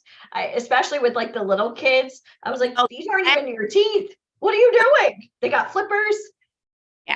Yeah, it's really bad. If you're going to invest, and you know, and there's so many photographers that, you know, that will do unlimited looks for you for $300 to $400, you know, and when it goes to headshots, think about the kinds of roles that you want to play. Don't, you know, I just went through this with one of my actors last night. Number one, he sent me 200 images and he wanted me to make my selections from that. Buddy. You select your top 20 and send that to me and I'll make final selects. But I suggested, I said, you know, you kind of wasted your money here because you look the same in every image here. There's nothing different other than the clothing change.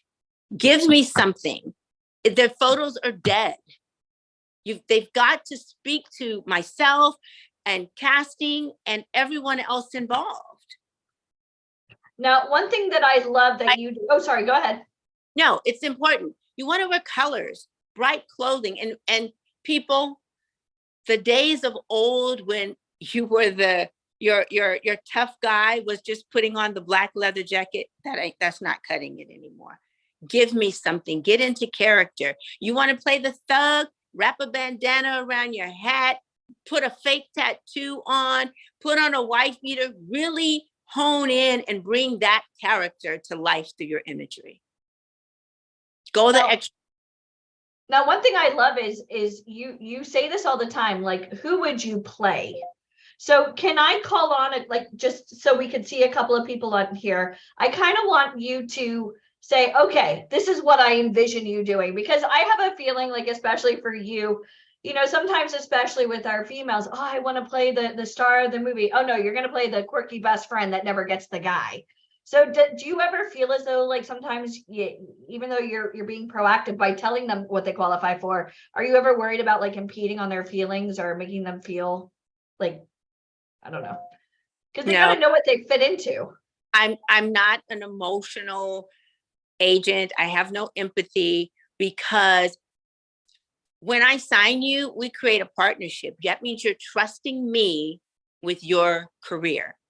So you have to trust that I'm going to lead you and steer you in the right direction. So you got to have some thick skin, because I'm going to shoot straight from the hip. Okay, so let's shoot straight from the hip. Do you guys want her to shoot straight from the hip? All right, so let's see. Who do we got on that you got to be on camera for an example. All right, let's go with Murphy. Hi, Murphy. So I just want you to kind of I'm going to ask to unmute. Now, Murphy was in Hollywood with us. Can you just tell me, Allie, and this, I feel like this is like CSI here, kind of like, tell me exactly what she qualifies for. Like, what would you like typecast her as, or what type of roles could you think she could play? Where are you, Murphy? Can I see you? But can you see me? Hold on. Yeah, we can see you, Murphy. Okay. I believe we had a one-on-one. We did. Yeah, I remember your face. Absolutely. I think you asked me that question. Remember the types of roles that I told you playing? Well, you gave me advice on where to start, because this was my first time with VIP, and I appreciated knowing about the different types of photographs that I would need, and just learning everything, really. So just looking at me, you could play a doctor, You could play attorney, right? You could obviously play the mother role. You could play executive type. Yes. Right. You could also play business owner something as well. Awesome. Wonderful. Okay. What kind of wardrobe do you think you need to bring those characters to life? Oh, well, a white coat, professional. Not just coat. If you go on my website and you look at some of my clients that have photos as a doctor, they've got scrubs, they've got on the white coat, they've got the stethoscope, glasses, the badge, the whole 9 yards. Wonderful. Awesome. And Allie, we're going to be doing some character headshots in Orlando. And we're going to be honing in on exactly what people qualify for. So awesome, Murphy. So you kind of know now. I know you were just in Hollywood. Yes. Was it eye-opening for you? Amazing. Life changing. I would recommend it for absolutely anybody who has any questions. And your photos turned out amazing. Oh, I was just the whole experience. I'd like to ask you, Murphy, what was share with everyone the knowledge that you gained from your experience? Well, I guess it's never too late. Everybody sits at home on the couch. Get up off the couch, people, and do it. Do it. We all have circumstances in our lives, and we all have the doubts, the what ifs. But in today's climate, I think they're welcoming many different looks, and now's the time. And now, don't waste your life for 10 years sitting thinking about it. Just get up and do it. Get up. Absolutely. I can't reiterate enough how today's climate is real people doing real things. We've got my Reed Honeywell. He's a rock climber. He rides a unicycle. You know how many in a commercial who's in on his unicycle as the guy in town who's maybe eating his ice cream for 31 flavors, or he's a rock climber for a professional. So a lot of your life and hobbies and things can be brought into your work on camera and on film. So it's really important. Yay. Thank you so much, Allie. Appreciate it. Thank you, Murphy. I have one more person I want to call on, and he's been amazing this whole time. Javier Parada. Hi, Javier. Hi, it's a pleasure to meet you. Oh my God, I see you on Power right now, just looking at you. You could play really dark roles. Well, yeah. You've got a great, really distinctive look. Spanish? Are you bilingual? Yes? Yeah, I'm like, what do you call that? Indigenous. I got a lot of indigenous Mexican, Indian, and Spaniard. All right, that's awesome. You will book a lot just from your background. So I'd be excited to see what skills you bring to the table. Thank you. I appreciate it. Yeah. Thank you so much. Yeah, Allie, he's got a really distinctive character type look, so he could go far. Just hone in on all of your skills, make sure that your headshots really speak volumes of who you are and what you bring to life. Are you into law at all? Are you into, like any of the crime stories and things of that nature? I mean, I definitely do. I really got into that one show called Lucifer. Yeah. I mean, yeah. Oh my God. So I like more of the supernatural crime stuff. Yeah. Okay. All right. If you ever a minute, go to my website and look up Aaron Warner. You guys Aaron look a Warner. lot. Really? Aaron, bilingual, he speaks French. He's got this really cool mustache thing that goes on. And look at some of the media that he has. Guys, you Really? remind me of Aaron Warner. Yes. Awesome. Javier, where do you live and do you have any training? So I used to do a lot of like acting back when I was like a teenager, and then took a break from it. And then just you know, just went a whole different way, just living a normal life. And then I had a kid, so I had to, you know what I mean, just get a normal job and you know, But dreams never I die, had a and you're couple of trainings here. back then. Yeah. Yeah, exactly. Yeah, And exactly. what drew you to want to come on this weekend?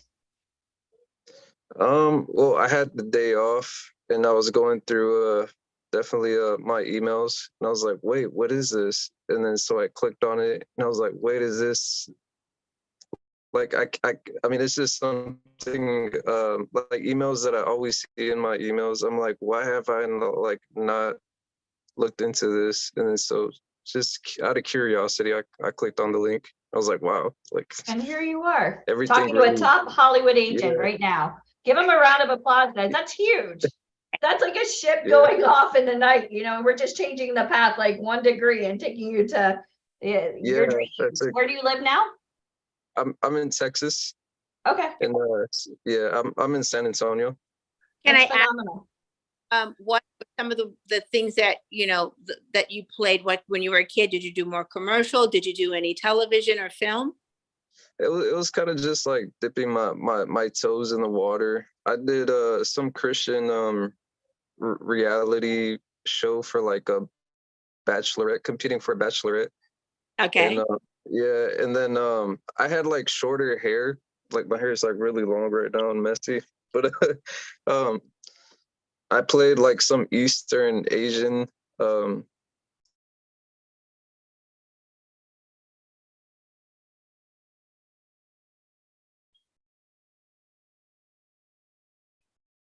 Uh-oh, I can't hear you. Something happened. Oh, you're muted. I just unmuted him again. Just request. Okay. Asked to unmute. I don't know what happened. Javier. There he is. Oh my god. Javier, can you hear us? Okay, yeah, I'm so Okay, sorry. you're back. No, you're good. That's okay. And what training have you had in the past? I mean, I had like just like an acting workshop that I attended. Of course, had to invest in. But I mean, all that was so long ago. It's like just hard to remember off the top of my head. But Well, I agree with that. Whatever reason. And this you were- business has changed so much now. Yeah, it's changed. I noticed that. Yeah, I noticed that. Back in the day, like I noticed like agencies didn't really like tattoos on people, and now they're like more kind of open about it compared to like back then. But Castings come through my office more and more where they want tattoos and they want piercings. And so, you know, it's just, again, I can't stress it enough, just everyday people just who they are and bringing, you know, their passion to life. So, you know, I would encourage you to, you know, for whatever reason you're in this session today, speak with powers that be, get involved, get some additional training under your belt, and see where it goes from there. Who knows, you might be in my door. That's yeah, amazing. that'd be awesome.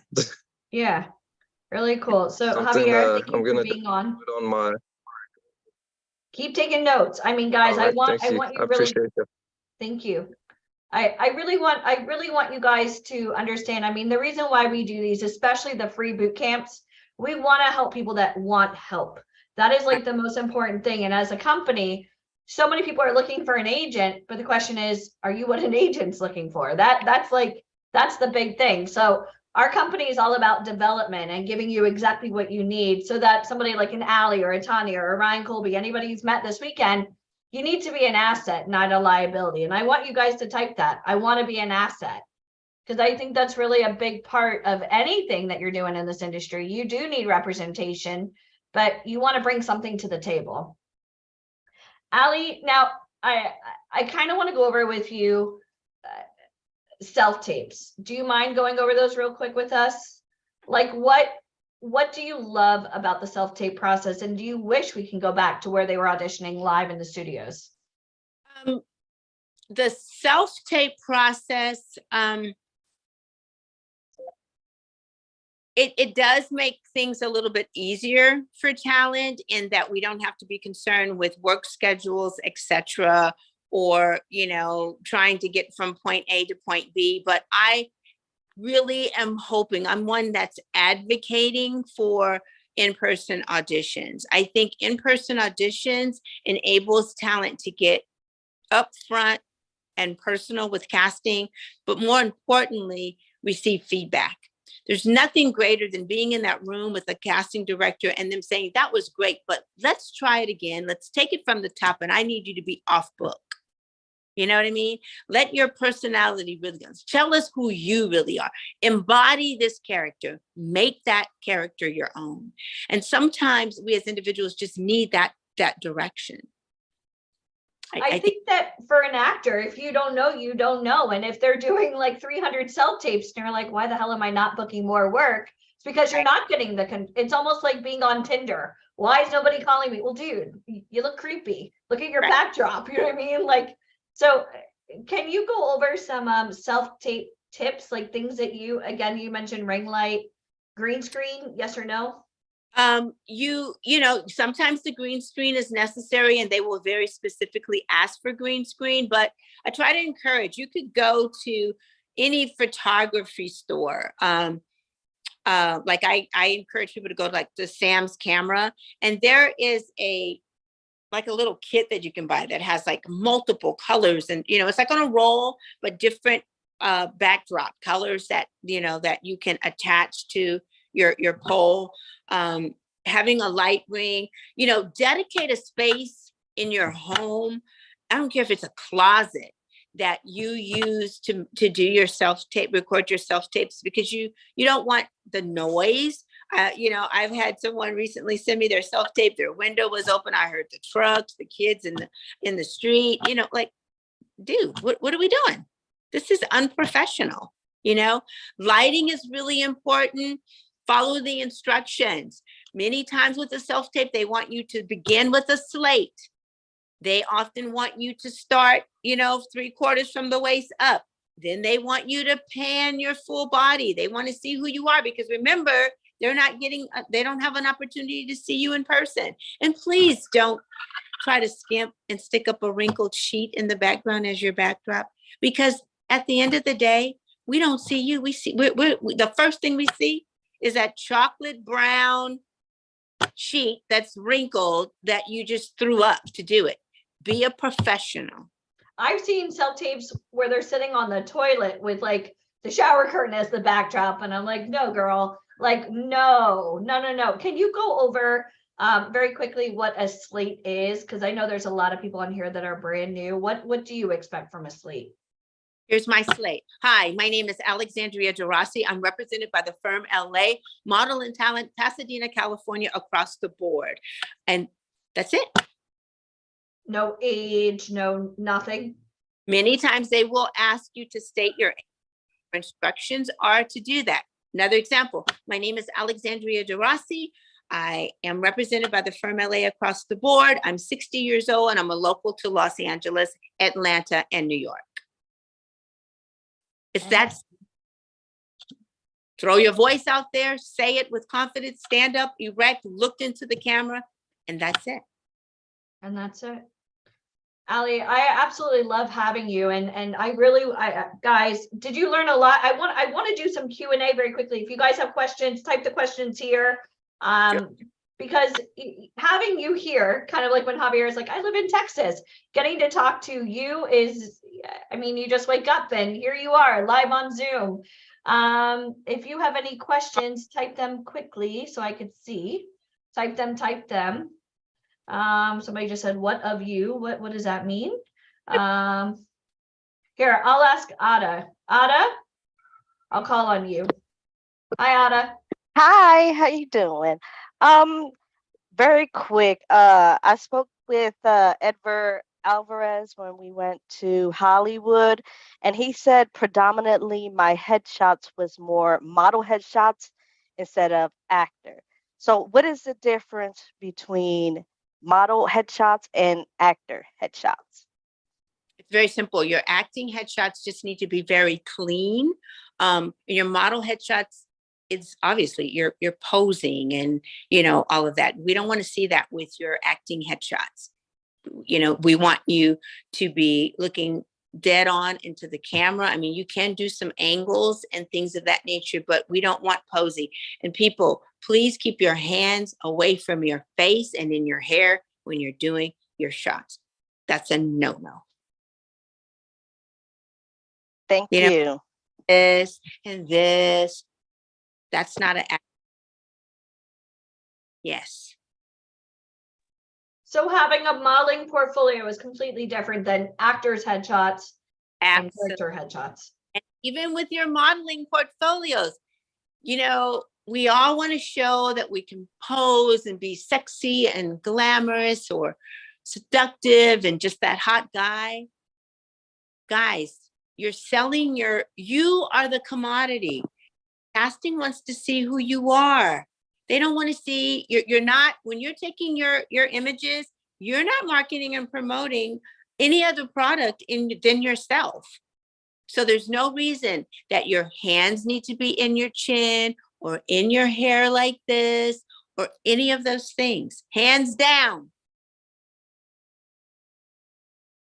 Hands down. Thank you. I will start practicing on that. Okay. Now, someone had asked a question, Allie. If you don't have an agent, how would you do a slate? Then you don't say you're represented by anyone. You just, hi, my name is Alexandria Gerard. I'm from Pasadena, California, and I'm 60 years old. Perfect. Cynthia is on. I'm gonna call on Cynthia, because Cynthia, as we know, was signed by you, and then things happen, and then we're gonna go over sometimes how people, and Cynthia, I hope you're not mad that I'm putting you on the spot for this one, but I think sometimes people are so like, I need an agent, and then they get an agent, and then they get a little bit lackadaisical. So I'm gonna pull her up very quickly. Hi, Cynthia. Hello there. How are you? Good. Are you working? I am working. Thank you so much for all of the. I want to make sure I'm. Okay. Thanks. Thank Thanks. you. And let me be clear. So Cynthia did. And life happened. That's what happened for Cynthia. And so she walked into Hollywood this time, and I looked at her like I was gonna cut her with a knife. No, I'm just kidding.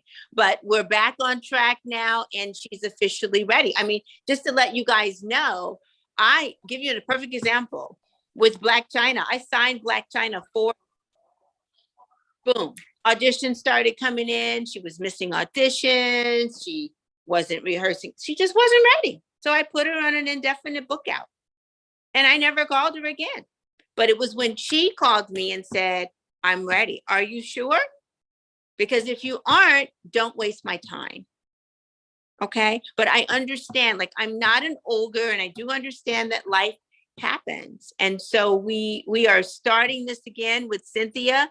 And I think this time she's officially ready, and she's made a solid commitment. There's some things that have happened in her life that we're not going to, talk about here, but internally, she's officially ready. She had a lot going on when she signed with me initially. Right? Cynthia, you're ready now. You know this. She's so excited. How many of you guys feel like you're ready? Go ahead and type, I'm ready. Like, if you type I'm ready, be committed. Don't do this half-assed. How many of you guys are legit ready? Because if you were to get signed by a top agent and she's requesting things, like if you requested a self-tape, how long do they have, Allie? Oh, when I say I need a self-tape, I worked all day yesterday. I needed selfies in the daylight. I needed all kinds of things. I get it, because and when I say I need it now, not yesterday, I'm very serious about that. If I post something in our closed Facebook group and I call you out and I tell you this is what I need from you, don't send it to me next week, because I probably won't be talking to you. Time kills all deals. Write that down. Time kills all deals. This isn't about you. I had somebody that emailed me going, well, I can't make it this weekend. Can I talk to the agents tomorrow? I'm sorry. Do we work around your schedule? You're welcome. And no, Right. So Yes. I think sometimes when people are aspiring models and actors, it sounds sexy to say I have an agent or a manager, but holy crap, now you actually have to put forth what you want. She can only get you the auditions, but if you're not going to show up, then bye. She doesn't even want to know your name. I send out something, and ladies, I just had Kennedy to put that whole package together for you, because when I sign clients now, what I do is I put together this 7-page document, and it's entitled Things You Should Know If You Want to Be an Actor. Number one, Bible kid. Yeah. You got to be loyal to your agency. If you're going to be that individual that gets signed with an agency and you haven't booked something in the first 30 days and you're ready to move on and you're blaming your agency, guess what, honey? This business is not for you. You're going to go on 50 to 100 auditions, real talk, before you book something solid. So you got to commit. Casting directors don't know you. Or you could be like some of my clients, I sign them and 2 days later, they're shooting something. We don't know. It's our job to pick up that phone for those casting directors that will still allow a pitch and pitch you, submit you, package you. But at the end of the day, it's up to you to seal that deal. That means you got to bring your A game each and every time. Be prepared. Memorize your lines. You cannot go into the audition room with your lines in your hand, people. It's not going to happen. For those of you that are serious about this, take a class, take hosting classes, learn how to read with a teleprompter, invest in your future. It's the only way you're going to win. Do you feel as though with your agency that any of your talent claim that you play favorites? Like, do you post ever like about castings that you're working on or people that have been booked? Because, for an example, I had somebody recently tell me that I played favorites. I'm like, that's not my job. I can only introduce you to the top people. It's not my fault if they like you or don't like you. I did my job. Exactly. So do you ever? You guys know that we have a closed Facebook group page, and it's for all of our managers are in there, our talent, etc., our parents. And on occasion, I'll get someone that says, well, why is it that so-and-so is always booking? Is he or she your favorite? No, he or she is always booking because they're always prepared. Always prepared. They know how to walk in that room, kill it, and walk out of there. They enter with confidence. They leave with confidence. Let me tell you guys, you're not going to book every single audition. For those of you that can make the investment, and if you want me to, I will send it to you, Allie, so that you can send it out to individuals. Watch Samuel Jackson's master class. He says it all. This was a man that came from being homeless on the street, a drug addict. Look at him today. And you know what he says? I took every audition, even on those gigs that didn't pay me, because those gigs opened up doors and windows of opportunity for bigger gigs for me. Commitment means commitment all the way around. You can't be in just to get your toes wet. Don't just dip. You're either all in or you're out, because we'll know right away. We'll know. Who's all in? Somebody type all in. If you're not all in, then we consider you out. Go have fun. Go watch now. Netflix. Allie, you've done so much with your career. Do you ever just sit back and go, holy shit? Like, give me a career high for you. Like one of your most aha, like, oh my gosh, somebody pitched me. I can't even believe this is my life. Because I know how hard you work. I think, so I'll tell you a story. Being the first African-American model on Price is Right and making history was a big hurrah for me because, and don't do this, people, I had the worst attitude in the world when I went on that audition. I had the flu, I had a temperature of 103, and my agent literally drove to my home, forced me in the shower, did my hair for me because I was really weak, drove me to that audition, and I walked out of it. Literally, when Cheryl Lynn Price said to me, what brings you here today? I was like, my agent, like, I don't feel good. And you've got a room full of gorgeous women out there. I'm sure you'll find what you want. Who does that at an audition? Like, she could have told me to get the hell out of her office, but she had me stand up. I slayed it. She had me spin around. But the thing that she told my agent is that she loved me being so open and honest and not trying to, like, just, warm up to her and I don't know, you have some people that kind of go overboard. I just really wasn't interested in the job that day, but I booked it and I killed it. And I'm thankful that I was able to do that. It opened up other opportunities for me. Goals for me now, I'm hoping that, Mr. and Mrs. Pandemic will pack their bags and get the heck out, because I want to be able to branch out. I want to be in other markets. I'm actually looking at opening up an office in the UK. So I want to be able to, and trust me, guys, I'm not in this for the money. You guys think that we're doing this because we make Grand Theft Auto? 10%, 15%, 20%. Trust me, sometimes, guys, I might get a check from as a commission check that's under $100. I'm in this game because I love it and I'm passionate about it. And my greatest joy is when I'm able to call my clients and say, you booked that, you did that. That's what it's really about. Helping you guys as individuals achieve your goal. Because guess what? I could be somewhere on somebody's cruise ship. I could be in my favorite place in the world, St. Lucia, sipping on something nice and basking in the sun. But I wake up every day at 5 o'clock in the morning, say my prayers, and go to work for you guys. I love that. Guys, if you don't feel the passion, how many of you guys feel the passion?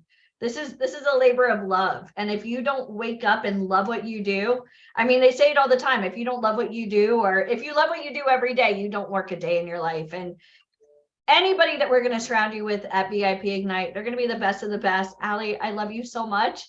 And I'm excited to see you. I heard a little rumor that you may be flying out to one of our events. Yes. So we'll keep that in the works, guys. I'm so excited. Allie, thank you so much. Guys, did you love this? Let me see, scale 1 to 10. And I know you're so crazy busy. So thank you for spending your Sunday with us. No worries at all. No worries at all. For having me and sharing your Sunday with me. Thank you so much. Thank you so much, much, guys. Let me ask you a question. If you had Allie as your compass, your moral compass, or even your navigation system in Hollywood, how many of you guys would follow directions from Allie? Or any of the people that you met this weekend? My goodness. Deneen, do you know how it literally boggles my mind that people ask their friends and family for advice on this? And yet you have Allie DeRossi. Like, she manages Black China. If that's not, and I had no idea she was from The Price is Right. This was the first I heard. That's me, girl. I'm dating myself. I'm an old girl. I love you. I love you too. Looking forward to seeing you guys soon. Thank you, Allie. That was amazing. All right. Talk to you soon. Bye, everyone. Bye. Right. Bye. She's just all right. So we've alluded to it a couple times here. This Orlando experience that we have coming up. I know Renee mentioned it. Alicia mentioned it. Would it be okay if we lay that out for you guys? I mean, but before we do that, let's talk a little bit about what we've learned today. And then I'm going to open this back up to Mr. Michael Pumpkin. But let's talk a little bit about where we've been today. Okay.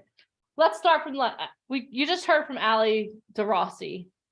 On a scale of 1 to 10, how many of you learned so much today from her that you're like, holy mackerel, I need some momentum in my life. I need to work with someone like Allie, right? Yes, right. We heard from this morning, we talked about momentum again. We talked about how we need to be in momentum, right? If you want to be in momentum, type momentum in the comments. Michael talked today as well about the Actors Cookbook, about your special skills. How many of you are writing down your special skills so that when you talk to someone like Allie, I heard Allie talking about that as well. Like, what is it that you do on a day-to-day basis that we can use to market you, right? Then we heard about influencer marketing. How many of you are totally changing the way that you see social media, and you're going to start using it as a business instead of, hey, high school friends from years ago, this is me. No, that's not what we're doing anymore. We're using it to market ourselves. If I were to go through and audit your social media, would I know that you're on track to be an actor, model, musician, that you're in momentum, that this is what your goal is? Or to be like, oh my gosh, you eat a lot of really good food. That's awesome. Now I'm hungry, right? Which one would you be? And who are you going to be on a go forward basis? And Renee, like, again, I'm going to do a little spot check one more time. I'm going to do one more spot check to see how much it's stuck. Oh, I said spot check. All of a sudden I see everyone sitting up straighter. Awesome. Remember, don't ever forget that you're always on stage. The way that you present yourself on Zoom, the way you present yourself when you go in for coffee, you're always on stage. Your energy precedes you. And there are those little tips that he gave. Oh my God, again, I'm going to be very conscious of my thumbs for a while. Thank you very much, Renee. I've never paid so much attention to my thumbs in my whole entire life. But I just want to thank you for that. So guys, now what we're going to do is if you guys want to really, like, we keep saying we want to be in momentum.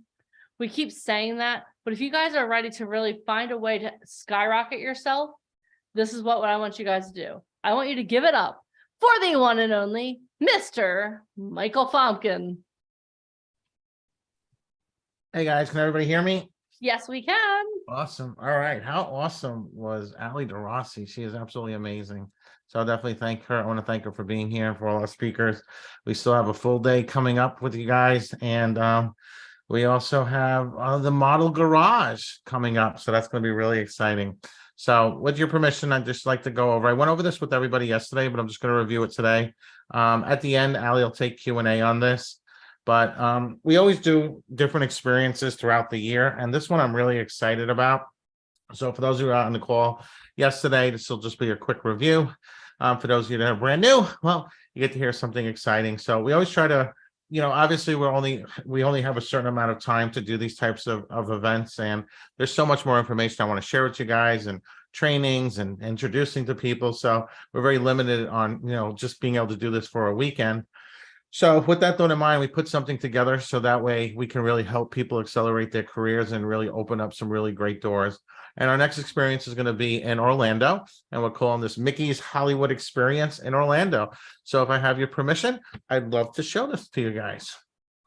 So next trip's going to be in Orlando, which is going to be super exciting. It's going to be the second to last weekend of May, so 2023. So it's only a few months away. It's already the end of the year. And what we put together to kind of get everybody on track is kind of, when we came back from Hollywood, we really kind of sat down and I said, what can I do to really elevate people's career in a lot faster way? And I think this is something I really outdid myself with, and I think I really over-delivered. So for those of you who are looking to take your career to the next level, our experience in Orlando will include getting 4 character headshots for models and actors. Retail value of that's $997. Obviously, you'll get to work with professional celebrity photographers, professional hair and makeup. And the importance of that is not only being able to have the best quality, but at the same time, being able to have the type of influence of people who, when they're sharing your stuff on Instagram and you're sharing theirs, it really makes a difference. So it's like really building your resume instantaneously. So not only will you get the 4 character headshots for models and actors, professional celebrity photographer, professional hair and makeup artist, $997, $1497, $997 value. But what we're going to be doing is something really different. We're going to have Ryan Colby actually handle the styling, and he's also going to be helping our talent develop their characters. So you're going to get character development and styling with Ryan Colby, $997. And we're working with the New magazine. It's an international magazine. They're available on newsstands. They're published worldwide. And what we're going to be doing is for the talent who come out to Orlando, you're actually going to get published in that magazine. So this is really, really exciting. And the value of that's priceless is it gives you the opportunity to not only work with high-level photographers and makeup artists and build up your experience in front of the camera, get things done the right way, having the 4 character headshots, the professional celebrity photographer, the professional hair and makeup, working on Ryan Colby for character development, but then actually having those images published in a fashion editorial. And this is something I'm really cool about. It's something actually we're working on for the book launch too, but actually getting a billboard in Times Square. So not only would you be a published model, but you'd actually have your photos up on a billboard in Times Square. It's something that's a timed event, so we're going to kind of coordinate that possibly around an event so everybody could be there. But if for some reason you couldn't be there, they'll actually be taking photos of those. So you'll actually have the photos of your billboard in Times Square. So that's something that's really cool. Like this one is like, I'm actually super excited for that one. So not only will you have the 4 character headshots for models and actors, celebrity photographer, hair, makeup, character development with Ryan Colby, you'll also be published in a magazine. You'll also be published and have a billboard in Times Square. So this literally blows up your resume to like influencer level. And this is really, really so super important, because here's what I want to do is we just came back from Hollywood and it was one of our most successful events. So what we want to do is a Hollywood agent virtual weekend. So we literally want to bring all our agents on Zoom and actually have a meet and greet on Zoom. We get to sit down, talk with these agents, get to interact with them and so forth. So not only will you now have the right headshots, you're working with professional photographer, professional makeup, character development with Ryan Colby. You're now a published model in an international magazine. Your images have been shown in a billboard in Times Square, but now you're sitting down with these Hollywood agents in a virtual weekend. But even more importantly that, and as I know Tanya Kleckner and Ali DeRossi both really spoke about, and this is so important because, you know, in the digital age, you know, things are always shifting and changing. So what we're now going to be doing is we're going to be doing a professional model or actor slate reel while you're in Orlando. And the training for that's going to be done by real Hollywood agents. So we're going to have people like Tanya Kleckner and Ali DeRossi actually going through this and showing you step-by-step how to do this. In addition to that, for those of you who may be brand new to this, Ryan Colby himself is going to help create your signature character. So this will be the character you can lean in, and he's actually going to help you write the script for this. So this is absolutely amazing. He's done this now for 40 plus years. I've seen him do this live with talent he represents, and this will really take it up to a whole nother level. So not only will you get the script writing services for the Hollywood Reel, create your signature character with Ryan Colby, value $14.97. You get the 4 character headshots for models and actors, value $9.97. Professional celebrity photographer, value $14.97. Professional hair and makeup, value $9.97. Character development and styling with Ryan Colby, $9.97. The published model, fashion editorial, priceless. A billboard in Times Square, priceless. The Hollywood virtual weekend with all the agents, $49.97. Professional model and actor slate reel, professional training by slate reel for the slate reel by Hollywood agents, script writing services for Hollywood Reel, create your signature character with Ryan Colby. But then in addition to that, we wanted to do a Hollywood agent virtual meet and greet. And I discussed this yesterday. And when I was doing this, I said, you know what would be even cooler than doing a virtual meet and greet with our Hollywood agents if we actually did it live. So that actually now, instead of being a virtual meet and greet, and this is priceless, we're going to be flying in Ali DeRossi, we're going to be flying in Tanya Kleckner, we're going to be flying in some of our top Hollywood agents who are going to be spending the weekend there in Orlando meeting with you. So now you'll have the opportunity to not only, and this is where the importance comes in, guys. Not only are you going to have the right photos, the right makeup, the right hair, not only are you going to have your character development, but you're going to be working very closely with them prior to coming out to Orlando, which means you're building up the relationship. You're getting all the bugs out of the system. You're getting everything all perfected. So when you're sitting there with them live, creating your reel, doing these headshots, this is unlike anything even their own talent they represent have never even had this type of proximity to be able to work with them at such a level. So this is a game changer. So now we're going to have the Hollywood agent live meet and greet, but you're also going to have representation by Truth Management. You'll have your digital model and actor portfolio set up. Our agency is a mother agency. We represent talent nationwide and worldwide, which means on a go-forward basis, instead of you always worrying about, is this the right company I should work with? Is this a real casting or anything like that? On a go-forward basis, you have representation. You literally just say, great. Somebody approaches you, wants to work with you. Awesome. I'd love to work with you. Here's my agent's information. Give them a call. Thank you. Goodbye. And we will handle everything for you. So not only will we make sure that you're working with the right people, we're going to get you out there seen on set We're going to also elevate you to the point where you can now be signed by a major agency, and we'll always be your mother agency. You'll always be able to turn to us. We'll always be able to help you. But at the same time now, we want you to have multiple representation. Our goal is for you to have representation in theater, TV, film, voiceover, modeling, to be able to have a full spectrum of people that are elevating and pushing your career out there. So I think that's absolutely incredible. So you're going to get the truth management representation, the 4-character headshots, professional celebrity photographer, professional hair and makeup, character development and styling with Ryan Colby. You're going to be a published model. You're going to have a billboard in Times Square, the Hollywood Agent virtual weekend, the professional model and or actor slate reel, professional training for the slate reel by Hollywood Agents. Actually, these people working with you hand in hand. And then the script writing service is done by Ryan Colby, where he'll help create your signature character. And you're also going to have the Hollywood Live meet and greet now in Orlando, truth management representation, and then some bonuses. We're going to be launching a new training program for our models and actors. This is going to be launching January 2023. That program is going to be priced at $9,997. You guys will have access to this as a part of this package. So we're going to be giving you this, guys. You'll be able to have this. And this is going to be really great. We're also going to have our Actor Academy launching January 2023. You guys are going to have this as a part of your package. And in addition to that, mega bonus, you're going to have access to the vault, over 300 hours of on-demand training, which this has been, for 2.5 years, we've been doing live training every week, twice a week, 3 times a week. You'll have access to all of those on demand. It's all searchable like Google, like Netflix. You just type in, you're working on a monologue, type in monologue, boom, up come Galinsky's videos showing you how to write a monologue. If you go on set for posing, boom, up come videos with America's Next Top Model, training our talent. So this is really great. You're never going to find this on YouTube. There's nothing like this on the entire planet. We only have the best of the best of the best that have done these trainings. And in addition to that, not only will you have access to the training, but you're also going to have VIP Elite Talent Academy, which is our ongoing weekly training. So every week you'll be working with people like Ryan Colby, Robert Galinsky, and so forth. And also, as an extra special bonus, we'll have Renee, who's actually going to be in Orlando also now. I just confirmed that. So you'll actually get to work with Renee, in person. So, people pay him $100,000 to be able to spend a day with him. So this is something that's going to be an incredible value.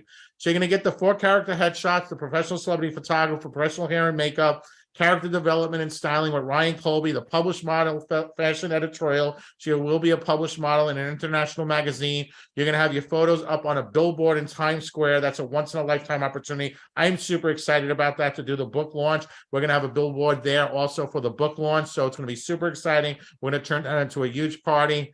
The Hollywood Agent virtual weekend, professional model and actor slate reel, professional training for the slate reel by Hollywood Agents, the script writing services for the Hollywood Reel, create your signature character with Ryan Colby, the Hollywood Agent live meet and greet in Orlando, truth management representation, your digital model and actor portfolio. Your bonuses will be your model and actor development and training, 90-day program, your VIP Actor Academy, which is launching January 2023. For those of you who are part of the Elite Talent Academy, we're taking this to a very personalized level. One of the things our talent always said is they wanted more personalization, to be able to work with some of our high-end coaches on a personal level. So this is something we're going to be giving to you guys here, as thanks for sharing the weekend with us. And then, of course, access to the vault, over 300 hours of on-demand training, plus the VIP Elite Talent Academy, which is live weekly training.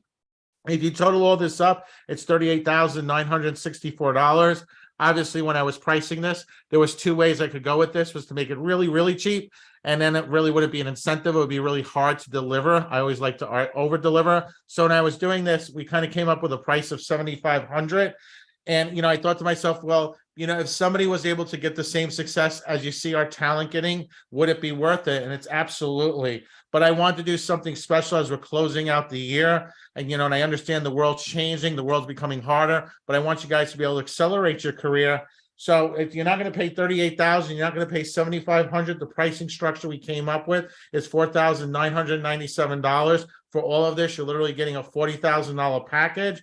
But I wanted to do even more for you guys, because that's what I get to do. And that's why I'm so cool. For everybody who's on here, now I just want to give you guys, just to be fully transparent, I made this offer yesterday. There was only 10 spots available. We're literally down to 3 spots. So this is super limited. This is literally when I give you the link to schedule. You do have to go through an audition process. You do have to be confirmed. This isn't something you can just purchase. But for everybody here, you're going to get the 4 character headshots, professional celebrity photographer, professional hair and makeup, character development, styling with Ryan Colby. You're going to be a published model. You're going to have a billboard in Times Square. You're going to have the Hollywood Agent virtual weekend, the professional model and actor Slate Reel, professional training for the Slate Reel by Hollywood Agents. Get to work with Ali DeRossi and Tanya Klechter, plus a whole slew of surprise guests.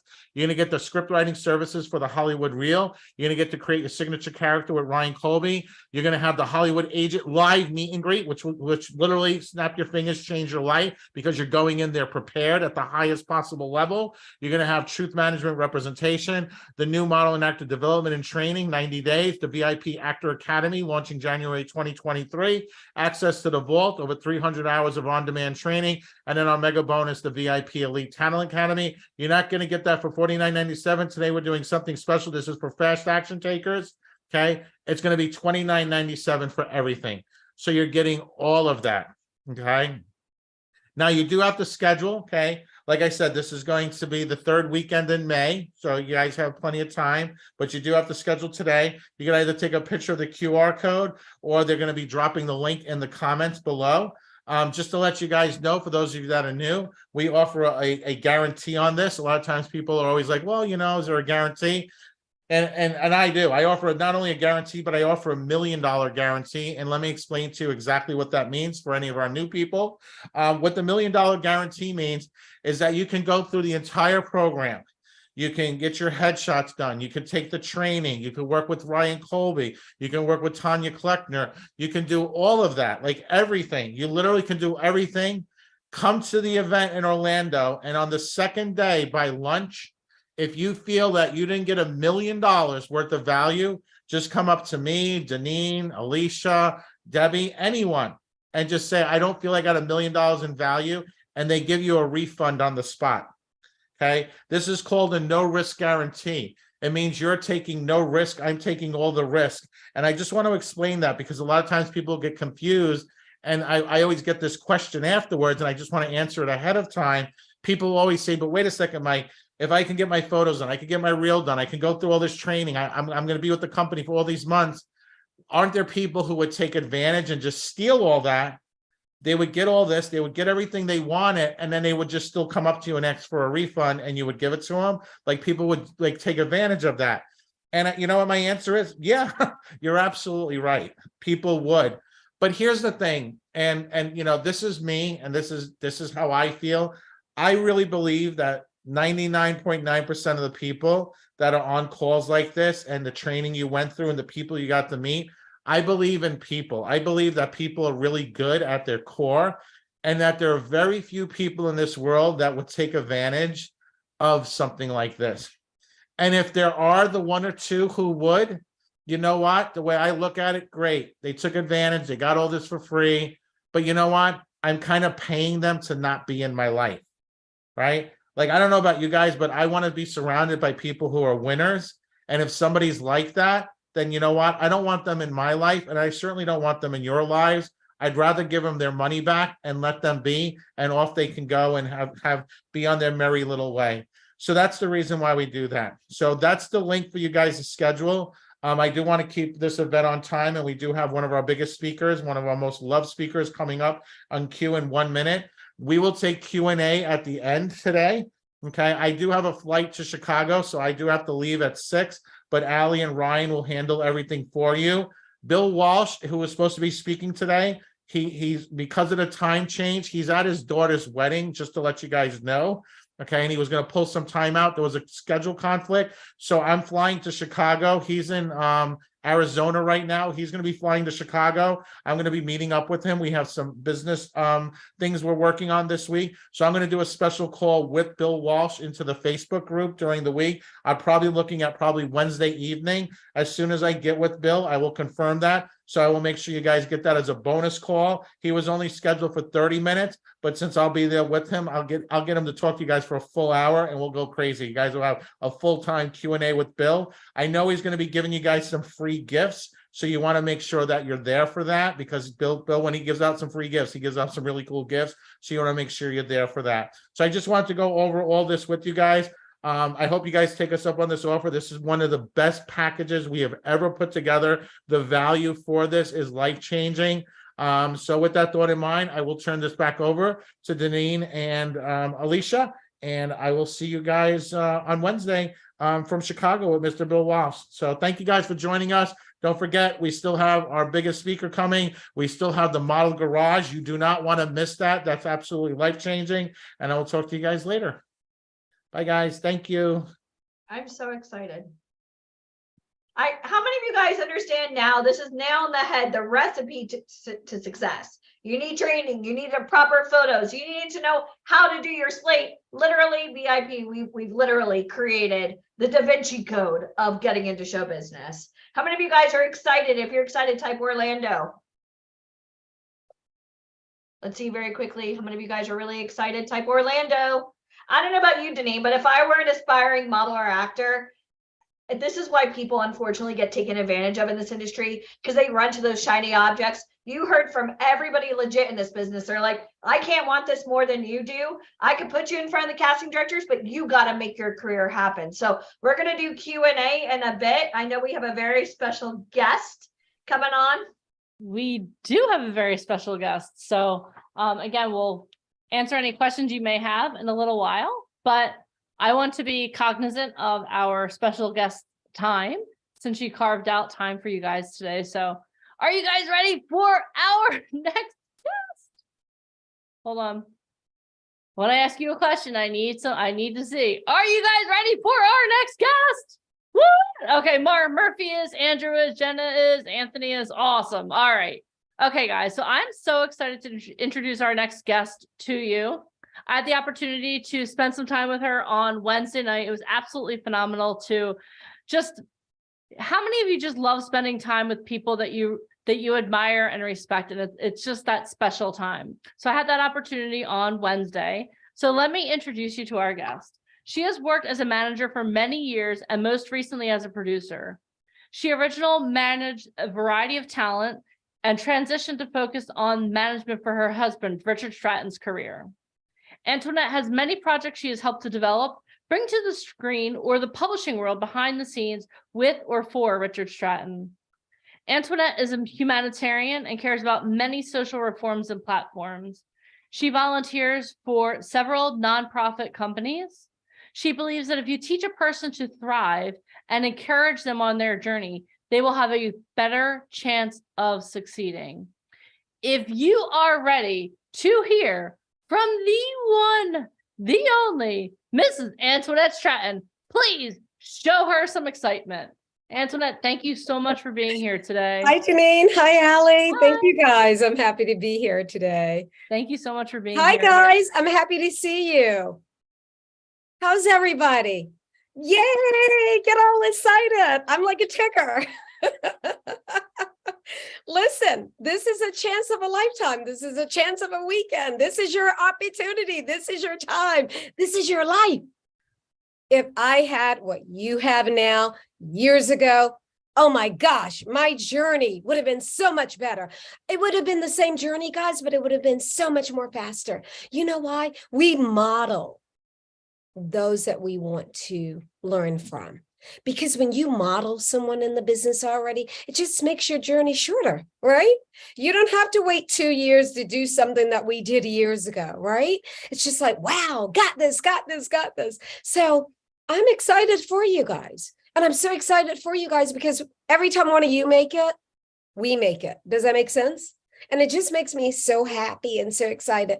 And yeah, I did carve out time because I really want to talk to you guys about some things. I've got a lot to say and a lot in a short amount of time, but we're going to get there. First of all, I want to thank you guys for coming because the fact that you're here tells me that you believe in yourself and you want to do this. And even if right now you're fearful or you're doubtful, or even though you're smiling, you're kind of like, oh, I'm not so sure. It just shows that at least you're willing to try. Trying is not enough, but you're putting one foot in front of the other and you're not going to quit, right? All right, then let's start. Andrew, you're so welcome. I'm so happy to see you, Diane. I see everybody. Thank you. Hi, Leslie. And yes, we had a wonderful time with Deneen, and Michael got a great award on Wednesday. And you're in great hands. You know, Allie and Mike, co-founders. You've got Deneen, who's, you know, just holds you up like this. She's your rock under the bottom. So Debbie, you're in great hands. I'm going to start with the story. I think I'm known for stories because I feel like when I share my stories, which are really, it's really my life, I think it's something you're going to remember. And then when you're in that situation, I think you're going to remember Antoinette said this. And my famous motto lately is, if I can do it, you can do it. So can you. If I can be where I am today, so can you. So when I was little, I was on a flight, I think with my mom maybe, and we were going somewhere. Don't ask me where, but we started out great. Halfway through the flight, you know what happened? A storm came. The pilot's announcing there's a storm. I'm like looking at my mom, looking at the flight attendants. Okay, well, they all look good. I'm fine. You see my face, right? And you know what happened? Within 5 minutes of that, the airplane started dropping by feet. And I was literally sick to my stomach. You talking about praying, looking around, and when you see flight attendants and they're gripping the chair like this, immediately. And I looked at my mom's face, and I didn't know that she was really super fearful, but it wasn't the normal face I saw. So immediately I was a little kid, so I was scared. Long story short is it created a fear in me.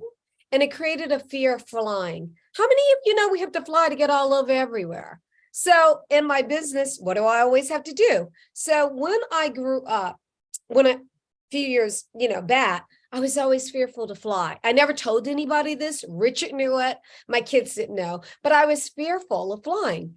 And it was that same old tape, that same old recording of that flight. So I would get on the flight, I would put on music, I'd have my AirPods in, but before those, I don't know what we had. I can't even remember. Maybe some big headphones, and they weren't, who knows. But long story short is it stayed with me. And one day I realized I can't do this anymore, guys. I can't be getting on flights with anxiety and stress and fear, wondering, are we going to have a storm? I don't think I ever really thought that the flight was going to drop or die, but it was just a fear, right? You're going like that, and you're seeing people being thrown around. So it was a fear. And so I had to get over that. How did I get over it? Well, we're going to talk about that today, and this is going to apply to your life, okay? So in life, we have many pathways. In life, we have many experiences. In life, if you live long enough, you're going to have some pain. That's just the reality of life. I know nobody wants to hear that, but in the entertainment business, it's a great business to be in, but you're going to have to grab yourself up. It's going to be some tough days. You're going to get some rejection, right? That's the reality of it, right? But with that, we have to figure out, what are we going to do? Are we going to take that and walk away? No, because then you quit. Who quits? If you've come this far, you don't come this far to quit. You come this far to keep going. That's just what life is about, because this business is truly a life lesson of life. And if you can make it in this business, you can make it in any business. Like Frank Sinatra used to say in that song, New York, New York, if I can make it there, I can make it anywhere. Well, it's the reality. If you can make it in this business, you can make it anywhere. People always, oh, it's great. You see me on you see me in the camera, you see me here, you see me there, you see me on TV, but what they don't tell you is all these other things, right? And then what happens is all of a sudden you see a celebrity and they're in the hospital, they died, something happened to them. And then you find out later they were fearful, something happened, they were depressed, they had a breakdown, right? And then you kind of go, well, I saw them and they were smiling all the time. They were always so happy. How did they get like that? And the reality, guys, is they weren't always happy. That's just life. They weren't always happy. They were just smiling to cope. And we're not going to smile to cope, right? all of us are going to address what we're going to deal with it. We're going to get better at it, and we're going to live our lives. That's what life is about. So how did I get over that? I did something called leaning into my fear. All right. What does that mean? Yeah, Disha, it's not what you go through, it's how you come out and what you learned in the process. Well, if I've got so much to teach, that should tell you something. People are like, oh, you smile all the time. I'm a really happy person. By nature, I'm a tigger. But the industry has taught me a lot of lessons. And that's why I want you to model myself and all of these wonderful coaches and that you get, because you can learn a lot and you can make your journey short. What I did was I learned to accept it. First of all, the first time I flew, that time when it happened, it wasn't my first time flying. But that experience happened to me and I was fearful. So every time after that, I was fearful. So when I got on a flight, when you're going on a casting call, when you get a call back, I was fearful. So I was smiling, but inside I was cringing. I didn't have anxiety. I had a nervous energy. I had a pain, and I was constantly waiting for that hour and a half or 3 hours to pass. So how many of you know what it's like to live on the edge of a seat waiting for something to end? You don't want that. You don't want to go on a casting call waiting for the end. So what I realized I had to do was I had to take control, and I had to accept it. So the next time after that, I went on a flight when the reality set in, and it didn't set in for a while.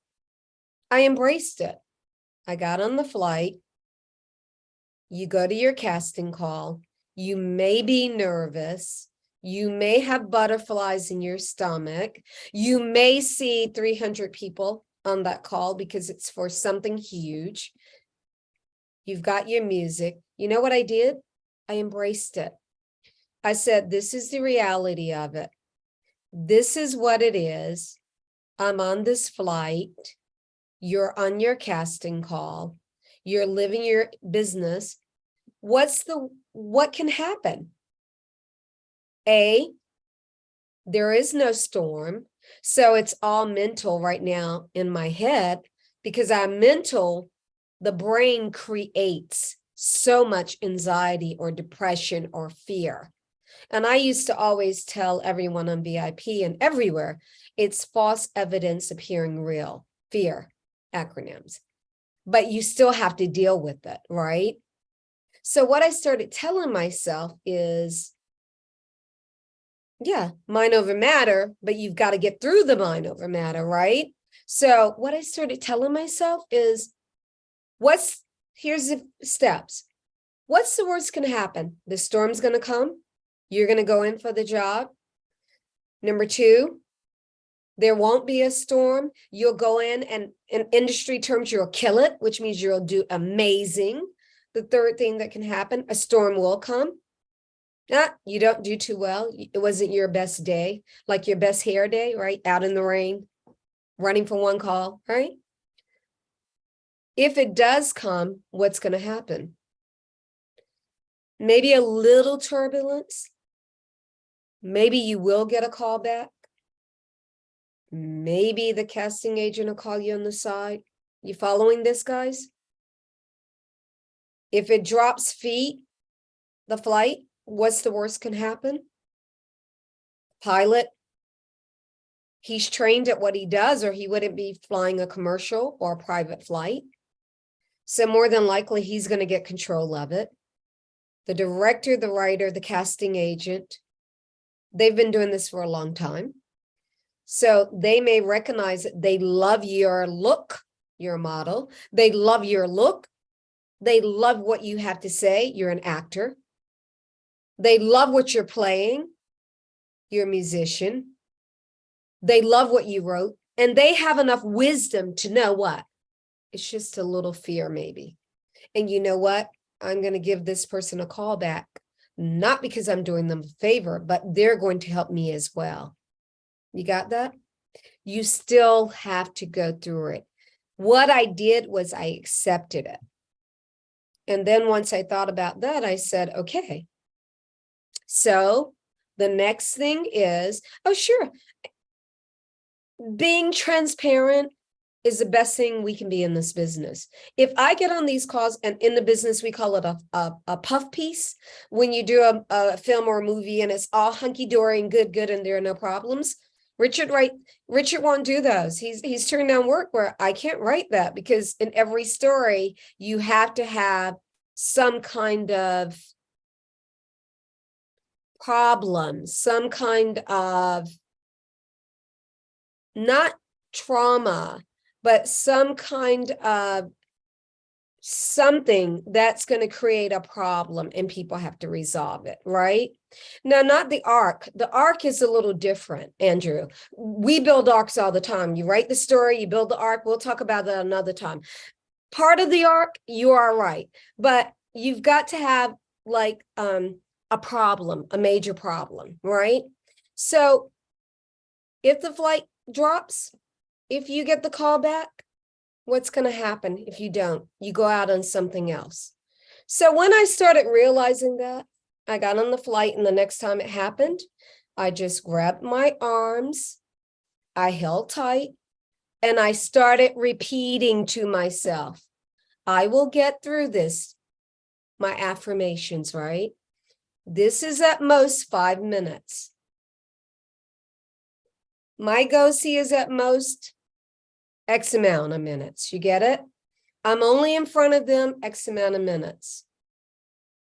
This too will pass. This is what I said on the flight. You getting the analogy? You on the casting call. This too will pass. And I'm going to come out with flying colors. I'm going to walk off this flight. I'm going to feel great. And I'll go on the next flight in the flight, because this is the reality of my life. I have to fly to get to my destinations. And this is the reality of your life. You're in the entertainment business industry. You are doing one of 5 to 7, whether you're an actor, model, musician, whether you're a writer, director, and so forth and so on. The bottom line is you will get through it. Don't pretend the fear isn't there. Do not. That's not what I want you to do. Then you're not getting the lesson, because you're going to go back through it again. And how many of you know, until you get the lesson and grow and learn from it, you're going to go through it over and over and over? Sometimes there are people in the business. Take this as a lesson. I had a girlfriend a long time ago. And with this girlfriend, she's in the business, she's a writer. And she wasn't a consistent writer, but she would get jobs, right? And writing was her life, right? And every time she'd get a large check from, whoever, whether it was she was writing for, how many of you know she'd go and buy up everything? Buy a car, buy a new bed. And I used to talk to her and I would say, in this business, you have to constantly work and you have to learn the business. Or basically telling her she's going to be in a situation. And every time I found that in every 3 months, she was in a situation and she was fearful.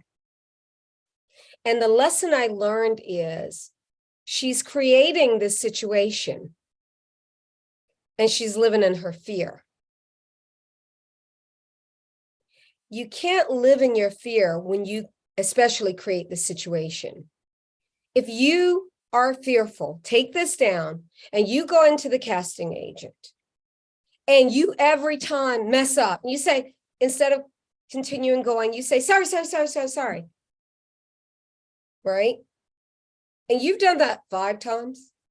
And now this is time number 6. Ouch. And you say, sorry, and you don't get the job. And now you're blaming them, but you can't blame them. It's a fear you've created.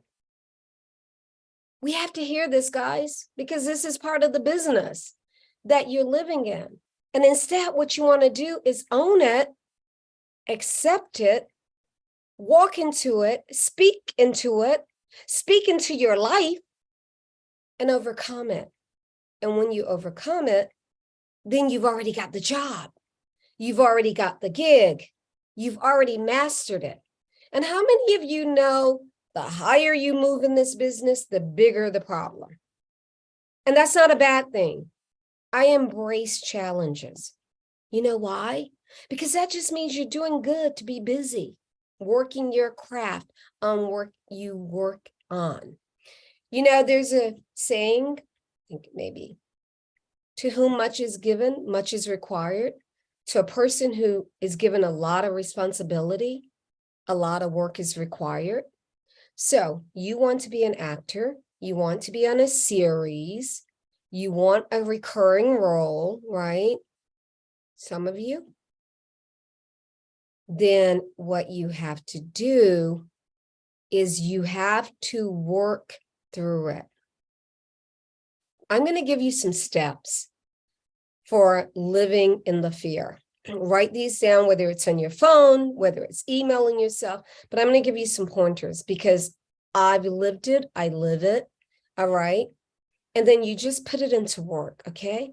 And you will see over time, because anybody can tell you, Deneen can tell you, Allie can tell you. You hear how Mike is on his way to Chicago, he's going, our days start at 5 a.m. And it's one thing after another. And we are getting back to people. We're on calls, we're teaching, we're coaching, we're producing, and no one is left out, right? We can't say, and we don't want to say, oh, I can't get back to you until tomorrow because. So I'm talking to you to help you. I'm sharing with you to help you so you don't become that person. I emailed you. Tomorrow is Monday at 10 o'clock. And now it's 10 at night and you didn't get back to me, but I had a part for you. But you took so long, I gave it to somebody else because what it showed me is you didn't want it so bad. That's what I'm teaching you, to be able to have the tools. You got it? To get back to people, to respond, to reply without feeling what? What's the key word? Overwhelmed. And when you have fear, what does fear cause? You can write it down. It paralyzes you, right? Overwhelmed. Absolutely. Fear paralyzes you. Fear stops you from moving forward. Fear creates doubt. Fear causes pain because some people, when they have fear, they just freeze. And it can be the same experience, but they just freeze, right? They block, shut down. Oh my gosh. Oh my gosh. I can't hyperventilate. Fear is an emotion. It's not a feeling, it's an emotion. And it's an emotion that if you don't live in it, I will never tell you to ignore fear. You have to accept the fear. You have to go through the fear. You have to lean into that fear. You have to talk to fear. You have to talk to it. Yeah. You have to say no more. I don't want it. I'm not dealing with you. Today, not today. Right? That's what we have to do. So I'm going to give you some steps. It slows down your life. It slows down your career. You should have been on that set, on the small screen 3 years ago. But the fear was so debilitating that you're getting there because I believe you'll still find your destiny in your journey, but you're delayed, right? And we don't want you to do that. And I know, one thing I do know, I know more people have fear and do not face it than they admit. That I know. We sit, we smile, we say everything's okay, but we're living in fear and we're not giving our best, we're not living our best lives. So I'm going to give you a few. You're going to write these down and you can go from here. Number 1, fear. Lean into your fear. What are you going to do? Number 1, you're going to accept whatever it is. Acceptance does not mean accepting the problem. It does not mean accepting the situation. It means it's accepting the fear. Right, Diane? You're going to accept the fear. You got a bunch of bad notices all in on a day. What are you gonna do? Cut up the paper, go get drunk? I'm not going on my calls when you have the best one yet for severance, right? What you do is you lay it all out before you. And number one, you accept it. You say, this is what it is. I accept this. I accept that this is the situation right now. Okay? So number one, when I say accept the fear, I'm not telling you to accept that you're not going to change. You accept the situation that's going on in your life. Okay? Everybody has that? Thumbs up. Number two, after you accept it, you may have to take a few minutes, may take you 30 minutes to sit down, depending on what it is. Got it, Leslie. Then what do? You tell yourself, I will not blame, listen to this very carefully, judge, or cause someone else to be responsible for this situation, for this fear. I will not blame, I will not judge, or I will not cause someone else to be responsible for this situation, which means you're not going to sit here and go, well, if I hadn't, if she had not been there, I would have gotten the call. No, because you're going to lean it to it. You got it, Diane. Okay. You're going to not do that, because when you do that, you're just going to go back through it again. You're not going to see the victory long term, short term, and it's going to cause a lot of strife in your life. All right. So you've accepted the fear. You've told yourself you're not going to blame. You're not going to judge. You're not going to accuse someone else for what this is happening. Right. Third step. What do I do next? How do I change the situation? What is my next step? That's twofold. How do I change this situation? What is my next step? You have that? Thumbs up? Okay. Let's go back to you, a person going on a casting call. And remember I said 5 times you've gone in, and 5 times you've messed up and said, sorry. Right? Okay. If that's you, some fear, because you're fearful, right then and there, you tell yourself, what do I have to do not to repeat this? Because now the fear is overwhelming your life, your career. What you do is you tell yourself, and I say write it down, because there's power in writing things down. So I would write down that, next step. I will write down, I will, for example, that situation, I will not go in the casting call and stop in the middle and say, sorry, I want to start over. I will write that down, because in writing it, you're acknowledging this is what has happened. And until we can acknowledge, not to self-blame, there's a difference, but you have to acknowledge what's the fear about. Okay? So I would write that down. And then the second part of that, what is my next step? This is very important. My next step is to go, whatever it is you're going to do, whether it's going in front of that casting agent, you go right then and you read a monologue. And you visualize that casting agent there, just like when you stopped before 5, now we're at time number 6. You're going to feel the fear, you're going to feel the overwhelm, but instead of stopping, just continue. You made a mess up of a word. Just keep going. Okay? The second part of that is you're going to talk to yourself because there's power in the mind. So you're going to tell yourself, I will not accept my whatever this is, stopping in the middle of my casting call and saying, sorry, can I start again? You got it? And you may feel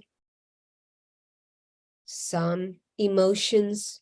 You may feel because you're walking through it.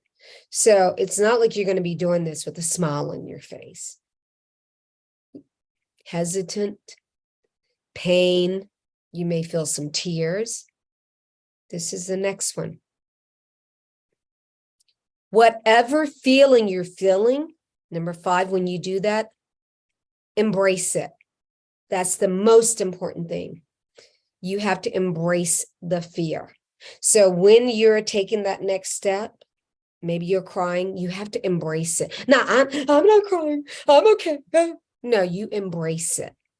Because until we embrace fear, meet it head on, face to face, it's just going to come back to bite you in the cahutas again.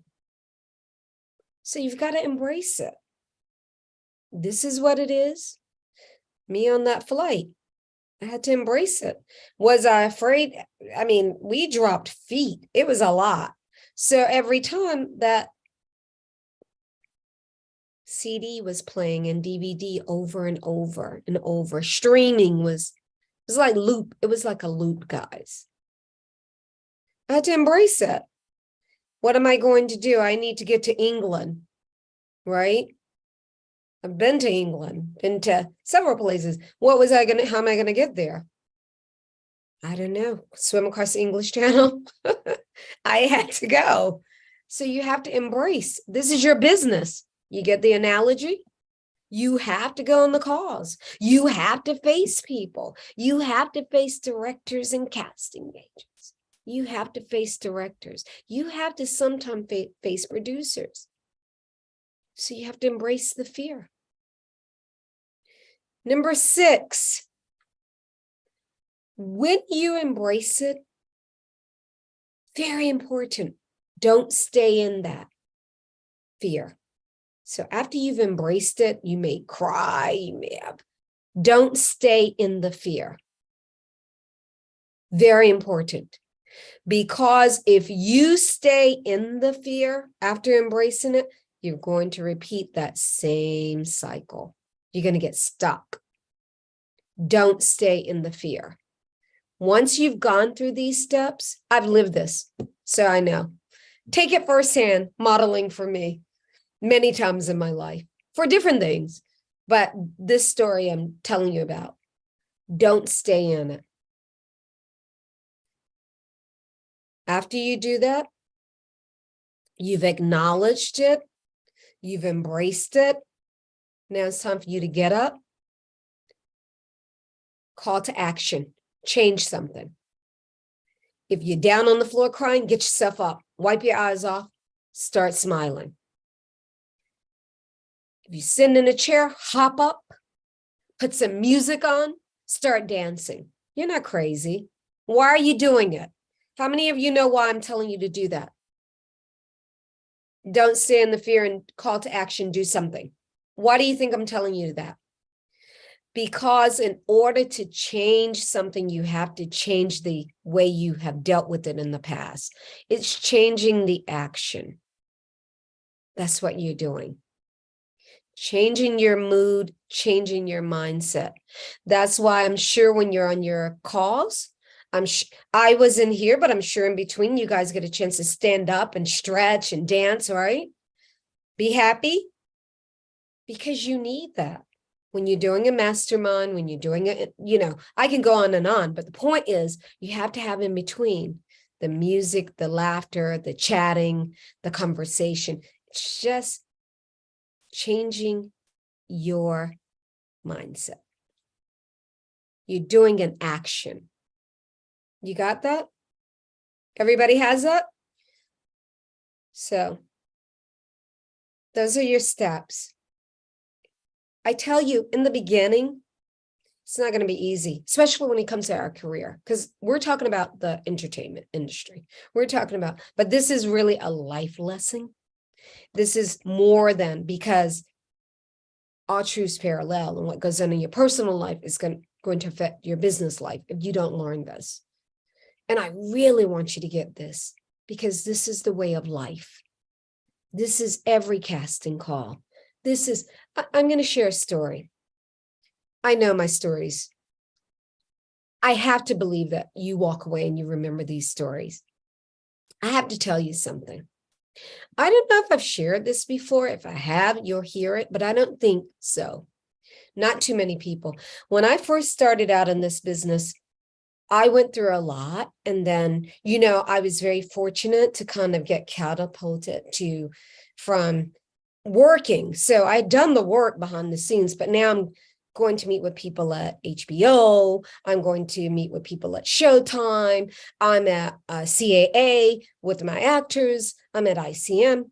So I'm in a good place, right? Right. But here's the thing I need to tell you guys. Because I didn't miss steps, what happened is I put in the work. Trust me, when the time came, I was ready. But I people say overnight success. There's no overnight success. Antoinette had put in a lot of work. Yours truly here. But what happened is now I'm in front of an executive. He's a top executive, okay? Showtime. And you know what happened? Inside, I was fearful. Wasn't fearful of the person. Wasn't fearful of my job, because I'd been doing this. I had allowed that level. Hear me out. I'm telling you guys this for a reason. I want you to store this. For some reason, somebody has said to me a few days before, oh, well, you know, they were just running their mouth about life, and they were talking about their life, and they said, oh, you know, I've done this, this, and this, and this, but oh my gosh, if you ever put me in front of a top executive and they were naming the agency, CAA, or a TV executive at Showtime, HBO, I would be nervous, because even though I've done it, I didn't go through them, and I didn't do it at that level. How many of you know, be careful what you allow to go into your ears, right? I had never, everybody knows I am a gift to gab. I love people. I'm a people person. You could put me with the president. I'm fine. Hello. Would you like to go have coffee with me? And do you know something about that conversation that person said to me? And they weren't talking to just me. They were talking to some people, like it was maybe 5 of us. It kind of got stuck. And I wasn't expecting this to go through that fast, but it did. And now I'm in front. I'm actually in LA. I'm not we didn't have Zoom. I'm not on a call. I'm in front of the person.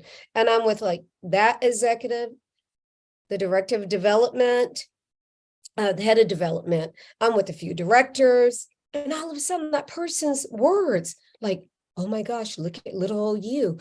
How can you hear that? You hear that? You hear that? Do not take everything in.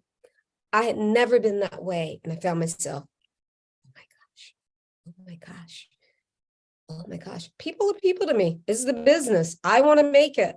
And I don't care, because I've told you all about being with ICM and the executive president later. But that day, I was so fearful. And you know what happened? I was sitting in the chair and my leg was like shaking like this. My leg was trembling. And I'm crossing my leg to keep, never been through that. And I walked out of there confused. Thank God it was a day I didn't have to say much. But I didn't also do my job. And I walked out of there so confused. What did I just go through? I've never been this way. I'm prepared. I've worked hard to get here. And then I realized that person's conversation. Be careful not to take on other people's fear as well. Write that down. you may be great now with what I've talked to you about. You're in a good place, right? You're like, I got it, Antoinette. And now your buddy comes by and you guys are hanging out and they say this about their lives. And all of a sudden you don't even realize because they're being so negative. Do not allow another person's fears. Please, I've been there. Don't let someone telling you, if you go, I'm not even going to say that stuff, but if you go on this call, blah, blah, blah, blah, blah, do not. Okay? You're leaning into, you're accepting. You're growing. Because not only is this a lesson for our industry, this is a lesson for life. And now you could be at a point where you're doing pretty good, because when I went through this, I was doing pretty well in life. And look how I'm just out with somebody I know. And then the next time I went on that, it drains, because our brain has a lot of power, right? Somebody said 25% of our brain, we use 25% of our brain. I didn't realize that. It was a neuroscientist. He's a doctor, MD, and a PhD from Stanford. And he studies cells, molecular cells. So the cells of your body. Why do I tell you that? So he had access to studying the brain, the mind. And there is so much power. I'm talking to you the way I talk to my kids, my friends, my family. So consider yourself in a good place, your family. Okay? I'm sharing with you from my heart. Okay? Your brain, whatever you put into your brain is the outcome. So when you look around you at your life, start thinking, what am I putting in? Whose story am I listening to? You got that? What have I been repeating? Everybody knows Deneen and Allie. Allie will tell you, I think I was the first coach in 2018, 2019. I don't know. She'll tell you. But, right, Allie? Yes. I remember I called you saying, Michael has this idea. It always starts that way. And you're like, I'm down. What do I need to do? How can I help? There you go.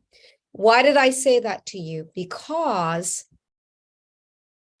with that idea, you know what? I have told everyone over the years to affirm, to vision boards. That's my babies. Vision boards and affirmations.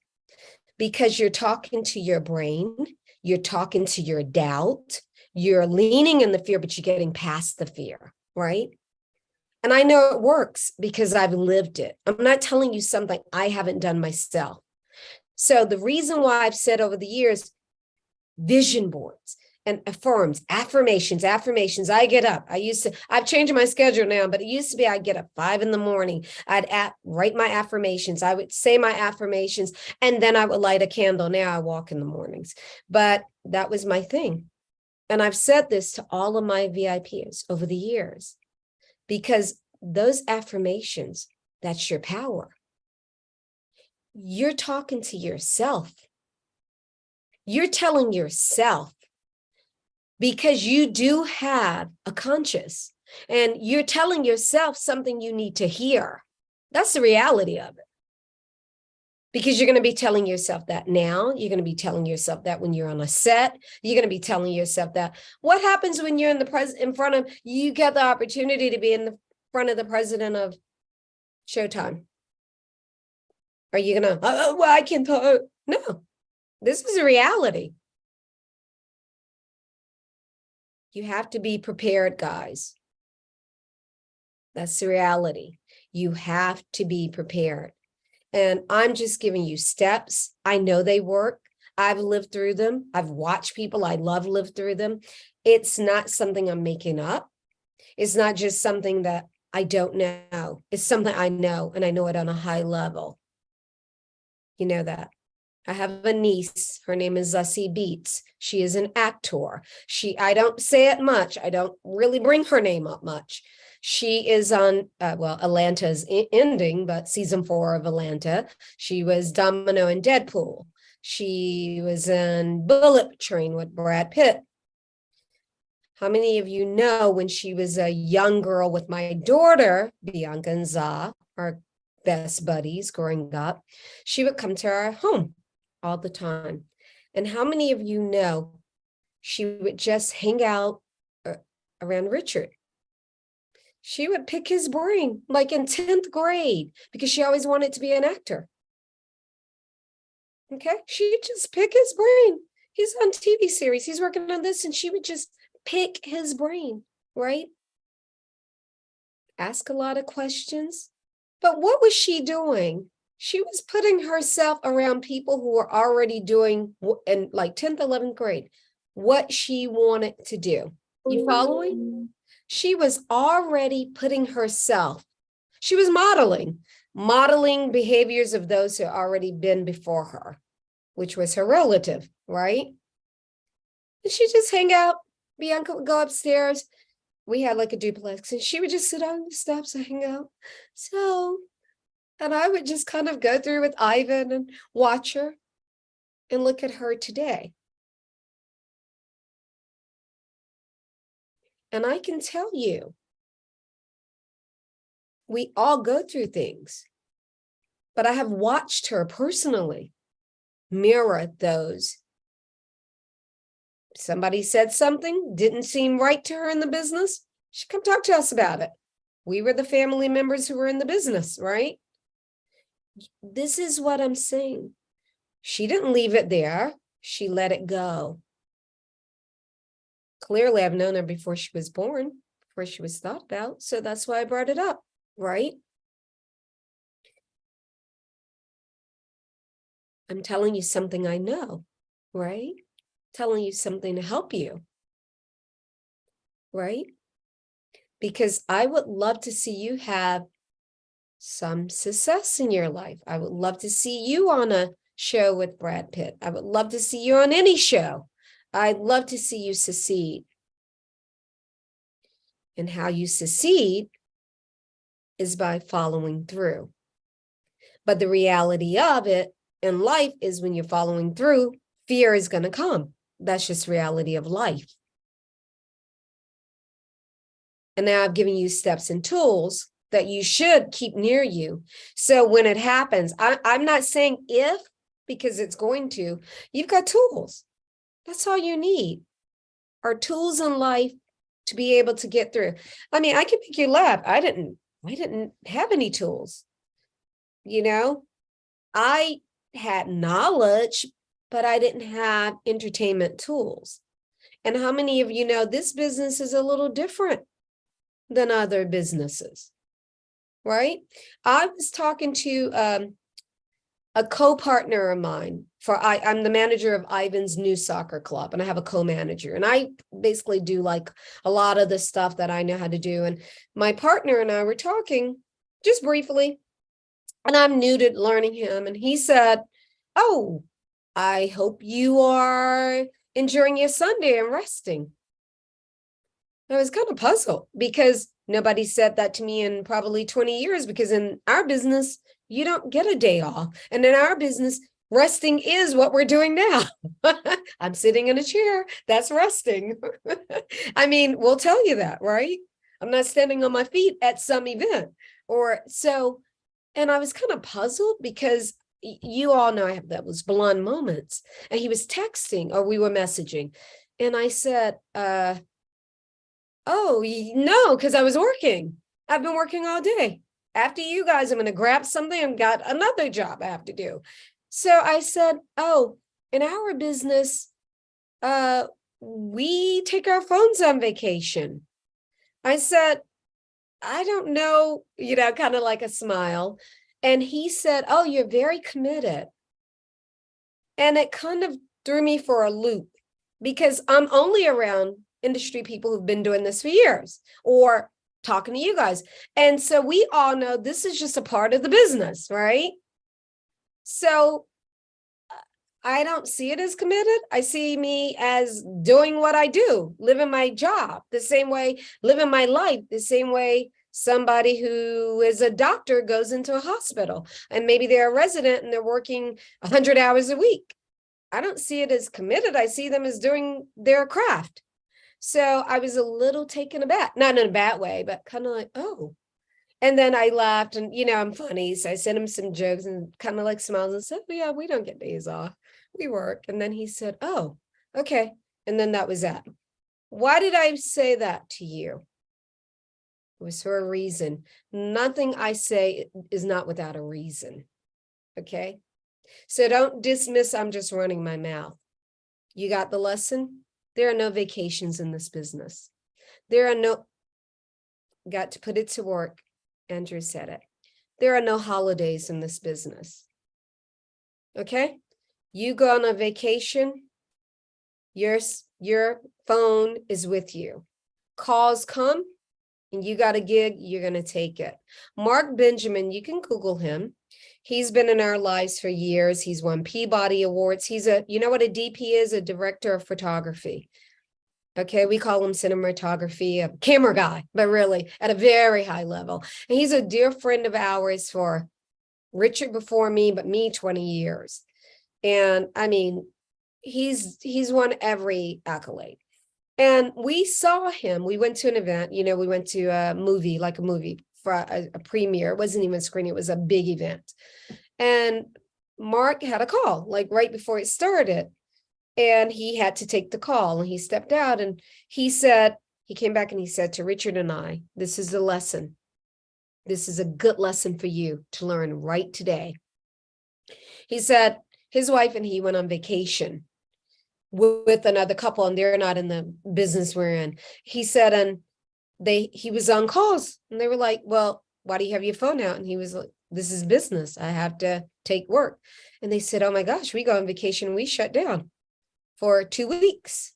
How many of you know if you shut down for 2 weeks in this business, you may not have, can you imagine if the editor of HarperCollins is trying to reach us? If our partner with the TV series for Defending Alice is trying to reach us and I've shut down for 2 weeks? Well, may not have a job when I get back. Meaning, right? Wouldn't be a job to come back to. It's a lot of work. Richard has to go on crime reads. He's got to write 1,000 words for the book. Not only the TV appearances, but every day that's why he's not being a hermit. Behind the scenes, every day he's got to write for a different major something to promote this. So you get it? If tomorrow we go on a vacation and we're gone for, let's say, a week, there's nothing to come back to. So you need to learn that right now. If you can be committed, if you can get through the fear, if you can believe in not only hard work, but smart work. I like to say smart work these days, because some people work very hard and they still just miss the mark. So you work hard, but you work smart. Model those who have come before you. I'm giving you some pointers here as we wrap. Listen to those who you're working under, because they know more. They see more. They're helping you. They're doing it because they care and they want to see you succeed, right? So my story is, I'm going to tell you this, and then I'm going to say something else. A while back ago, I was in a call, and the young man was 22 years old. And he was on a call with Richard and myself, and he wanted to know how to be a writer-director. I started as a manager. I manage a lot of great people. I took over Richard's, but how many of you know I've been working behind the scenes for years and years and years. So, I didn't learn this, I didn't come into this business overnight. When you saw Richard on a TV series, I was behind the scenes with his agent at ICM negotiating the deal. When you saw Richard speaking TEDx, I was the one behind the scenes doing all of the negotiations, all of the work, not the admin part, but all of the business to make sure he was set. When you saw Gotti, Godfather and Son, behind the scenes, call sheets, this, making sure everybody was at the right place, not admin wise, but the executives. Richard, do you have this covered up? So this is not new to me.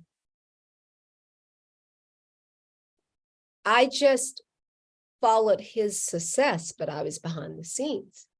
So I'm sharing with you because I was in many pitching rooms with him where they say, Antoinette, what do you think? Because they know me that way. He goes to pitch, but they know who I am. So they want to know, what do you have to say about it? I believe in it, and we can add X, Y, and Z. Why am I telling you this? Smart work will get you far. Take one step, map your life out. I need you to hear this.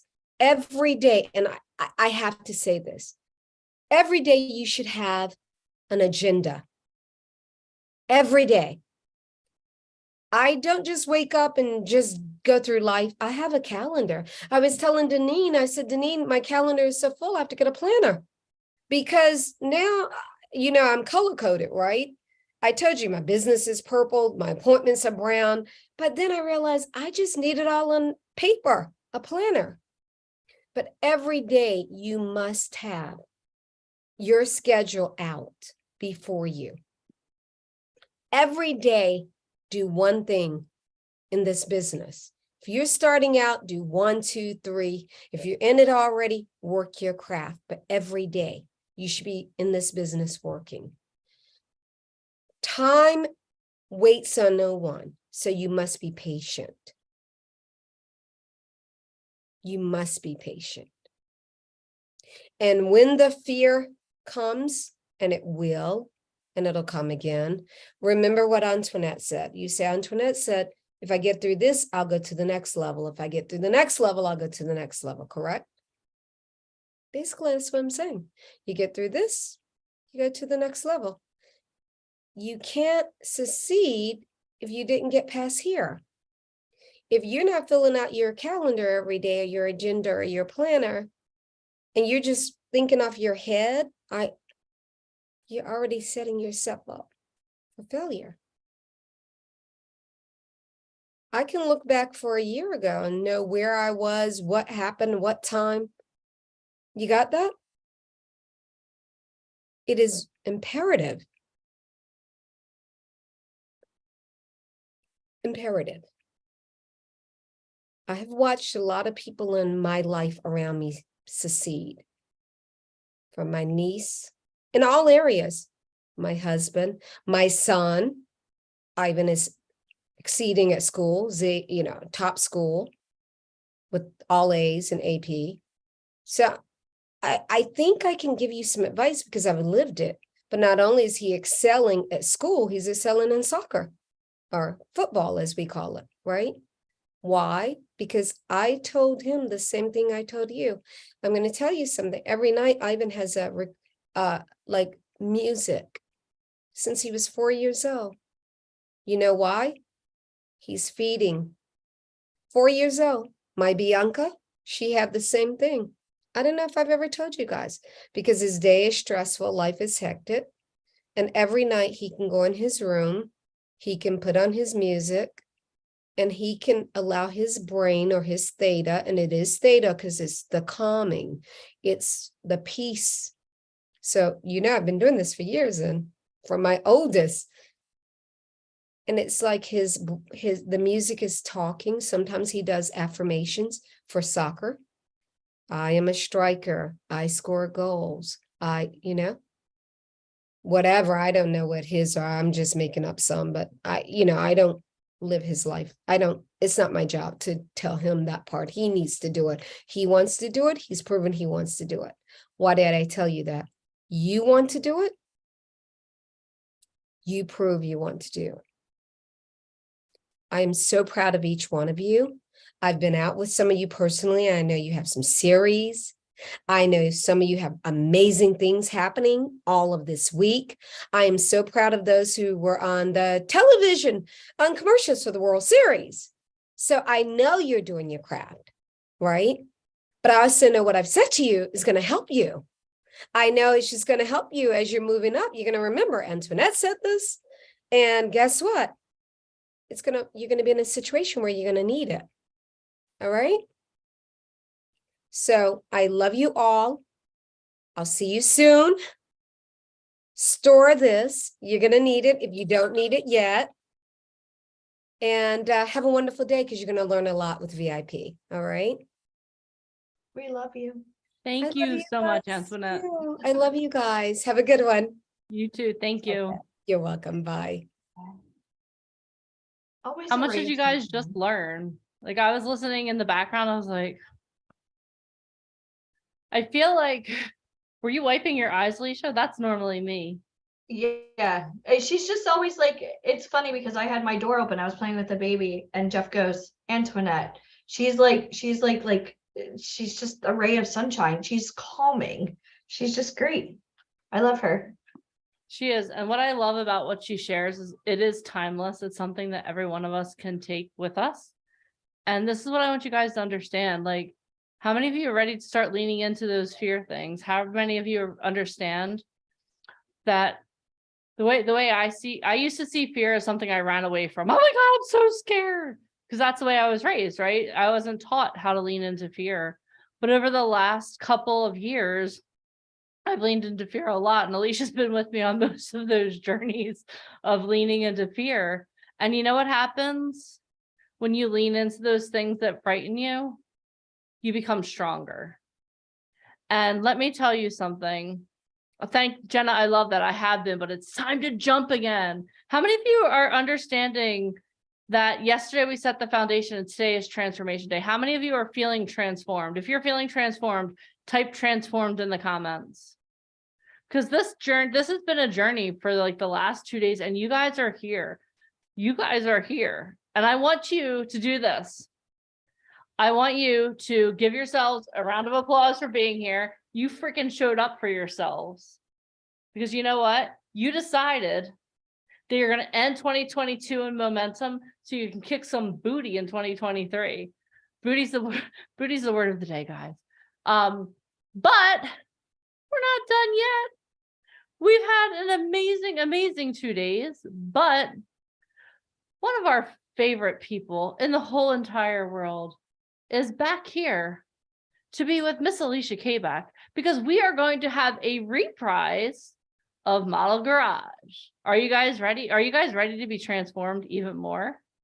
Mr. Colby, thank you so much for being here. Hi, how are you? We're awesome now. Oh, we're blessed because you're here. I See know. what I did? It's improv. Thank you, Robert Galinsky. Let me just briefly introduce you, Ryan, in case anyone doesn't know who you are. Ryan is an agent both in LA and New York City. He's the former art director of Vogue. He has one of the most flawless skin routines of anyone that we know. And he's not even listening to me. Yes, I am. I'm texting Eric. I'm busy, but keep going.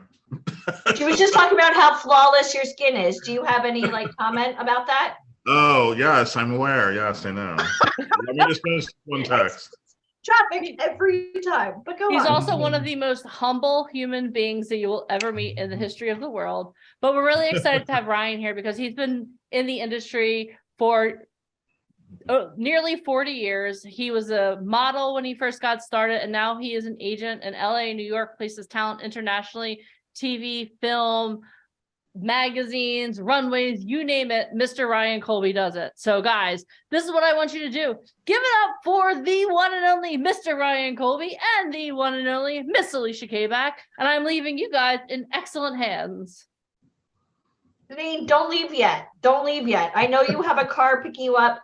It's a very unglamorous, glamorous life we have here at VIP. I've been packing, that's why my hair's back. Before you go, can you make me the host? Oh, of course. I was planning on doing that. You don't have, I did not forget. Because if Janine logs off, we all log off. Shall we? Oh, wait, Shan- she's leaving. Yes. They're on their way to Chicago. Literally. I if went you over guys my don't travel follow schedule with you Janine- the other day. Oh yeah, but you're leaving now in a minute. Okay, all right. Ryan, you're in charge. I'm not doing the hosting. I'm just kidding. Trust me, you're not. I know better. Alicia, I just made you the host. Everyone, I just want to thank you all for playing full out. I'm still going to be listening in the background, but you guys are amazing. I cannot wait to talk to so many of you this week. But for now, I have to go to Chicago. Bye, guys. Bye. It's so much traveling. It's like nonstop traveling. It's really a lot. It's a lot. Imagine having It's to a pack lot. for a month. We always have a joke like, where do you live? Because she's going from Chicago to Vegas to Mexico. How do you even pack for that? You got like winter and you got like 3 suitcases and a scale so that you make sure that you're underweight in all 3 suitcases. That's how you I do know. it. I'll be in Vancouver and then Mexico. It just happens. You know, we all can't live the LA, New York lifestyle, Ryan. Nope. 6 Awesome. months Wait, here, you're going to 6 Mexico months there. too, are we? Yeah, Oh, okay. it's All right. nonstop. Bye, guys. Bye.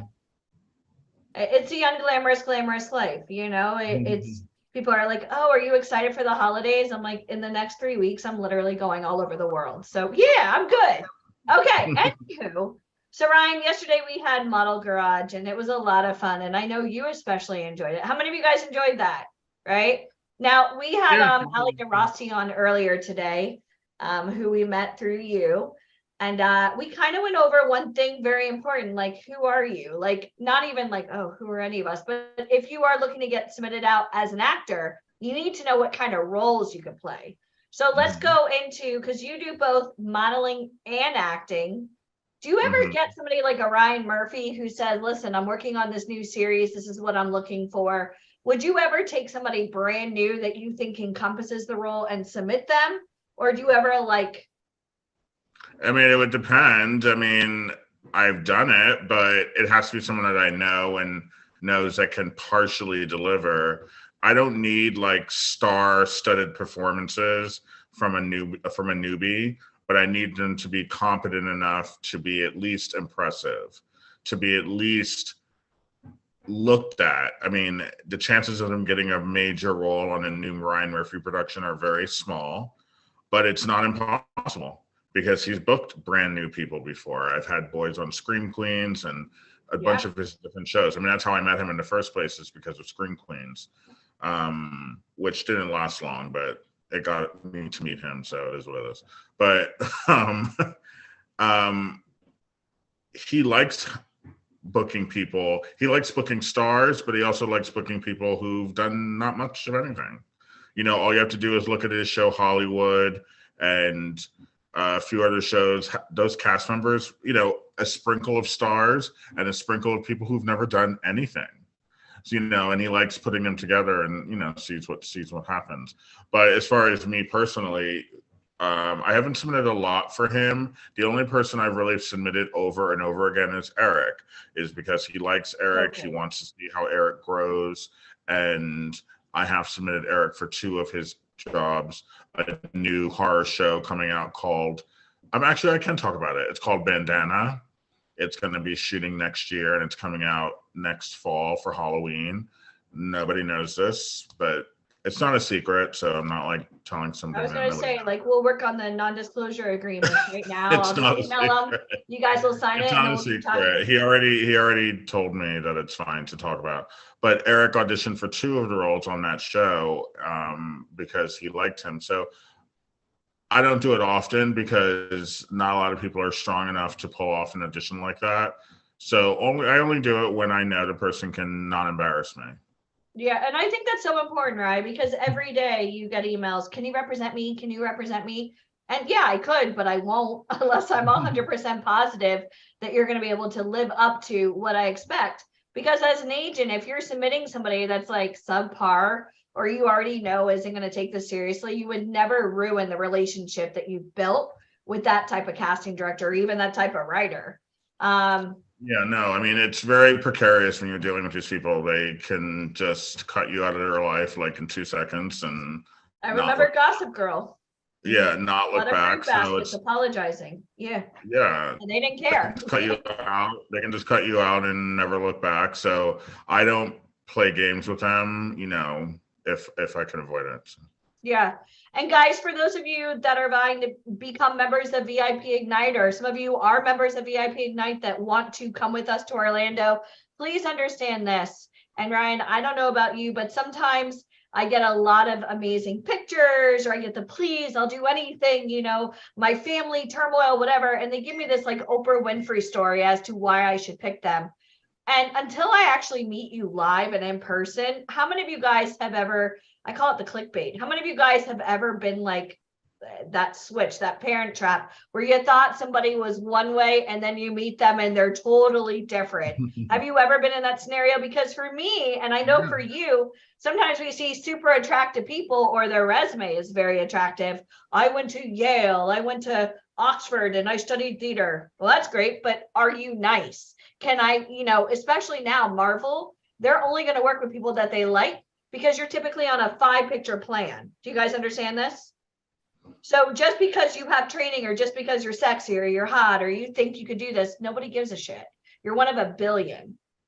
So at VIP, this is why we put you through, I call it the guillotine, 16 hours of a live boot camp.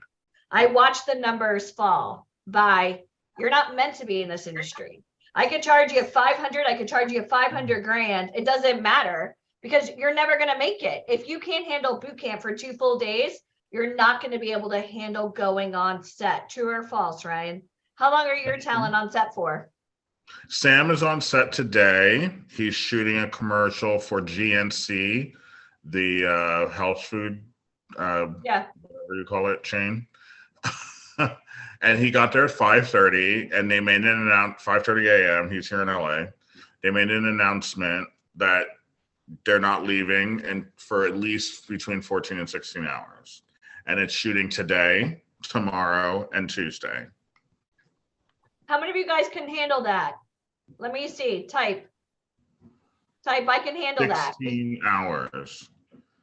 I mean, he's really young, so he's only 19, so he'll survive. But was he gagging when they said 16 hours? Yes, he was, because he was texting me. I remember one time we had talent on a yacht. This kid is 19. They put a mustache on him because it's a 1970s themed commercial, and he sent me pictures. I think I hate, but anyway, this is what they did to him. Your preferences don't matter. It's up to the client. I know. I don't care. I just think it's funny. I literally was stunned when he sent me the text. I was like, what did they do to you? They blew his hair out and then put this hideous fake mustache. I was like, look, they're paying, and it's their TV commercial. They can do what they want. It's cute. All right, so let's go ahead and go through Model's Garage, or I could even say Actor's Garage. Here's what I would like you to do versus yesterday. For those of you guys that were on, I would like you to say your first and last name, state whether or not you're a model or an actor or both, and also state where you're located. I don't need like street address. This is not like Dahmer. I don't need to know where you live. I just need city and another street. Ryan Murphy show. Yes, I know. I'm on, I don't even know what episode. It's a little bit messed up. I don't know if you guys have seen it. I actually, it's funny, I have not seen it yet. So I don't even, I have not seen it yet. I mean, I've talked to him about it, and he's loving the press. He's getting a lot of negative press, but he's also getting a lot of positive press. And he could care less. Him and the reason why we get along is because our personalities are pretty much twins. Like, he's kind of bitchy. He doesn't care what you think. He basically is like, until you're on my level, you can just suck it and move on with your day. Like, he doesn't care. So he's getting a lot of negative press about Dahmer, but it is the most successful show Netflix has put out. It beat Bridgerton. So all of you Bridgerton fans, you've been knocked down. More viewers have watched Dahmer than Bridgerton. So he's like, I'm getting a check. You don't have to like it. I don't care. He also did The Watcher, I think. I mean, he's brilliant. He's doing everything. He's absolutely brilliant. And I do know his new series right now that's based in New York City, like the club scene, a lot of pretty people. So again, modeling and acting go very much hand in hand. So for anybody here that comes in going, I only want to model or I only want to act, you sound like an idiot. You got to do both in this business. So like when you're filming Gossip Girl, or here's a great example. And he's not on the call, but Chris Mendez, for an example, turned down working with Spielberg for West Side Story. Remember? Because he said it's a musical and I don't sing and I don't dance. No, you're a hot piece of ass, which is what they wanted because you were gorgeous and you fit the scene that they were looking for. Do you remember that? He turned down Spielberg, and Mike and I were like this, like, are you kidding me? Can you talk about how I never spoken to him again. That was the last conversation I ever had with him. Because once you say something like that to me, you have no value in my life. You're pretty much dead to me. So I never spoke to him again. Would anybody here turn down Spielberg just out of curiosity? He was paying an exorbitant amount. How many days did they book him for? I think it was like 60. I don't remember. I don't remember. It actually wasn't a ton of money. It was an okay amount of money, but that wasn't the point. The point is that it was a major motion picture. A lot of people don't notice, but West Side Story was shot over 3.5 years ago. They had to delay releasing it because of the virus. So when you guys saw it last year, it was already shot 2 years earlier. But anyway, that's just a side note. But it was really funny because I actually don't remember. I think it was just a good model date for multiple days because there would be fittings, and because everything was costume oriented, they didn't want anyone bringing their own stuff. So you had to have a fitting, and they pay for that. Probably 2 fittings sometimes, they'll pay for that. And some sort of rehearsal, and then the shooting, which would take days because Steven Spielberg is notorious for taking forever to shoot things. So you don't know how many days you're going to be there. It could be 2, it could be 4. But the point is, it really wasn't much dancing involved. It was more like They need him to sit at a cafe or walk around the street. I don't even know what they wanted him for. It's probably the big dancing in the streets, and they did have a crowd around them, and they needed to do a little dancing, but nothing crazy, nothing that anyone with 2 feet could not do. If they wanted if they wanted a high-end dancer, they wouldn't have called me because I don't have. They would have called another. There are plenty of dance agencies in New York. So it was really pissing me off that he didn't do it. And literally when I hung up the phone, I knew I was never going to speak to him again. Of course, he tried to call me, but once you do that, I deleted his number, blocked him. You're dead to me. You no longer exist. So moral of the story, don't piss him off. Even though he has a shirt that says you. But I think sometimes I've had talent in the past that like they think that modeling is beneath them if they're an actor, or if you're an actor you can't do modeling. And if you ever look at a show like Gossip Girl, for an example, they very much go hand in hand. Well, everything is hand in hand. I mean, the models have to be able to speak, and the actors have to be able to take a nice photo. Do you need to be a star model when you're an actor? No. But do you need to know how to take a nice photo for a magazine cover, for an advertisement? Yes, you do. I mean, look at Charlize Theron, look at Nicole Kidman, look at, Matthew McConaughey, look at all of them. They all have to do photo shoots for stuff that has nothing to do with their acting career. They're modeling, they're doing watch commercials, car commercials, drink commercials, et cetera, et cetera. So good. So guys, you need to be a jack of all trades. Don't ever limit yourself. All right, so let's call on some candidates, and let's see what it takes. For those of you guys that plan on coming to Orlando with us, Ryan will be in attendance. And one thing, Ryan, when people are getting photos done, do you ever talk to the photographer or the makeup artist to see how they did? Or do you ever get feedback from any of your talent? Like, oh, this person was a problem. Oh, I really like shooting this person. Yeah, and usually it's when it's bad news. Usually when I don't hear anything, that means everything's fine. I'm not the type, I don't really like getting reports on people unless they're doing something that's unusually annoying where a photographer or hair and makeup is like, that is very bizarre and that's really unusual, and they feel the need to say something. But normally I don't really hear that much. Have we had episodes at shoots? Absolutely. And I handle them quickly. But for the most part, nobody ever says anything.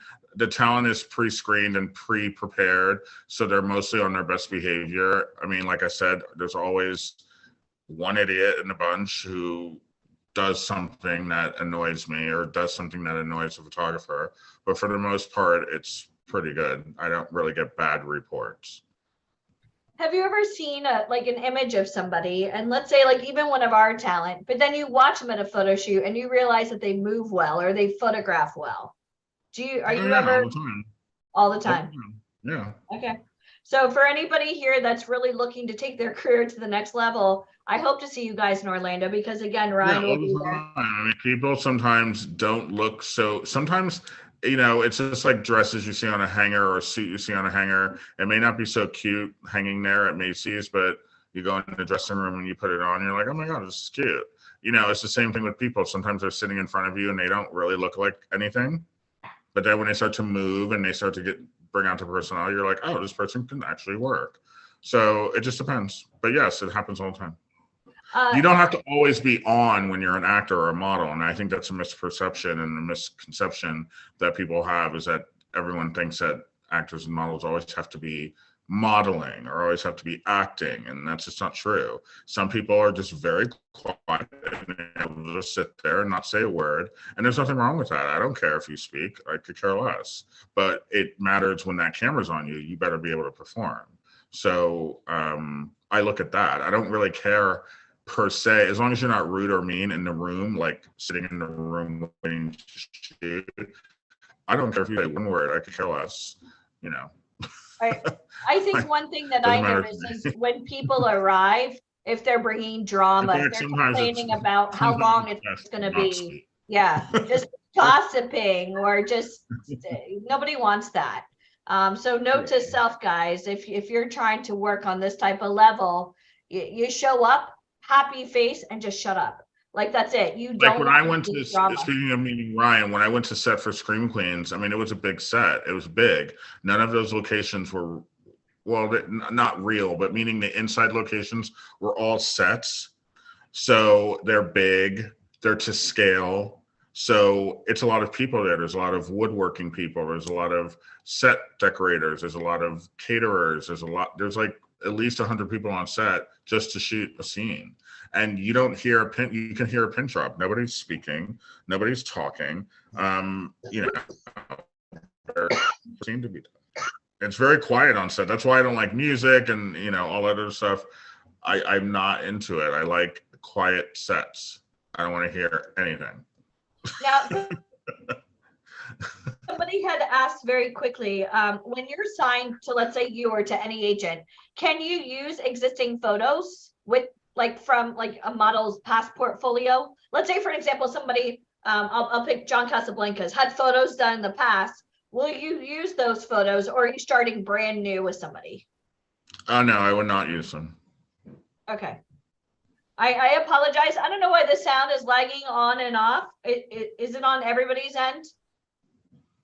Oh, I don't know. I didn't know. I can hear everything perfectly fine. Yeah, okay.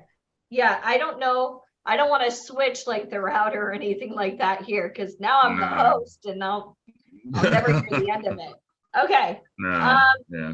All right. So let's go ahead. I'm going to call on a couple of people. If you were called on yesterday, please do the decency. I mean, just don't raise your hand again, because we already spoke to you yesterday. And even if today, Ali spoke to you again, same thing. If you've already been called on for this particular exercise, I don't want to see you again. All right, let's see. Who have we not seen in a while? All right, so Andrew Martinez. I'm going to make you here. I'm going to ask you again to introduce yourself, first name, last name. Don't even tell me if you're an actor or a model, because I'm going to say you're both. And then tell me your city and state where you're in, okay? All right, asked to unmute. First of all, thank you both for all this. I've learned so much. This is an emotional roller coaster, all that's been going on today. But I'm 34. I'm in Middletown, Connecticut, but originally from Bronx, New York, and just honored to be here, guys. So thank you again. And how tall are you? I'm 6'4". 6'4". I'm only 6'4". Yeah. All right, Ryan, go ahead. Okay. Hi, Ryan. 6'4". Hi, how are you? How old are you? I'm 34. You're 34 and 6'4", and where do you live? In Middletown, Connecticut. Oh, okay. You have a great like commercial look. You have a really good look for print and television. You don't look 6'4", but maybe that's because the camera is pointed down. Yeah. You want to go through a door? No, I believe like you. Ace Ventura. I believe you. Okay. For 6'4", that's definitely on the taller side. You would definitely have to have a really nice body for that, because you'd be doing a lot of sportswear, fitness, shorts, underwear, stuff like that, and you'd have to be able to accommodate that with your height, which looks like you're on par for that. You have good teeth, good smile, a good personality from what I've seen. So as far as cities, you could probably work in both New York and LA. So your pictures would have to reflect that. You have an ambiguous look as far as race, so that's a good thing. So you'd be able to work on both coasts. Thank you. Awesome. Okay. And you said you are getting training now, correct? No, so I started within this year, really getting back into it. I did a couple extra jobs. I just did a music video. I just did a play, Newsies. It was a musical. I know you guys obviously know that. Well, yeah, and, Corey Cott's part of our company, the star of Newsies. That's awesome. So my next step was to actually go to John Casablancas next week and just pay it off and learn. My whole thing was I want to do it right. I know I need to learn. I want to go to acting classes, but I want to do it the right way. Like you guys say, work smart. So that's why I'm here, and I've just been learning so much. You can't even put that on your resume. You can't even. Nobody in this business would ever hire you with John Casablancas. True or false, Ryan? I did not know that, so thank you. You can do smaller markets and they don't care. But if you want to work in New York or LA, nobody cares about John Casablancas. I know it's a modeling and acting agency, so it's more like when I go there, what do I go in as? How They can't help you at all. It's career suicide. That's it. Okay. You'll have people that graduated from the school teaching you how to walk the runway. That's not going to help you in this industry. Zero. Okay, so thank you. Yeah, Thank you. If you already started with them, I would just suggest it's unfortunate. Oh, you didn't? Okay. No. I'm going to. That was the next step. Is like that's why I really needed to get this boot camp, and my thing is the next step. Like, okay, good. I have like they're more about like you're 11 and you need to build confidence. That's what they're good for. Confidence, making friends. You're networking. But you that's what I figured. Commercials and television, so you'll be able to do both cities. So since you're closer to New York, you can start there. That's fine. Okay. Awesome. Good. And you already scheduled. Thank you so much. I have not yet. Oh, for look at this. I got tongue tied now. For my Orlando, yes, I just did that. So. John Casablancas is not a waste of money. It's great for self-confidence. If you're a teenager, they teach you like makeup applications. That's it. Like you're not going to book work from them, nor can you put it on your resume. And that's not considered legitimate acting training. Okay. Thank you. Yep. And you can't network there. Nobody works there unless you graduate from school. Those are now your teachers. People that have never done. Right. Yeah. Okay. Let's keep going. It was nice to meet you. Nice to meet you both. All right. Let's see. I'm going to let's see. I'm gonna pick Jen. Hi, Jen. Who?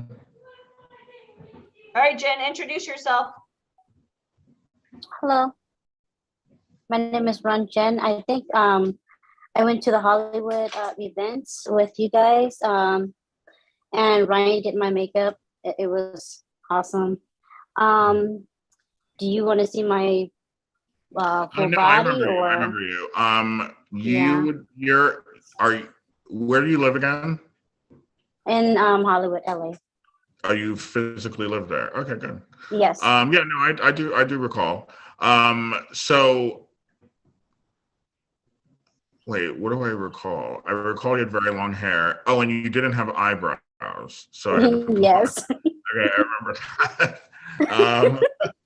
Which is fine. I mean, you just have to find a quick, fast way to put them on every day. Nothing wrong with that. I think you'd be good for LA. You just have to get more pictures and more confidence. You were very quiet and shy. And like I said, there's nothing wrong with that. But I haven't seen your photos, so I don't know how you photograph. But based upon what I remember, you were very meek, and that's a good thing sometimes, but it's got to be meek with power behind it. Mm-hmm. So I'd have to see your photos to see if there's power behind the meekness. But LA would be okay for you to start because you're definitely more for print and for acting. So since you're already sitting there, you might as well try there. It also depends on how strong you read. And if you're not super strong, LA is okay for you because they let you get away with more there than in New York. So I would have to see your images and then make more of a decision. But based upon what I remember seeing, LA is fine for you to stay there and start there. I do get very shy at the beginning, but once I get the hang of it, then that's when my shyness is gone. Okay. So also, do I need to take any class for acting or modeling or anything like that, or no?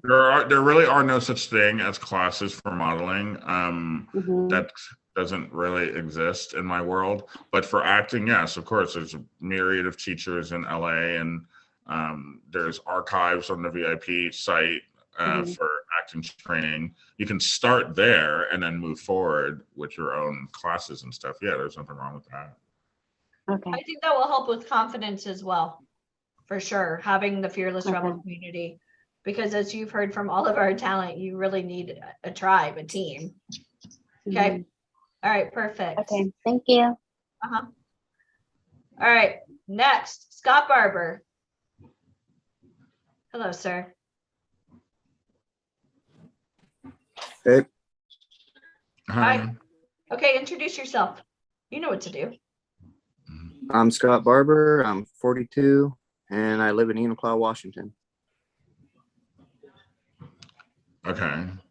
How tall are you? About 5'11". Okay.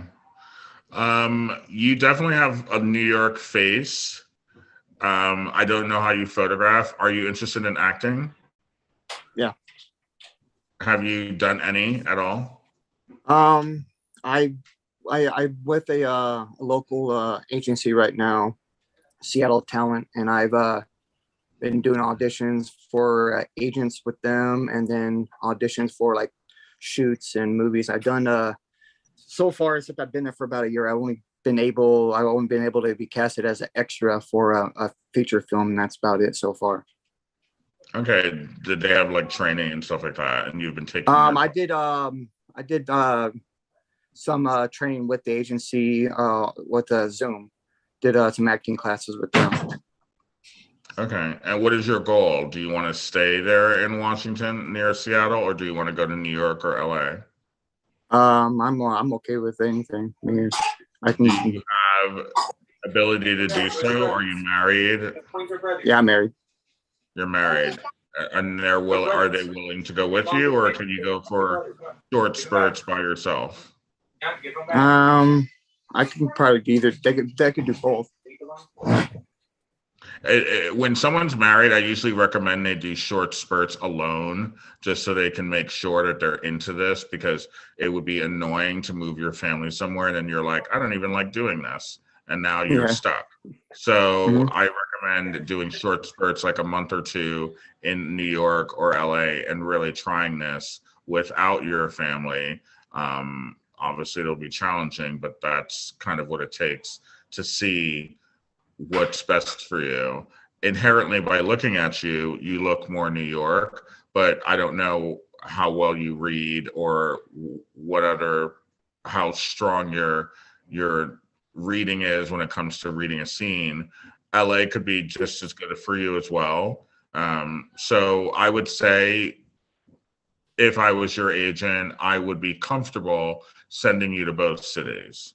But I would prefer if you were in New York. If you get what I mean. Yeah. Do you know how to do a self-tape or a slate? Yeah, I've done slates and all of that stuff with the agency that I'm with. Okay, great. So you have a little bit of a leg up, and that's a good thing. So if you're taking this seriously, you would have to eventually go to either city. I don't know this agency, so I don't know their reach into LA and New York. But if you need to do self-tapes for major productions, you can do them from home. But the shootings will be elsewhere. If you get a job, Yeah. you would have to prepare your family for that, because these aren't family trips. Like if you book a job in LA for a TV commercial or an episodic job, they will not bring your family. They will only bring you. And a lot of people make that mistake and think, if I get a job in LA, my whole family can come with me. No, they can't. So they cannot, unless you're going to foot the bill for that. And that's kind of crazy. So you have to prepare them for that, because sometimes you can be gone for weeks at a time, months at a time. And Seattle talent, just for the record, they don't get real breakdowns. They're like submitting out for extra work. So in order to take your career to the next level and get signed to a top theatrical agent, you're going to have to really kick it up into high gear. Okay. I mean, they're more of like a database, Ryan, where they kind of put. I don't know who they are. Well, that's because you're in New York and LA. They're unfortunately, I mean, I don't know how much. The only agency I know in Seattle is Hefner Talent, and I deal with them every once in a while. Yeah, but there's just not enough work out there for them to just be able to afford just to make commission, which is why a lot of times they sell pictures and classes. And they're not really, you're not being proactive, that you're just getting whatever extra work is coming your way. And there's nothing wrong with that. Over the years, I can tell you 2 decades of doing live auditions, I always laugh, and it's going to sound very cocky for me to say this, but a lot of times I'll get talent that come in with like 3 pages of extra work. I was like, why? Ryan, can you ever put extra work on your resume in this business? No, unless in the rare occasion you're so heavily featured that you should, but that would be individually decided by you and your agent. But and don't ever put like 98% of the time it's a no. Auditions you audition for. Yeah. Yeah. So if you're looking to take this to another level, and especially as like a family man, I would tell you that if you're going to do this, even coming out to like Orlando and meeting somebody like an Allie or a Tanya, being that they're top LA agents, they don't work with those types of companies. They'll work with ours because they respect the fact that, like, not only am I a bitch, but I have Ryan Colby and we're powerhouses in this industry, and they trust us with not only our talent, but also their livelihood. They don't want to be affiliated with companies that they know can't handle what it is that they need. Does that make sense? Yeah. Yep. Okay. It was nice to meet you. Were you on yesterday as well, or just today?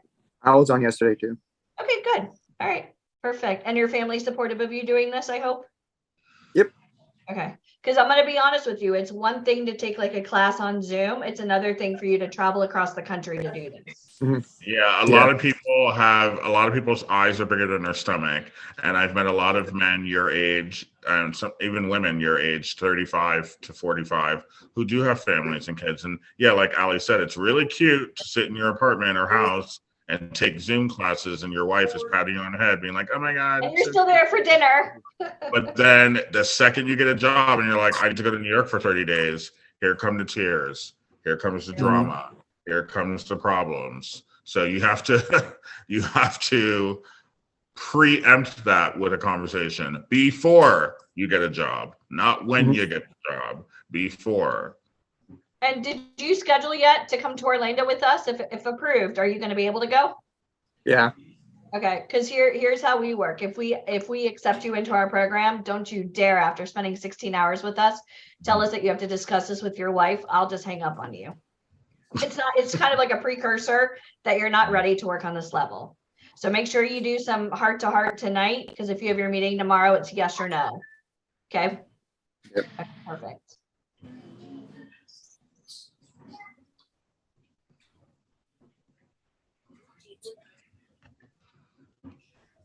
And the one thing you do have to learn, this goes for everyone talking to agents, no one wants to hear, let me discuss this with my husband. Let me discuss this with my wife. That is a surefire way that you are no longer in consideration. The second that comes out of your mouth, they'll be nice to you because they can't really scream at you. You're not their child. But know in their head, know that in their head, you're done. Like, it's a full wrap. Like, don't even call back. It's done. You're done. They will never work with you. Yeah, because we see that a lot too.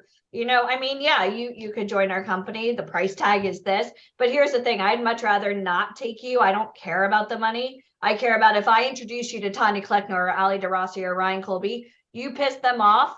That's it. I just lost that relationship. It's not worth it. Does that make sense? So you got to pick and choose your battles all of the time. All right. Hey, Zeus. Let's do it. I'm going to unmute you. What's up? Hello. Hello. Hi. My name is Jesus Jesse Mendez, or Jess. I used to be a model and actor before. When I was 16, did 4 jobs: Walmart, Samsung. Did a Grease thing with Ariana where I was gonna be that John Travolta character, and I just been working on my game for basketball. I've been in shape. They used me as a under supervised for backup for Shawn Mendes. They said they were going to use it for Warner Bros. Acme. I was on the cover with Calvin Klein, I think, for my body because it was so huge because I was working out and trying to play ball for a long time. Okay. And I look pretty good. I'm like 6'5" on my ID, but now I just grew into like 6'2". You grew to what? I've been walking around and just been fasting and trying to stay healthy. So how tall are you now, and how old are you now? I'm 33. I'm pretty tall. Pretty tall is not a number. How tall are you? Like 6'2". 6'2". Okay, Yeah, that's fine. 6'2" is a great height. And you're 33, and you worked a little bit when you were a teenager, is what I'm basically getting from this. Yeah, I got in a little mix-up with Ariana Grande when I was on Grease. And ever since then, I've just been trying to trade in with my mom and dad. But I'm out of the house now, so I'm trying to do it by myself where I can be professional. And I last thing they told me that I remember from Acme, they said that they would use my image for like magazines. And I saw my biceps and my whole chest and everything on Shawn Mendes. He's kind of my cousin. So they would use it. And I saw it, and that was like the best happiness I ever felt. It was pretty nice seeing yourself on the cover of a magazine, even though it wasn't you, but it was your body. And it got me pretty. That does happen. It's pretty, okay. And where are you living? I moved from Oxnard to Las Vegas. I was working here at the Raider Stadium. It was pretty nice. I have a lot of friends in the industry, from artists to actress, and it's been very, very requisitional to try to establish a nice connection with some agents and take my love for acting and performing to the highest level under the best. Right. The best. Well, since you're in Vegas, Vegas is an okay market. There are some things that happen there. It's not the strongest market, but at least you're close enough to Los Angeles to benefit from bookings there. Los Angeles clients will book Las Vegas talent because it's so close. Not all the time, but they will do it, especially if you have a reliable car and you have a good track record of showing up and you have an agency in Las Vegas that can vouch for you.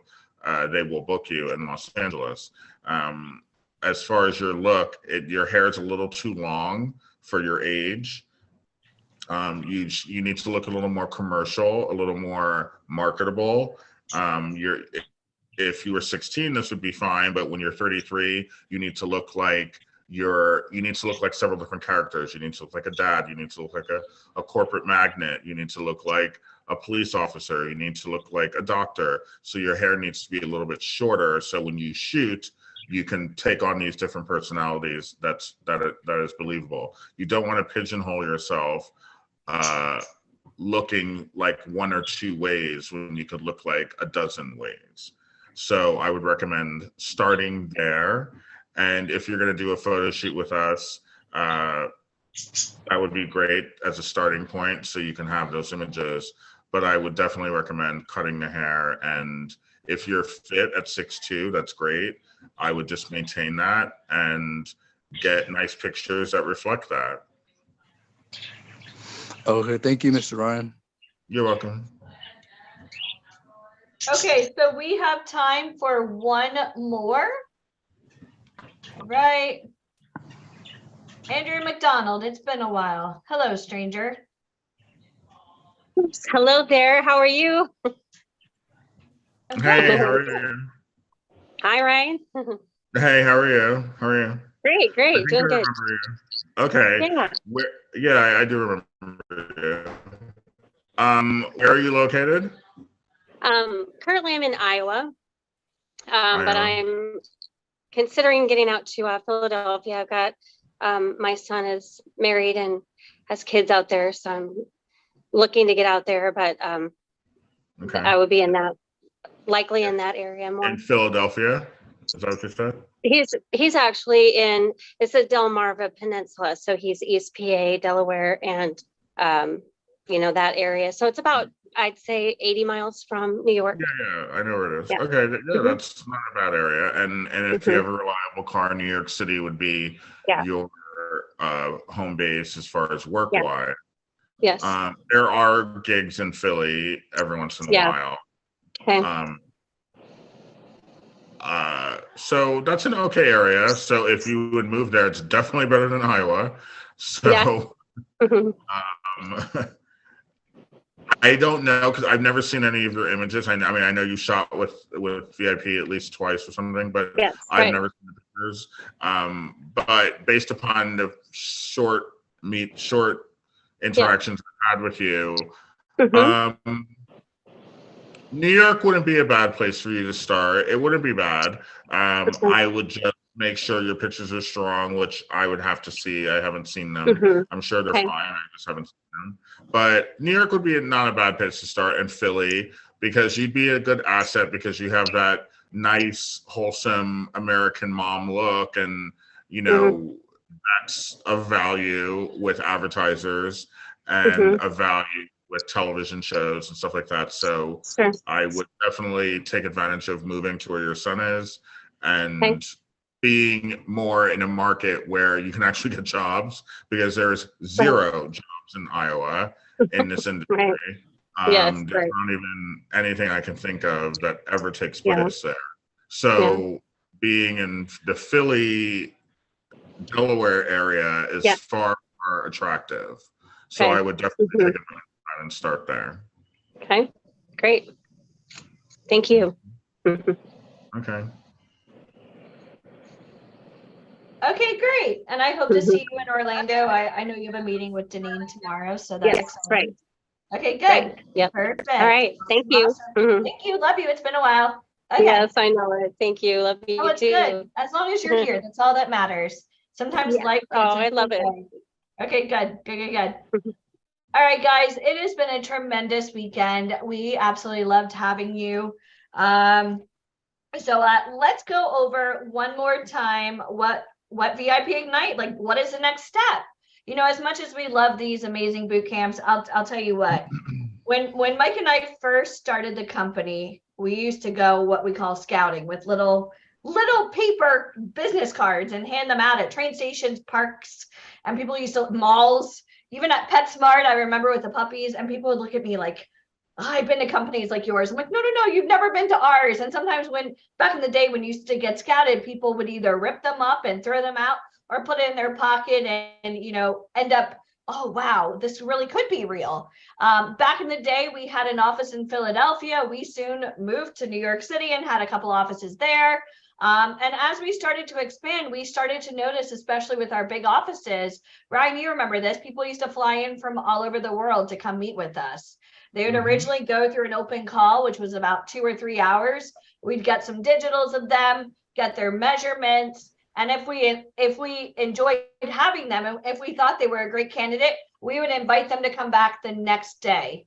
Ryan, we had people flying in from New Zealand, from Brazil, from Thailand, from Paris, from London. And they spent a lot of time and money to come see us. I love the fact that we're able to do this on Zoom. No one had to travel. Obviously, we're not all at the same place, but we are here at the right time. If you're looking to take your career to the next level, I mean, obviously there are choices where you can go, and we've already seen some of the choices that talent make trying to get into this industry.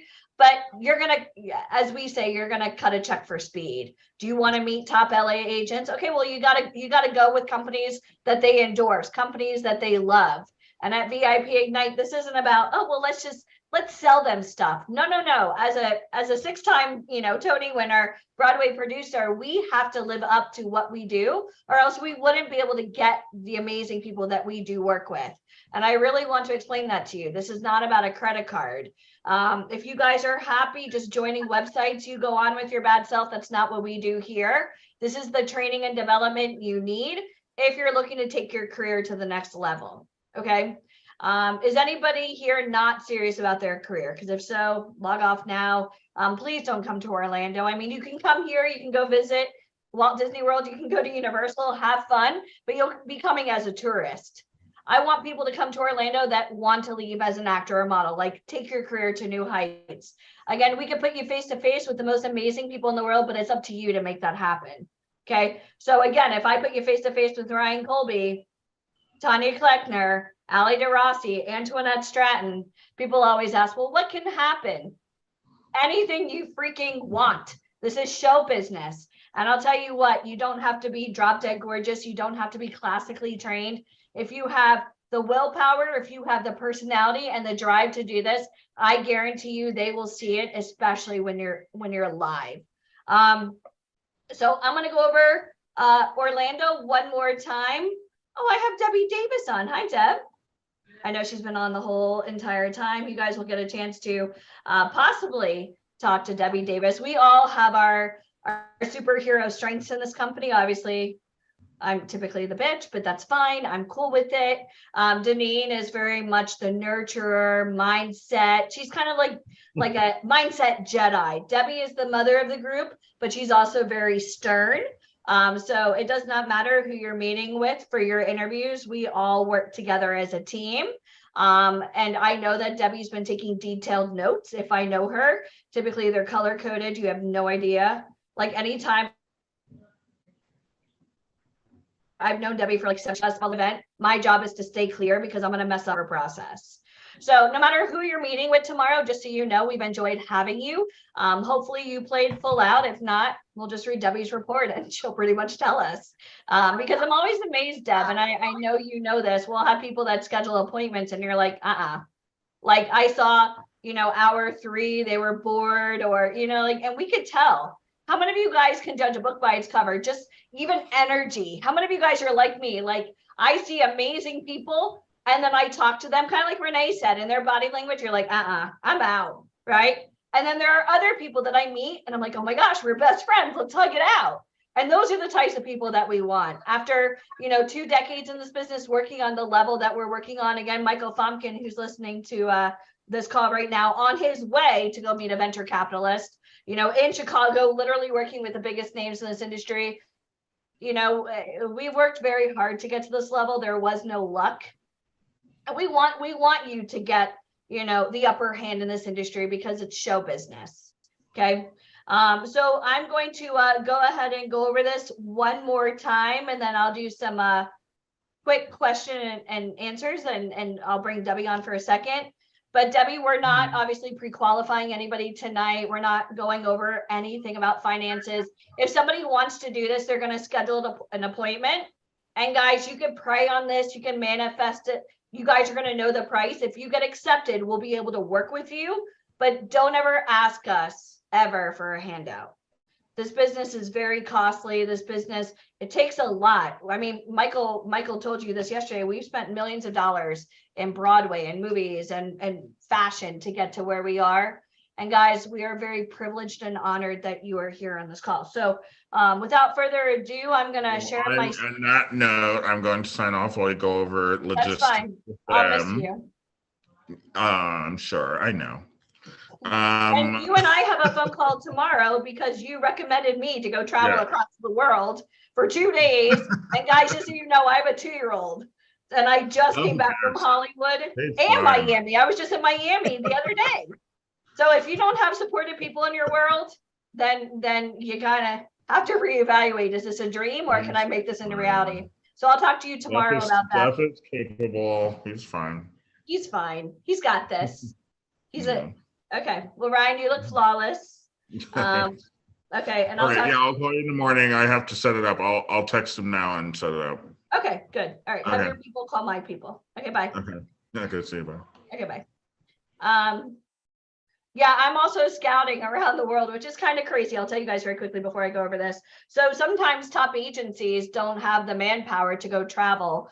So they're sending me to Vancouver on behalf of an agency, and I'll be scouting not only for the India market, but also the LA market, offering some of our talent 4 to 6 month contracts, guaranteed salaries, luxury apartments and gym memberships and Wi-Fi and an Uber corporate account. And giving people an opportunity to build on their craft and work with major clients and brands for the next 4 months overseas, which is very, very, how many of you guys would be interested in doing that? Type book me, right? So I have a very exact kind of like a personal shopper. You know, if they're telling me exactly what they're looking for, well, then that's exactly what I'm going to find. It does not mean that somebody that is close, I wouldn't submit as well. But I'm really excited because we're all traveling all over the world. If you follow the VIP Ignite Facebook, you'll see Mike and Deneen in Chicago, then in Vegas, and then we're all meeting together in Mexico. But it's a unglamorous, glamorous life. It looks fun, and it is most of the time, but it's always work related. Hi, Rome King. I just saw you. Hi. Hi, Christina Witherspoon. Okay. I love when I could finally see you guys, because when and how did Amanda Hall get the entire screen here? Okay, she's loving this. Okay, let's keep going. All right, so I'm going to share my screen with you guys. Let me know when you can see it. Somebody just give me a thumbs up, please. I'm going to open this up. Okay, I'm going to hit slideshow. Debbie, I know you're going to yell at me that I'm doing this incorrectly. Okay, can you guys see my screen? Give me a thumbs up if you can. Thank you, Deb. Okay. Mickey's Hollywood Experience Orlando. You know, it's funny because when we were creating this, I should say when Michael was creating this, I thought I was so great that everybody wants to come to Orlando and see me, which is currently where I reside. I'm right by the land of the more often. But hey, if you guys are coming here, again, it's your choice if you want to go visit Mickey. I strongly suggest you do. But if you come here, you're here for work. Okay. So Orlando is a very magical place. This event is obviously going to be taking place in 2023. I believe it's in April, correct, Deb? Give me a thumbs up. Yes. Okay. She's checking. Okay, good. So hopefully the heat has subsided. We don't get snow here. So for those of you that have never been to Orlando, it's pretty cool. Okay, Hollywood Experience in Orlando. And if you guys enjoyed this weekend, this is kind of this is just kicking it up a notch, as Emerald would say. You're going to get 4 character headshots for models and actors. We already know the importance of having real headshots. These are character headshots. You get it, Mickey, character. Again, to get character headshots, you've already heard from Ali DeRossi and from Ryan. How do they imagine you? How would a casting director imagine you? So this is really great. Where it's not going to be like any type of color in the lines. We are going to go crazy with these character headshots because it's going to be super fun. Anybody here ready to have fun with this? These are going to be headshots that show your inner self. Maybe your inner child, your sultry, you know, maybe you were the geek in high school that's now going to play a doctor or a lawyer, or who knows. These character headshots, it's about marketability. Okay, and I want you guys to type that, marketability. You're also going to get to work with a celebrity photographer. We've gone over in the past. Yeah, you can go have your uncle do photos. You could go to, you know, glamour shots. Do you guys remember glamour shots? Big feather boa like this, lots of blue eyeshadow. But in order to get recognition in this business and in order to get agents and casting directors to want to work with you, you got to show them something. And I'll tell you what, over the years, we've worked with amazing photographers. I'm going to be very honest with you, and this is something that Michael did not cover, but anytime our talent do photos, this is what they do. They will take a selfie with the photographer, take a selfie with the makeup artist, take a selfie with the hairstylist, take a selfie with Ryan. Are they just taking selfies for their friends? Hell no. On social media, they're tagging. Thank you so much, photographer, VIP Ignite. I enjoyed working with you. Well, why? Why would somebody do that?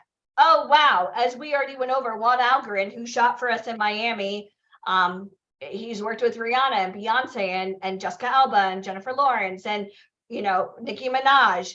By having proximity with somebody of that type of level, scale 1 to 10, even if you are brand spanking new, let's say, for an example, Anthony Tristan, who just walked away, or even Deja Knight. Hey, girl, if you had a chance to take a picture with a photographer and you're thanking them, holy crap, maybe now that photographer is going to share your image, maybe follow you back. So now every single person that follows that photographer, Vogue, Rolling Stone, Maxim, GQ, Essence, are like, who the hell's this Deja Knight? How do I reach her?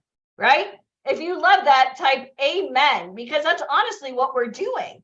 We're literally taking you out of your environment and we're parachuting you into ours. So getting to work with a celebrity photographer, professional hair and makeup, understand this is not glamour shots. They're not doing sultry eyes and dark red lips to appease your lover. Oh, wow, honey, you look so sexy. Okay, well, great. Maybe if that's what you're going for and Ryan says, hey, you're going to play the villain in this scenario, we're going to do a character headshot like that. But these are the photos. These are not portfolio photos. These are not modeling, you know, photos to book Vogue. These are character headshots. You guys are looking to book real work in this industry. Again, nail on the head. This is exactly what you're getting. Your character headshots based on you. Oh, but that person did beautiful makeup. Why do I have more natural? Oh, wow, because you're the girl next door. Okay. Do you understand that? If you understand, type, I get it. Okay. Some of you will have crazy makeup, maybe some eyelashes, maybe some smoky eyes and contouring. Some of you will be sweet girl next door. You know, again, I can't tell you until you come out. And again, we're going to be doing some Zoom calls, but it's about marketability. Okay. You're also going to get character development and styling with the man, the myth, the legend, the queen himself, Ryan Colby, who we all know and love. He's not afraid to hurt your feelings. Why? Because if you're trying to get into this business, you need to see how others perceive you. Oh, but I want to play the love interest. Okay, no, you're the quirky neighbor that never gets the guy. You're the one. How many of you guys have ever seen a Kate Hudson movie, right? How to Lose a Guy in 10 Days, for an example. She's always the sexy love interest. And then even Jennifer Garner always has lines in the background that never quite get the limelight, right? So you don't know where you fit in. Maybe you should be the star of the show. Maybe you should be the supporting cast. You don't know. It's all about success. And Ryan Colby is going to pinpoint exactly where you should be in this industry. You are going to be a published model. So again, getting a fashion editorial, this isn't just about taking photos. This is also about possibly having tear sheets. If you don't have real work in this industry, it is phenomenal to say you are actually featured in a magazine. Okay, this isn't about your friends and family. Oh my God, that's so cool. Yeah, I'll admit it. They'll probably be very envious, right?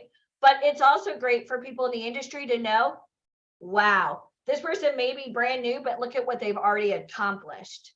Okay. You're also going to get a billboard in Times Square. Not going to lie, it's a pretty freaking awesome opportunity. I know I can tell you very quickly, when I opened the stock exchange a couple of years back with one of my Broadway shows, I remember pointing myself at the time, like literally in the middle of Times Square on the NASDAQ, right there in the middle of Times Square. I had tears running down my face. And of course I called Mike. And Michael was so proud, and I literally was crying. And I remember seeing myself on the Jumbotron, and everywhere I went that day, I thought, oh my God, did people see me? Right? This is crazy. Every New Yorker walks through Times Square, and we were up there for at least like 15 minutes. So guys, how many of you, just for fun, how many of you guys would love to rub this into your friends and family's faces? Like, oh, no. Not only did I get a chance to work with the top photographer, makeup artist, hairstylist, and the former art director of Vogue, I'm already published. And oh yeah, I was also in a billboard in New York City. If you want that, give me a 10, show me some love. Okay. We're also going to do the Hollywood Agent Virtual Weekend. Everybody wants an agent. Be careful what you wish for. How many of you guys have kids? How many of you guys have puppies, right? Really sweet in pictures. I love my child more than life itself. His name is Caden. You'll see him all over my Facebook and Instagram. He's the love of my life. Not gonna lie, sometimes it's very rough. Debbie was just at my house for a couple of weeks. It was supposed to just be 1 week, but the hurricane told her she had to stay here longer a couple of weeks ago or a couple of months ago. And she saw me break down in tears, correct, Debbie? Sometimes it's hard to be a parent. Sometimes the pictures on Facebook, your friends and family don't quite know what you're dealing with, right? Unless you're here in this house, which is typically pure pandemonium. But I really want to express this to you. If you were looking to get a top Hollywood agent, they're going to expect you to be a top Hollywood actor or model. Do you guys understand this? The fact that we're bringing the best from New York and LA to Orlando, I'm not going to lie. I want to take Tanya Kleckner and Ali DeRossi drinking around the world at Epcot. I think that would be the most fun time ever. It would also be a great way to bond, because I feel like every time I see my girls, it's always like we're there at an event. I know Deneen has never been to Epcot. How many of you guys would like to come to Epcot with us, right? That would be a fun experience. Maybe we'll have to figure out a day to do that. I mean, since we're all going to be here and all, and I've been talking about wine night, we'll just make a day out of it, right? But don't worry, we'll eat while we're eating or while we're drinking. But be careful what you wish for in this industry, because when you get a top agent, oh wow, you said you want to go to work, right? Sometimes models, you got to cut your hair, color your hair. Oh, I don't want to. You're a model. That's your job. Okay. And it doesn't mean that's going to happen all the time, but just so you understand, you want a paycheck, they want you to be different characters sometimes. So you are going to get the professional virtual weekend. Again, that's all going to be kind of preparatory work before you come to Orlando, getting, again, a more in-depth dive. It's going to be an immersive experience with both Tanya, Ali. We may have some other big people on, which I can promise you, wink, wink, we will. I want you guys to really understand this business backwards and forwards. And listen, we're always looking for success stories. Not only do I want you to make your families proud, which I do, I want you to make us proud. Okay, we love, love, love success stories, and we love seeing talent achieve their dreams. So that virtual weekend's valued at $4,997. We already know that a model or actor needs a slate reel. You're kidding yourself if you think you could do this on your own. And for those of you that think that you could do this on your own, how many of you guys think that you could do this on your own? Type I can or I need help. Let me see very quickly. I can or I need help. Because if you think you can, I'm going to tell you right now, working with people on this level, they're going to literally pick you apart. Do you understand that? Unless you're working with AMC's The Walking Dead, you're working with Tim Burton, you're not working. Okay. Having people on this level, step by step, it's almost like color by numbers, teach you exactly what you need to do. That is going to, and you need it. You cannot book work without this, right? We're also going to have professional training for the slate reel, top by top Hollywood agents. As we already notated from this weekend, Tanya and Ali, they don't have time to do trainings. They will for us. Why? Because number one, they love us, but they respect us, and they love what our talent can do. The fact that you were on here for 16 hours shows us that you want to be in this industry. Sometimes we're going to want this more than you are, which is why I need to know that if you put your money where your mouth is, guess what you're going to do? You're going to show up. How many of you guys agree with that? If it were free, you wouldn't show up. You wouldn't show up. I already know you wouldn't show up. Okay. You're also going to get script writing services for your Hollywood reel. We already know how important that is. We're going to create your signature character with Ryan Colby. Again, that's going to correlate not only with your reel, but also your headshots. Are you guys picking up what I'm putting down on this one? This is literally the keys to success. This is like Jumanji over here. This is like step by step what we need to do. This is like a game. We already have the answers that we need, right? You're also going to get the Hollywood agent virtual meet and greet. That's tremendous. Again, for those of you that were just in Hollywood, great. For those of you guys that weren't in Hollywood, great. Why? Because now you're ready. You are going to be able to meet them live on Zoom. We're also looking to, with Truth Management, will be your mother agency. No more of this, oh my God, I was approached by a company. I don't know if they're real or fake, or, oh my gosh, I met a photographer. Has anyone here seen Dahmer? They want me to come to their basement at midnight. I want to do it. Okay, no, girl. No. No one should ever be reaching out to you. So as I like to say, which I know Michael is listening and he's going to roll his eyes on this one, it's called flush it down the toilet and see what comes out on the other side. Okay. If you have somebody contacting you and you say, hey, I would love to work with you, but can you go through my manager or my agent? If they're real, guess what they're going to do? They're going to reach out. If they're not real, what are they going to do? Ghost you. Do you understand? All right, let's keep going. You're also going to get new model and actor development and training, 90 days. This is huge. I mean, Ali DeRossi sending us over that 7-page, I call it the Actors Survival Kit. As soon as I get it, Debbie, myself, Deneen, Mike, Ryan, we are going to literally go and hand this over to you.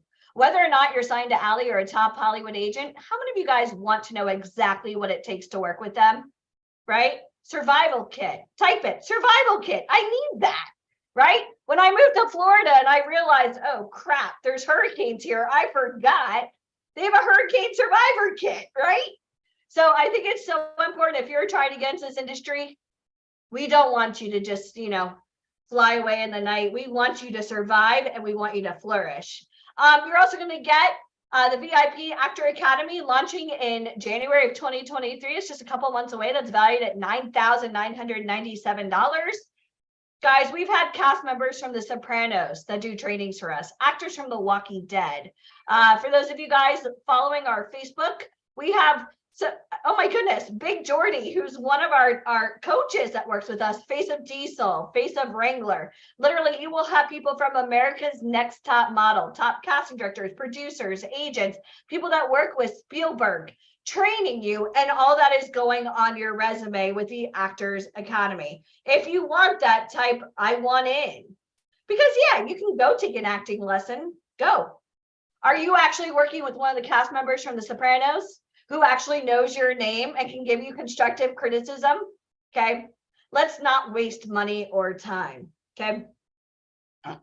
You're also going to get access to the vault. This is over 300 hours of on-demand training. We have everybody from head writer of Saturday Night Live in there, the head of Francis Ford Coppola Productions. I know somebody on here mentioned Newsies. Corey Cott's part of our company, the star of Disney's Newsies. He's part of our company, the Phantom of the Opera himself, Ben Crawford at the Majestic Theater in Times Square. We also have Broadway producers, Broadway casting directors. Guys, you don't want to just focus on modeling and acting.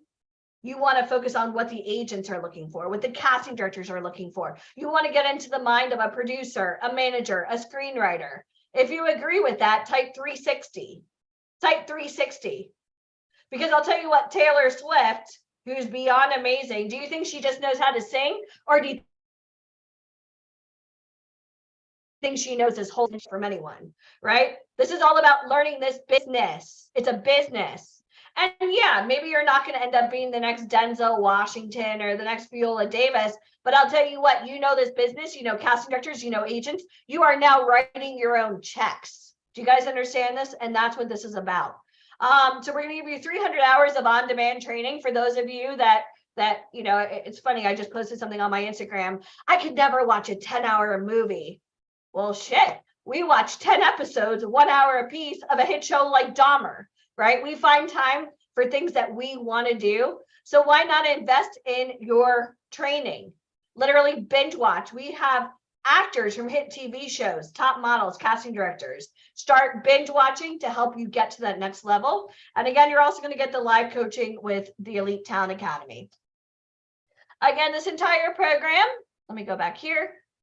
This entire program is valued at $38,964. How many of you guys would pay $38,964? I know I would. Okay. I can tell you right now, for those of you that don't know my story, I grew up in a little town in Fort Lauderdale. At the age of 6, I got a Fisher-Price movie camera for Christmas, and I thought it was the shit. I thought it was the coolest thing in the whole wide world.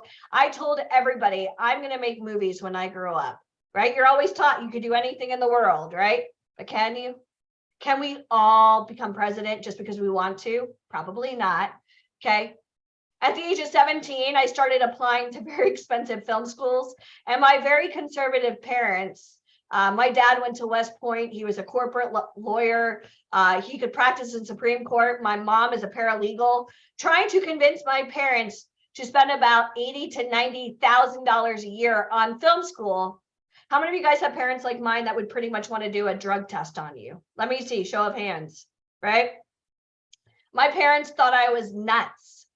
Guys, I have a double degree in TV and film and communications, even going to school for 5 years, investing a lot of money and time. Nobody handed us any type of connections. When I graduated from college, I was just like all my other friends. I joined websites. I listened to what my friends were doing. I listened to what my parents told me to do. I was lost and confused. Had I had a mentor that could step by step direct me exactly what I need to do, that would have been life-changing for me. Do I resent going to college? No, I don't. Okay. Because that's why we work so hard, so that you never have to go through what we went through. Do you guys understand that? So again, 38,000, that's not even like a semester in college, not on this level. Okay, look up Juilliard if you don't believe me and see for yourself. Again, when we were pricing this out, 7,500 is a fair enough number. And just so you guys understand, this 38,964, this is an estimated value. Please note, in order to meet people on this type of level, we've invested a lot of money in Broadway and professional relationships. You got to meet them for free this weekend. Okay. That's a privilege and an honor, not just for you, but to also say that they're affiliated with our company. And we don't take that for granted. Even at 7,500, it's still a deal of a lifetime, because our company is still covering $38,000 worth of services for you. Okay. Again, $4,997 is what we felt was a fair offer. And that's if for anybody here that, decides that they don't want to do this, this is the price, when you come back. Oh, can I come back next month? Sure you can. It's $4,997. Okay, you're welcome. But for everybody that was on this entire weekend, it's $2,997. This is a quick action taker bonus. Okay, $2,000 off. $2,000 off. Now, for those of you that don't know, New York City is $5,000 a month right now in average living expenses just to move to New York City. Okay, in 12 months, that's $60,000 just in living expenses. That's not including food and cell phone and electric and Wi-Fi. People spend a lot of money to live in New York and LA. It's not like you get a welcome basket going, hey, here's the head of Saturday Night Live. Go get him, champ. You would never get access to these people. For 2 decades, we've busted our balls to get where we are. And I hope you guys appreciate this. For those of you that really want to do it, that's the price, $2,997 if accepted. We're filling out the paperwork and we're doing everything tomorrow. Why? Because you start tomorrow. We're not waiting. Okay. I don't mind helping somebody if you need finding connects, that's cool. I'll help you, but do not schedule asking for a handout. Okay. Do not do that. You will disappoint me and I will log you off and you will not be allowed to come back on another boot camp. Okay. It will not happen. Does everybody understand? I want everybody here to write $2,997. So I know that you know the price. $2,997. That's a quick action taker. Okay. This is also considered tax deductible. This is your training. You're not paying to get signed. I can't even tell you over 2 decades well, I read online, if somebody really wants me, I should never pay for anything. Well, that's true. Absolutely, that's true. If an agent is going to represent you, absolutely, they make commission. Okay, great. Now that we have that out of the way, what the hell would you like me to submit you with? You have your reel? Well, no. Do you have any training? No. Do you have any headshots I can use? No. Okay, you sound like a dumbass. If you agree, type 100. I'm 100% on board. Because I get that all the time. Can you book me work? I sure as hell can. What have you done? Nothing. What would you like me to use to submit you? What would you like me to use? I know if Ryan had a project with Ryan Murphy, there's no way in hell, if somebody couldn't even afford basic, $2,997, there's no way he would ever jeopardize that relationship with somebody already waving the flag. I need help. I need help. Okay. Again, am I tough? Yeah.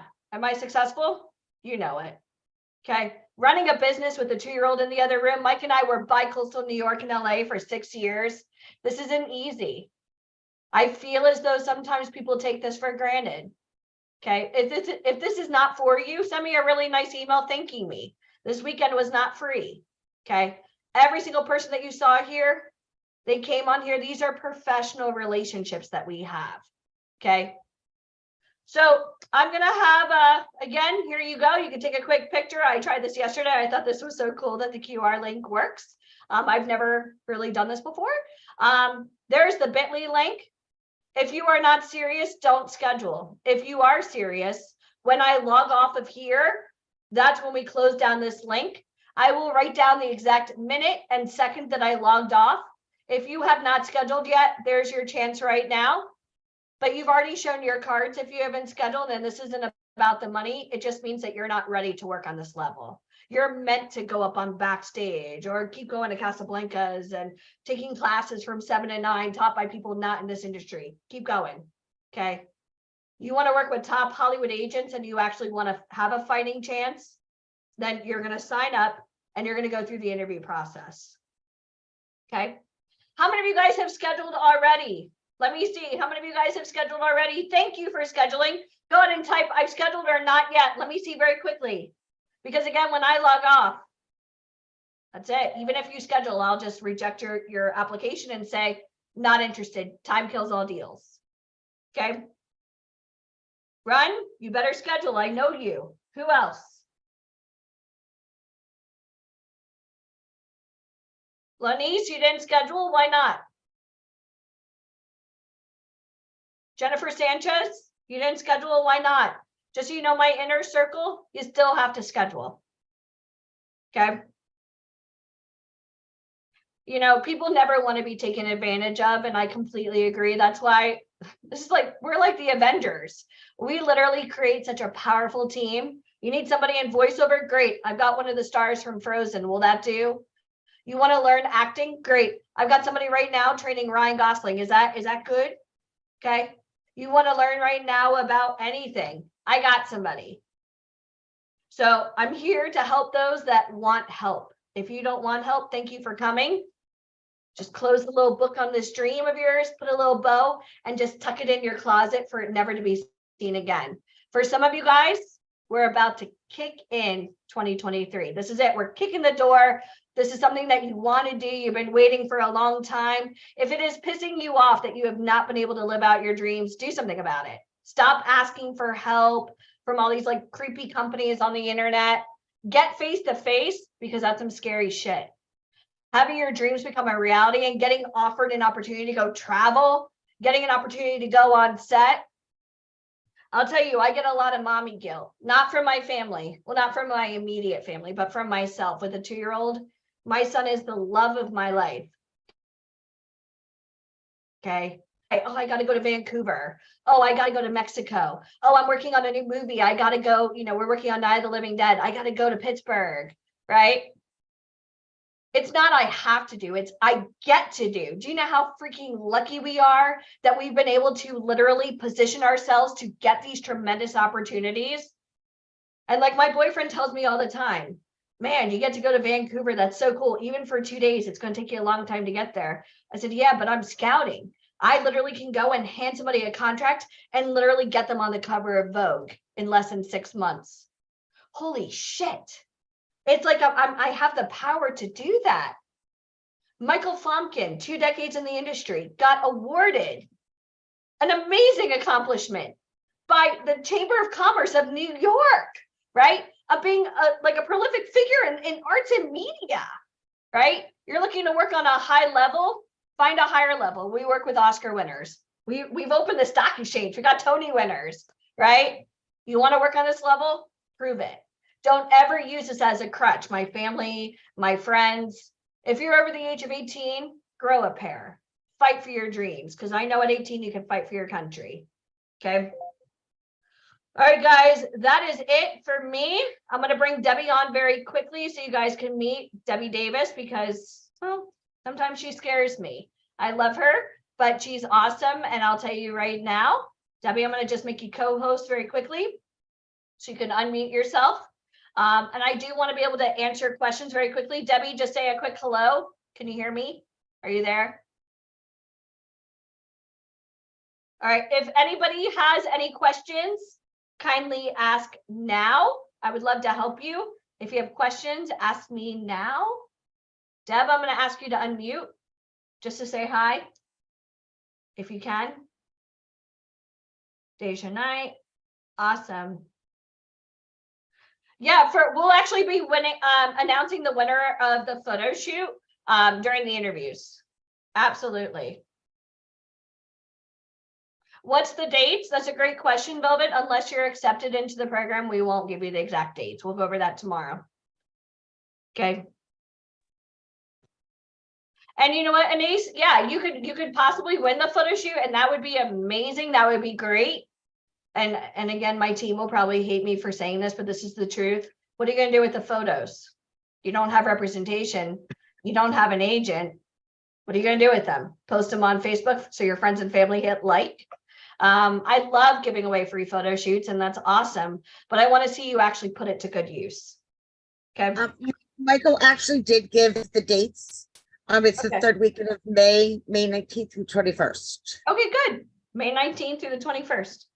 There you Yes. go. Those are the dates. We won't give you the exact location. We won't do that. Yeah. Okay. All right. So any other questions from anybody? Debbie, you want to introduce yourself very quickly?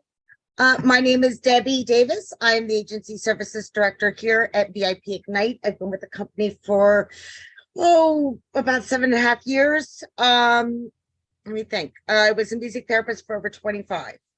Before I came to VIP, I came here and I stayed because I loved it. How's that? Good. That's good. And we're not discussing the New York opportunity. Again, you have to schedule for that. So you're going to schedule for this, and we'll go over New York. Because if you get a chance to win the photo shoot in New York, you'll go to New York, and then you'll come to Orlando with us. And New York is when, Deb? I know I have a calendar. New York is, please hold, it is March 24th through 26th. 24th through 26th. Somebody's asking, can I do both New York and Orlando? Of course. And here's why, Deja, because I think you're already on track for New York. If you're going to go to New York and meet top agents and get that whole experience, and then you take what you just learned and then come down to Orlando, of course, it's going to benefit you. Okay. Absolutely. As I think sometimes people go to like even LA and they feel like they're deer in headlights. They're a little bit overwhelmed. That it's the first time leaving their families, or like kind of like Murphy said, this was the first time I've ever done anything, but now Murphy's here and she's like, I'm doing this. And now she's going to take that fire and apply it when she goes, and she's going to take this on a different level. Right. Yeah. Yeah. Inner Circle, you still need to apply. Yeah. Yeah. All Inner Circle still needs to meet with one of us just so we can go over a few details about a couple different things. All right. Any other questions? It's been fun. Deb, I know that you've been juggling a lot of work. Debbie and I, we were just in Hollywood recently, and Debbie, I feel as though Debbie does a lot of like the computer and spreadsheets and making sure everybody's on track, and she's really good at staying organized. Obviously, I'm not. And Debbie had a pretty Hollywood-esque type moment. Do you want to talk about it very quickly? Yeah.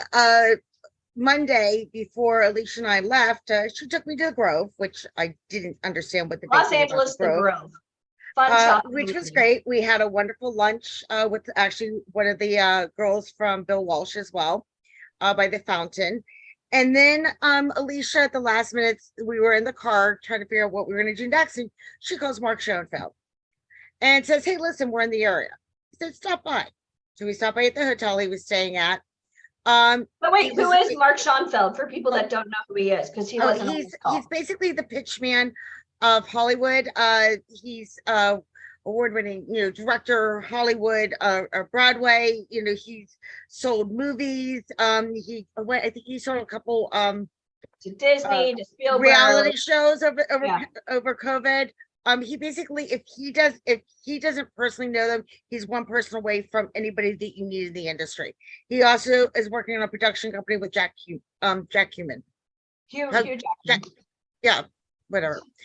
But she called him, and we went to this hotel out of the way, which you would never expect.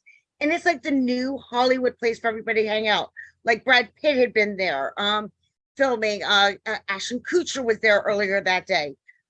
Alicia, when she had to step away for a moment, this gentleman came in and said, "Mark, can you meet with me?" He said, "No, not right now." And he said, "Joel, I have something I'm doing right now." And Joel says, "Oh, well, I'll come back. I'm only going to be here for 20 minutes. And when he walked away, he said, "Oh, that's the man who wrote Toy Story. He wrote 13 other movies as well." How many of you guys have ever seen Toy Story? And then he took us upstairs to his room. He does have a boombox. And he let us listen to several of the songs for his new musical. So that's really huge. So he sells Broadway shows. He wrote the off-Broadway show Brooklyn. He sells major motion pictures to Spielberg, to Disney. He works with the top people, but he has a storyboard, and he's the pitch man of Hollywood. So when he goes in, he sings all of the songs for the production he's pitching. He has a storyboard. He literally plays music from his boombox, and he literally walks out the entire production for Spielberg, for J.J. Abrams, for Ron Howard Productions, and he has this really nice suite, and he works from there, and he lives in Hollywood right now. Since the pandemic, especially, he was New Hampshire only, so he was always in New York. But he's in LA, and he has this amazing place. And the hotel we were at was Marilyn Monroe's favorite hotel. So we actually were hanging out at the pool, and literally we took pictures in the same exact location where Marilyn Monroe did a whole entire editorial shoot. So that was kind of surreal. He also said that there's a big bidding war over this that he's trying to sell right now. And I do have updates on that, but I can't discuss it because obviously this is being you and I will talk on YouTube and Facebook and all that other good stuff. But I don't know about you. If I owned a production company with Hugh Jackman and now I'm pitching to Spielberg, I'd be screaming from the rooftops. And we were very honored. We didn't have to sign a non-disclosure agreement, but we heard the songs, and I still have the rhythms in my brain and some of the lyrics. It's a winner. And I'm really excited because it was literally, we had tears running down our face because it's one thing to know somebody of this type of level. It's kind of like Monique Coleman, she's from High School Musical. She's part of our company. Getting to talk to her on FaceTime or she's walking us through the set. Literally, it's like taking your dreams and kind of like just amplifying it. Yeah. So I was excited for you, Deb, because I know that you enjoyed that. And I would never bring somebody that couldn't handle that. We weren't streaming live on Facebook or Instagram. We were very conscious about what we were, even portraying on the media. But that was amazing. And we get to do some really cool stuff. I know Michael just shared, I hung out with Jadakiss recently in Palm Beach. We had Chris Noth, who played Mr. Big at our movie premiere. So what your friends think you do versus what you actually do is completely different. And Jadakiss and I talked about that because we have a Public Enemy's Keith Shockley, who's part of our company. And, when you can, I call it the lasagna effect. When you know some people, you're making a good first level, and then everybody seems to know it. Everybody, there's always that dream person or that dream team. And we've had talent work with some of the biggest names in the industry, from Jay-Z to Gaga. I was in the studio with a gentleman who signed Gaga. We can do it. We have the power to do it, but we're looking for good talent, and I want to help you become successful. So you have to want. We had our photographer Remember when we were in Hollywood before the pandemic, we had a photographer there. Yeah. So does he need talent? They all need talent. So, so if you guys are really serious about, you know, pursuing this, there are some people that do this as a hobby and some people that really do this as a career.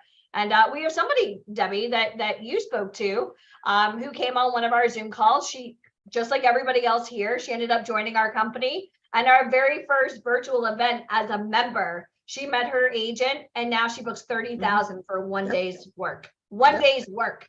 Somebody typed 30K. So right now, if you're wondering, oh, $2,997, we spend that much on iPhones and Nikes and Starbucks and shit we don't need. Okay. And she did the same 30K in one day. Suck it. And Like, she was in the exact same place you guys are. She came onto one of these. She did an interview with me. I loved her. And that was the beginning of it. That was the beginning. But again, even if Debbie loved her and she enrolled in our program, she still had to show up on the Zoom. Thank God she did. Thank God she brought her personality. She already had conversations with her husband, like, hey, I really want to do this. And if this works out, this is what is going to happen. Yeah. That's it. You And know, now it's he's working with her as well. Yeah. It's kind of like training for NASA. And then all of a sudden they're like, Christina, you're going up to space. This is your time, girl. And she's like, no, you know? So I hope you guys are ready for this, because we're kicking this up into high gear, guys. 2023, we're going to make it your advantage. Because if you're going to do this, we're going to do it right, or we're not doing it at all. I don't want to see crappy photo shoots. I don't want to hear about you going to these like scammy companies. You're going to do it. We're doing it right, or we're not doing it. Do you understand? All right. Any other questions before we go? Okay. We're going to post the link one more time. And that's it. For those of you that did not schedule yet, I don't know what you're waiting for. That's it. We're done. Keep the momentum. Because what's after this? Well, now you can go and tell all your friends, I saw a Hollywood agent and I met the former art director of Vogue. Oh, are they going to work with you? You're not part of the company. How would you even like to talk to them? They don't even have an email that they'll respond to. Their Instagram and Facebook, they have a team that responds. Are you kidding me? So if you guys are serious, put your money where your mouth is and show up. All right, that is it. I'm done. No other questions? Anybody have a question? Ada, you're good. Amanda, you're good. Anais, you're good. Andrea McDonald, I know you're speaking to Debbie tomorrow. Andrew, I'm glad we were able to save you before. It's so disheartening, you know. Anthony Tristan, brand new to the industry, went to Hollywood, got signed, just like that. Can it happen? Of course it could, right, Anthony Tristan? Anthony Tristan, true or false? Absolutely when you first true. came on this call, when did you sign with us? A couple months ago, right? Yes. Well, actually, yeah, it was a few months ago. Did you hate me? Were you skeptical? Were you like I was nervous? very skeptical, and I didn't hate you guys, but I was very skeptical, and but what I did notice right away is that you guys run a tight ship. So. And you went to Hollywood. Yep. And that was an experience. Yeah. And I didn't scare him away when I interviewed him either. No. It was everything that I had hoped it would be and more. And now I'm just like, I'm glad that I showed up this weekend too, because like I'm trying to put together a demo reel really quickly for one of the agents right away to get that going. So that's what we do. Yeah, That's what we do. I really And your appreciate it. headshots are Thank you. amazing. Yep. Thank you. Yeah. So again, you could have done this on your own. You could have tried and moved to Hollywood, moved to New York and tried to meet people, or you could say, screw it. Yeah. I'm going to kind of check for speed. I'm going to sit there. I know you had a nice conversation with Mike Beaudry, who's won multiple VMAs working with The Weeknd, Childish Gambino, Machine Gun Kelly, literally everybody. And like, he's like, you're perfect. Like, that's what we do. Yeah. So if you guys are looking to cut out all the middlemen, you want all the bullshit like gone, and you want to just meet real people, well then show up. Right. Yeah, I'm I glad you agree. Congratulations. Yeah. Thank you. I Work with appreciate you it. too. I know financially sometimes you're like, hey, I'm going to make this happen. This is what I could afford. And Debbie's really good. If you guys have ever seen the movie Beautiful Mind, Debbie's always configuring ways to make it Yeah. affordable for Debbie's you. awesome, you guys. Yeah, Debbie's really awesome. Yep. She's really good at that. Okay. Yep. So please don't let this scare you. Again, we do have payment plans, but guys, your training and everything starts immediately. So I hope you understand that. We're going to help you, but I need to know that you're not going to put the company at risk. Okay. So if financially you don't have credit cards, or you don't have savings, or you don't even know how you would come up with this, I'll ask you, why did you waste our time? Don't schedule. Because if I put you face to face with Tanya, I would hate to be on her like crappy list. Do you understand? All right. Well, I'm proud of you, Anthony, Tristan. It was so Thank nice you. touching I appreciate you it. and Thank you. talking to you. And please keep us up to date with all of your success. Congratulations again. But I'm so Thank you. glad Appreciate it. you entrusted us, right? Yeah, I'm so happy. Yeah, I'm actually trying to get a friend of mine involved with you guys too. So I'm gonna kind of talk to you guys and Just send them my make email that and we'll get them on a call. Okay, will do. Thank you. Remember this, and I'm going to be honest with you, and this is like pure truth. Your success, people, oh, do you have any success stories? Yeah, I do. I've got people on the cover of this and this and this Walking Fashion Week, but that may not be you. I don't even know you. I don't even know what you're capable of. So understand your success. You can't, this is not Weight Watchers. Everybody is completely different. So there is no, you understand? Yeah, you got to pull your own weight. Yeah, Yeah, you got to pull your own weight. We can put you face to face, but you got to make it happen. And that's I'm proud right. of you. You can bring a horse to the water, but you can't make them drink. True. All right, guys, I'm looking to help you become your next success story. Screw us. You want to be your own success story. People have these dreams about getting into Hollywood. Why would you ever try to do this on your own unless you have these types of connections? Well, then let me know how you did it, because I would love to hear your story. But for those of you guys that are really serious, you'll schedule. For those of you that didn't, this journey is over, and you can keep doing flashback photos of how great it was to talk to these people. But that's it. All right, guys, that is it. Debbie, I thank you for being on. For everybody else, I'll see you guys. I know we have New York coming up. We got Miami coming up. We got Orlando coming up. Come on world tour with us. I'm really excited. For those of you that may also, I know somebody had private messaged me asking if the New York opportunity is still available. And yeah, we could talk to you about it. I'm not going to go over it now because it will just confuse people, but we could talk to you about that as well on a private call. Okay, so I don't know about you, but if you're going to do this, meet as many people as you can. It's a scratch off lottery ticket every single time you meet somebody, because it could be the winner. Note to self, buy a Powerball ticket because somebody's got to win. All right, guys, that is it. We are done. Model and Actor 2-day virtual event is over. And that's it. I'm going to go be a mommy now for a couple hours until my kid goes to sleep. And I love each and every one of you. And I'm so proud of you for being here. And that's it. Let's make it happen. Let's turn those dreams into reality. You don't want to wish upon a star anymore. You want to make this happen, and you got to be proactive. Right, Deb? Absolutely. All right, we're here. We're going to be meeting with you guys live, and watch out, I'll even be taking some interviews tomorrow. And it won't say my name, so be careful. Could be me. All right. Perfect. All right. Good night, guys. Have a good night. And again, you have the link. So if you didn't schedule, I don't know what to tell you. Post it one more time, and I'll do a countdown, 10 seconds. One more time. We're going to post it. Okay, there we go. We're going to do a countdown. Are you guys ready? 10, 9, 8, 7, 6, 5, 4, 3, 2, 1. Bye, everybody. That's it. Time's up. All right. Good night, everybody. Bye, Deb. Hi, Dashery. Okay, bye.